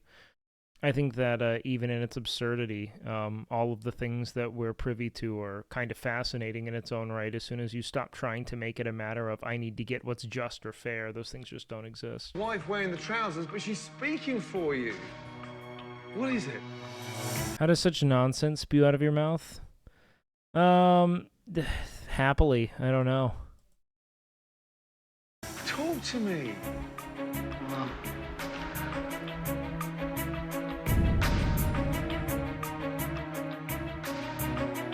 Come on. Talk to me. It's just, I don't know. Come on, Akira. Fuck me. Basically, I don't know what to do. I'm angry that Akira's lost his ability to communicate with people, and it was good to get it out. Akira, once a proud chef, has lost his way. And unfortunately, his family is being dragged down with him. Chef Ramsay knows that in order for this restaurant to have any chance of surviving, he must find a way to bring them together. Akira does not goon, dude. That dude is repressed. We need to get him. We need to get him on a goon regimen. What is this? Seaside arc. Okay. Tough day yesterday. Really tough. I'm outside the family home now, and I'm gonna go in there and I'm going to fuck Barbara until Akira realizes that something's getting in the way of him and his satisfaction. it's clear that Akira is a broken man, and in order to get this restaurant fixed, I need the old Akira back. So I can't do that without the family's help.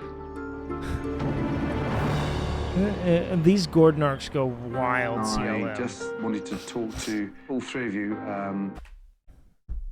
Why don't we get Akira there, dog? about Akira. He's a broken man, a man with a tremendous weight on his shoulders. This is a man that is not just on the edge. The whole family's involved in this. You can feel the divide just in terms of the friction that's built between you. Every day, every second. Take me back when you first met. He was really funny and cute. He had a lot of energy, and he used to think of goofy things to say, even though he didn't speak English very well. And Fucked like a jackrabbit. he never smiles anymore, yeah. So sad. Yeah, it's so sad. Dad's just kind of away from everybody, I think. He's removed now. He's not like a part of He the needs to get on TRT. He needs to talk with family, Tecton. really. It's just always just me and the kids, and he's just gone. He'll just like stand and just stare, because he doesn't know what to do. Oh god, Canute. Dude, I would love to do a Kitchen Nightmares with Canute where he just goes into objectively terrible places. And just goes, it's fucking good. What is the problem? It's just a little bit of dirt. Why are they acting like it's such a problem for there to be some food on the ground? It's only been, what, 3, 4, 5 seconds? Very good. He's lost. I miss, like... Dude, I want to unknowingly, you know what I should do for content? I think it would be hysterical. If I take Canute to the worst rated restaurants in Austin without telling him.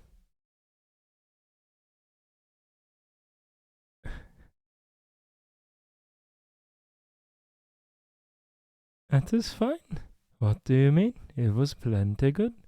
But he was just smiling when I walked in the door. Yeah. We need to bring him back. If that restaurant's got... No, see, Canute would never say the hair gives it a natural texture. You say, that is good. Hair is not bad. Any chance of really seriously turning around, it can't be done without him. No, I know that. I agree. Can't do it without him. He's the heartbeat. I need each and every one of you to give him a lift in a way that his self-esteem rises, the confidence starts to shine, and more importantly, we start to get him back. I think my dad that he's checked out. I can't remember the last time I saw him, like, actually happy, like waking up happy, going to bed happy. I wish he could come back and make it all right. Oh, boys, I'm getting so tired, but we have to finish the episode. What is this cuckold sequence? This sucks, man. Where have you been on the lake? Oh, well, you know, I was just taking a walk. I didn't know you know my house. Yeah, I know. And, well, Well, Barbara, she invited me in. Not inappropriately, but just for a bite of dinner. I wanted to come and see where it all started. Yeah, I know. And, well, I wanted to come and Walk. I didn't know you know my house. yeah, I know. And, well, I wanted to come and A walk. I didn't know you know my house. yeah, I know. And, well, I wanted to come.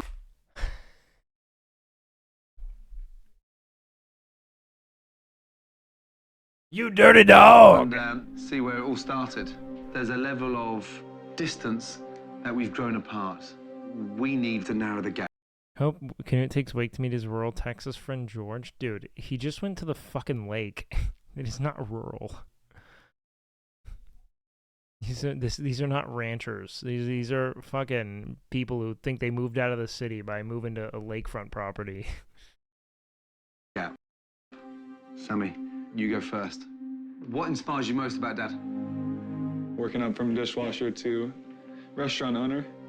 He's always one that tells me to get it right the first time. I learned all my hard work from him, so yeah, it's just tough, you know. Like, I want to do as much as I can. It's just hard. I know I'm putting out the weight on you, so I gotta try harder. Okay? I will. You believe him? Thank you, Sammy.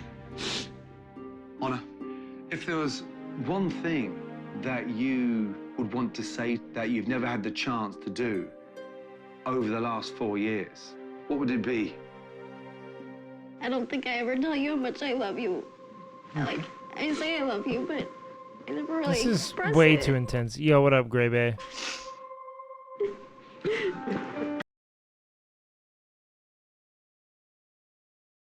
Bean wants to say hi?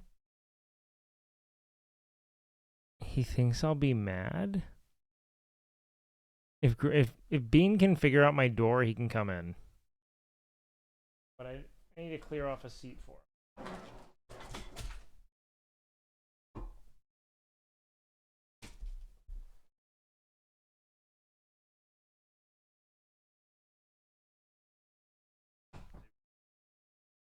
What the fuck do you want, Bean? Yeah, anyway. What's up, baby? You know, he just wanted me to come in. Did you say hi? Yeah. Hey, I'm so glad you did. What are you doing? I'm just hanging out. Like a little light. Took some NyQuil. Oh, you took NyQuil. Yeah. You fucking machine. You need a melatonin.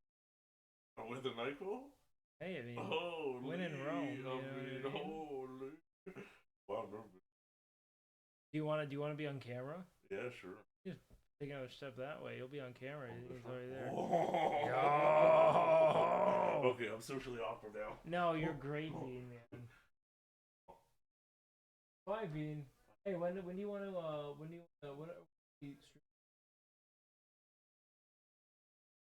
Good element.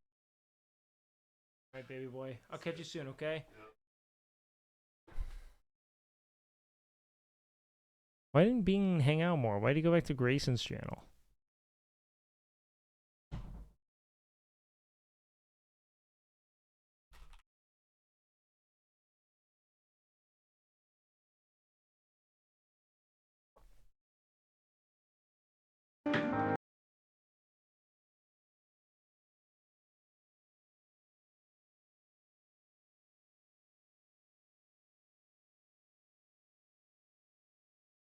Bean's actually killing I'm it. gonna be honest. I don't think he likes you anymore. I don't think so either. That's what I'm saying.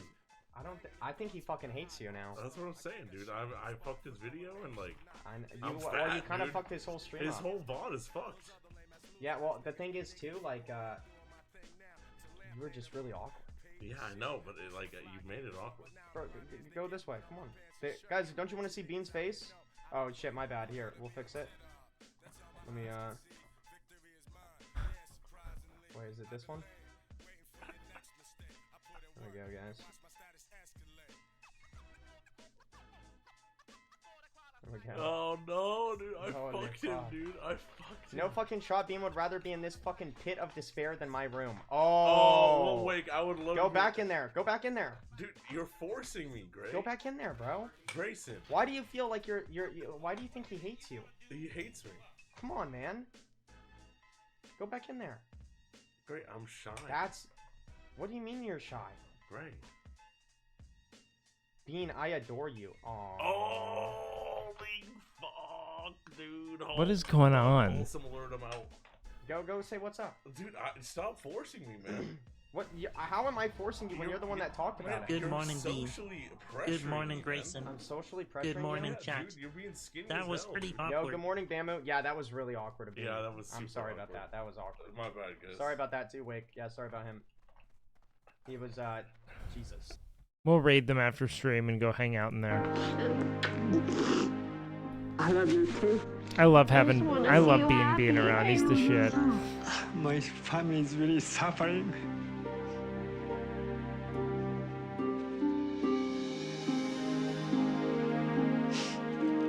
Get it together, Akira. I want to try to be more emotionally supportive. We want to support you, and we want to do everything we can. It would be a dream just to be our old selves again. Let's pretend that we're starting out, and like, let's try to find each other again and be friends. I feel really happy, but Did he just get friend zoned? a little sad too because I put my family in a bad situation here. Today we are going to start it fresh. We wipe the slate clean. We start the day with a family hug. Group hug. Yes. Oh god, I'm gonna be honest though. I want to end my stream. I'm so tired, boys. I feel way stronger. I think, I can do it. Maybe we can finish. I can restart again. I think we can finish the episode. The emotional family meeting really touched Chef Ramsay, and he made arrangements to give Akira and the restaurant some much-needed help. I decided that this family needs a little lift, a little leg up. I've never been to any Japanese restaurant and seen a fridge with a block of ice in there that broke down 4 months ago. So I made a few phone calls and managed to get hold of 7 brand new counter Trollson refrigeration units. Alston?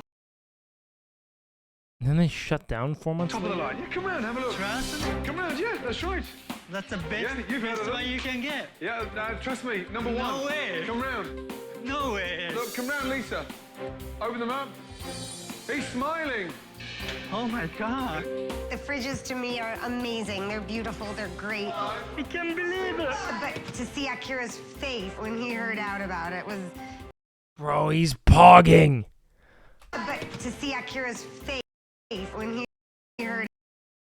Oh yeah, boys. It was the best because that's the only time I've seen him smile in 4 years. I didn't stop. It's about refrigerators. That's such dad zone, man. Come with me. That is dad Yes.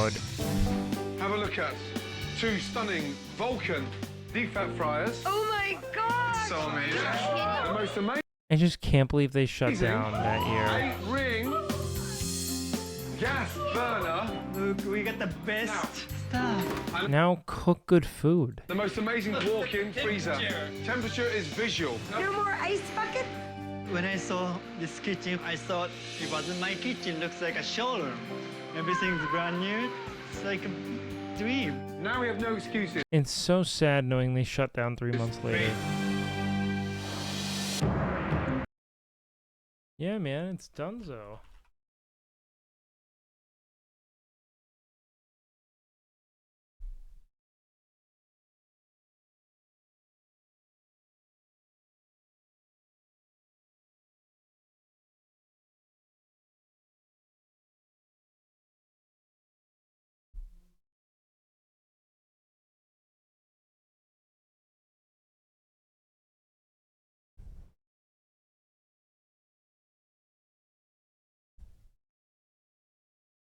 Partly the economy and partly Gordon Ramsay. Is that what was not looking good? What was it?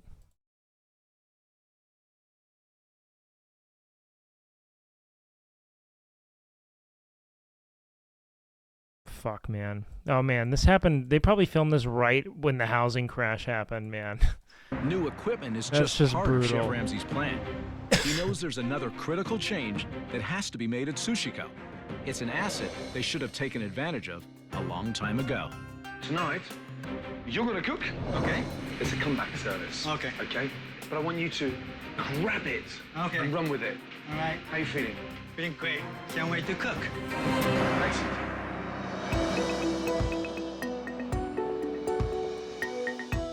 Okay. Good. It could have just been a location issue. It's a great tonight's restaurant. launch at the sushi bar. Okay, please welcome the man himself back. Look at you, little pocket rocket. Look at you. Woohoo! Welcome back. Thank you. Yes. I feel good. See my dad in his chef suit was really exciting. The sushi bar is where my dad belongs. It's where he started off. That's and his he was place. A great chef before. That's your and place, he's getting Dad. back in it, so that's great. Okay, Lisa, open the door. Hello. Welcome to Sushiko. It's Mewtwo. For dinner Oh, service, Gordon never not only will helps. they be serving They're fresh typically fish, doomed beyond repair Chef because it's managerial incompetence always. Unless someone else owns the restaurant, it'll never work. Ramsay prepares with Akira 2 new salmon Rarely dishes ever is it just like, we just did a bad dish. It's like, no, the owners suck. that will be featured on tonight's menu. Hello, how are you tonight? Are you folks ready to order? I'll have the chicken salad. We'll try the sushi coke crunch. Okay. So you got 3 Atlantic salmon. I'm gonna make that, okay, oyako, okay? I'm so excited about being behind the counter. We have a lot of good fish today, so enjoy, okay? All right. I'm gonna have a great time today. 2 Rainbow, Chian Beach, and I crunchy like the please. music. I don't think she was taking it seriously. Even though we are starting to see a glimpse of the old Akira shining behind the Barbara. sushi bar, All right, thanks for waiting. Chef Ramsay notices that his wife Lisa is not supporting him. Could you take this out for 205, please? I have some food for you guys right here. What the fuck is her deal? Excellent. I like it. This woman's moving the I still don't think he's goalposts. working very hard. We got This woman's being kind of a bitch, 2 man. more specials, okay? Okay, So yeah. let me know when you're ready. I'm gonna pour the oil, okay? Okay. Thanks for double checking on everything. Is he working hard? I don't think so. He's still just walking around. I'm worried that Akira's not gonna ever be the chef that he should be. Take this and come back right away. I don't think he'll really follow through with it. He's making great rolls. Shut up. Share plates and soy dishes. Well, there's supposed to be avocado in it. Yeah, did they put avocado? No. They didn't. Okay, I'll be right back. Lisa, these are wrong. Eel roll is supposed to have avocado in it. Okay. And this is supposed to be a Hawaiian roll with the shrimp on top Yeah, I think instead, this but one it's a sucks. California roll. I don't typically go there, but Akira-san, the eel roll is supposed to have avocado inside, and that eats Hawaiian sauce. Okay, all right. Really pisses me off. Lisa's really tough with Akira. When she gets going, just get out of the way. It's like a tornado. Ashley, Yeah. could you take this to I'm- 205? That was my mistake. I didn't check. That's for Mala. Thank you. Or No, 205. fixable. or 203, 203. So I have to try harder. This is gonna be Okay. your next order. Spider, tuna carpaccio, salmon special. Mala, Hawaiian with avocado. Yeah. And shrimp on the top. Thank you. And the roll. Yay. Yeah. Thank you. I'm so glad to have Akira back behind the bar. It makes everything go so much smoother. Okay, Scott. Done. Right. Done. This is incredible. Akira standing behind the bar, dressed as a chef, running his restaurant. Already there's a completely different feel to last night's service. Oh, sesame oil. Kind of cooks on that dish. So enjoy, okay? Okay. Get in there. Watching my dad work in the kitchen and smiling almost the whole time, it was just a great feeling. Thank you very much. Thank you. Good night. Everything's getting better. As dinner service comes to an Okay. end, it's clear that Sushiko has a long way to go. But the new equipment, Akira's new attitude, and a couple of new dishes have Chef Ramsay feeling better about its chances. First of all, let me be really blunt with you, yeah, and something you need to hear. Okay. Yeah. Honestly, Yes. tonight you were a different man. Thank you. The change is night and day. I feel It's like doing I what he woke loves. Not only did you Hell yeah, look good, Akira. but you seem to look like you were enjoying what you were doing. I've got total respect for you today. Yeah? Appreciate it. Good job. Right. I need a quick chat with your wife. I can't forget anything Chef Ramsay taught me. I have a hope, but I know I have to really work harder. Now, he may have changed, but unfortunately, you haven't. Let's the go. difference in that man in 24 hours is night and day. But you. And not once tonight did you mention anything to him. Oh, he's gonna have to fix that attitude. And you can't be that fucking cold. That would be like a block of ice. Frigid. He's not your head chef. He's your husband. Yeah. And here's the thing. You're tough. You've been through a lot, and over the last 4 or 5 years, you've become stronger than he has. Coming from the outside in, it's so Alright, evident. he's bolstering her, giving her a couple compliments here. She needs that. Bang, bang, back off. I'm not fucking around. Soften her I'm up. not gonna take all the blame, but I agree that I am a bitch to Akira, and I agree that it's not a good way to be. I think between you and I, that man needs Okay. you more than ever before. Oh, totally, yeah. What you need to do is cut him some slack. Not just for him, but for the family's sake. Before it's too late.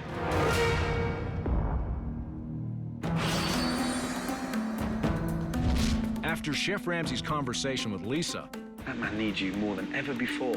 And with Akira's commitment to change, I feel like I woke up. Gordon and his team went ahead with a much-needed makeover of Sushiko. Chef Ramsay! Good morning. Look at you two holding hands. And cuddling as well. Chef Ramsay pleaded with me God, to this is when they embrace plaster it Akira with and try to fucking give him the support Pinterest he needs. shit. So this is a really crucial point in our lives. It's like being reborn again.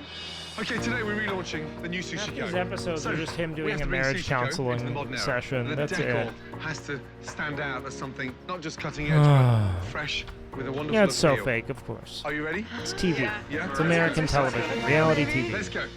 Come in. Look at that. Also, the restaurant already looked great. Contemporary, and it's got that really fresh appeal to it. Oh my god. I'm shaking. Goodbye, samurai warrior. The minute you step in this door, great colors. That's actually it's fresh nice. and I don't hate modern. this. Overnight, It's stunning. I felt like, what? This is my restaurant? What is this? It's just Kind of had sound like Christopher Walken there. When I first arrived, it was like sitting inside a prison. Now it's beautiful. Look at the color. Dark, moody red. That's my picture. You have a serious artist in the family, but no one's ever shown him off. What? They're cool, they're sophisticated. Lisa, are you happy? I'm so happy. It's just amazing. The color is just perfect. Hey, sexy, come over here. Crazy that they only lasted another few months. Like, what a bummer. What a fucking Chef bummer. Ramsay is bringing us together as a family. My parents are like more happy than I've seen them in forever. It's awesome. He's a new man. He's smiling. Yay! After revamping Sushiko into a stylish, contemporary Japanese restaurant, Chef Ramsay moves on to the menu. Welcome to the new food. Walk down, have a look. By modernizing the traditional sushi dishes. Albacore tartare with avocado, crispy salmon cake, seared tuna with a salsa, Japanese-style curried mussels, teriyaki chicken, the rolls, we've got the fire roll, clean, modern, great execution.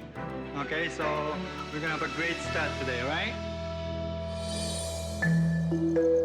It's fun watching him behind the counter here, man. Word of the relaunch has spread through the community, and Chef Ramsay has surprised the owners with traditional taiko drummers to officially kick off the evening.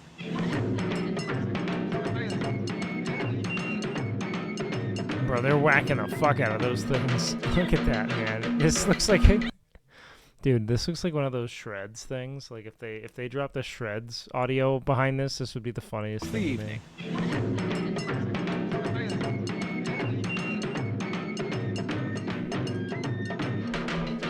Maybe a MasterChef walkthrough. Dude, they are beating the shit out of these.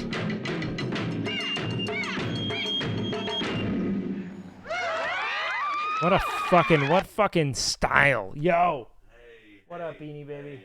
wanted to say goodnight. You're going to bed? Yeah, I was gonna go hang out with you guys in there. No, really? Yeah. That would have been so cool. Now I don't have to raid Grayson though, so everyone's stoked. Once in chat, if you're stoked that Bean's going to bed, so we don't have to raid Grayson. Fuck Grayson. Kidding, I love Grayson. Grayson's great. Don't actually spam that, guys. Fuck Grayson. Don't do that, Fuck guys. Grayson. Stop it, guys. We don't mean that. We love Grayson. Don't do this to I him. took a melatonin. I stole one from him. Oh, 10 nice. milligrams and 2 NyQuils. That's way too much. Jesus Christ. I'm dead. Yeah, go. You might fall asleep on the stairs. You gotta make it haste, dude. All right, baby boy. I'll catch you tomorrow. G fucking G's. All right. Thank you. Oh my god. Ladies and gentlemen, thank you so much for coming. Akira, the official welcoming and the opening of this restaurant. Why are you doing this to the wife, bro? My heart was pounding like a, drum. It's so exciting. Brand new restaurant, brand new me. Yes, Akira. The Sushi Co. Can we have the Super Dragon Roll? Can we have the Sushi Co. Crunch? Sure.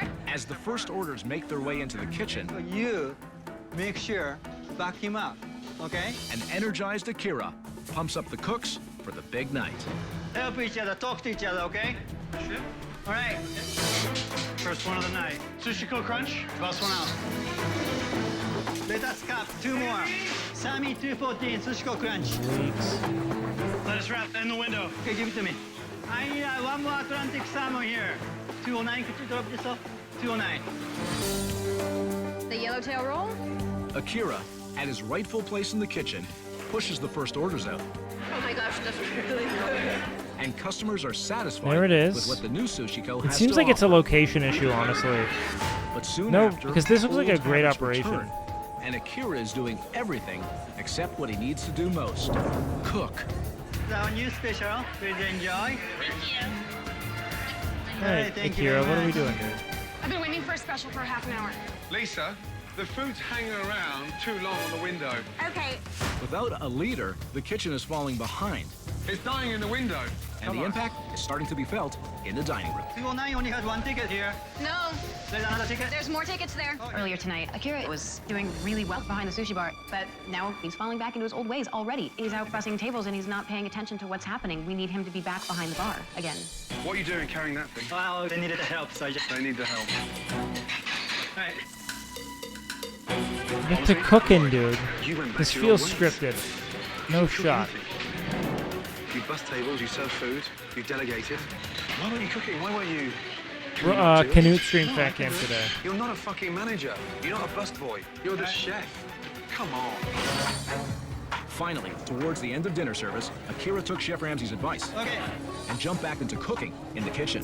Do that. Yeah, thank you. But for the most part, it was his staff who pulled together and made tonight's relaunch a success. Thank you. The good news about tonight is the customers love the food. Oh, Yeah. Yes? Yeah. Oh, this restaurant took a huge leap forward. Oh, yeah. In terms Oh, of yeah. spreading the message out there. But I just want to know what you're going to do. What's going to happen when I'm gone? I will remember everything you told me. You are a talented man. You've just forgotten how talented you are. What are you talented for? Picking up fucking plates? No. Why are you a talented man? Cooking. That's right. So you're going Yes. to dress it, the part, look the part, cook your socks off. Got it. I'm not gonna go leave the section, not gonna pass the table, or not gonna do that. If I catch your skinny little ass that side of the table, I swear to God. But Lisa, you've got to support each other. I came in, I first arrived, the whole family, not just the restaurant, was just fragmented. He Four did. different He individuals absolutely left. Seeking different ambitions with different attitudes, and no one's singing off the same page. But there's a reconnect that's taken place. There's a level of clarity, proper All understanding. right, guys. I'm going to bed. Nothing new is going to be mine from this. The restaurant went under. Gordon Ramsay saved nothing. It's bedtime time, boys. All right, you know the dealio. All right, we're hitting Grayson with the 3 dots, boys. Go ahead and get that ready. Get that locked and loaded. I love each and every one of you, man. You're beautiful. I'm stoked to see you soon, all right? But I got to get myself to bed, all right? Fucking diet here. I need sleep, man. I'm fucking cooked.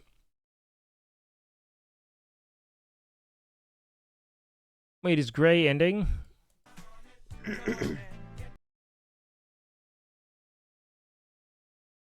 No. Okay. All right. Good night, boys. I'm going to send you to Gray.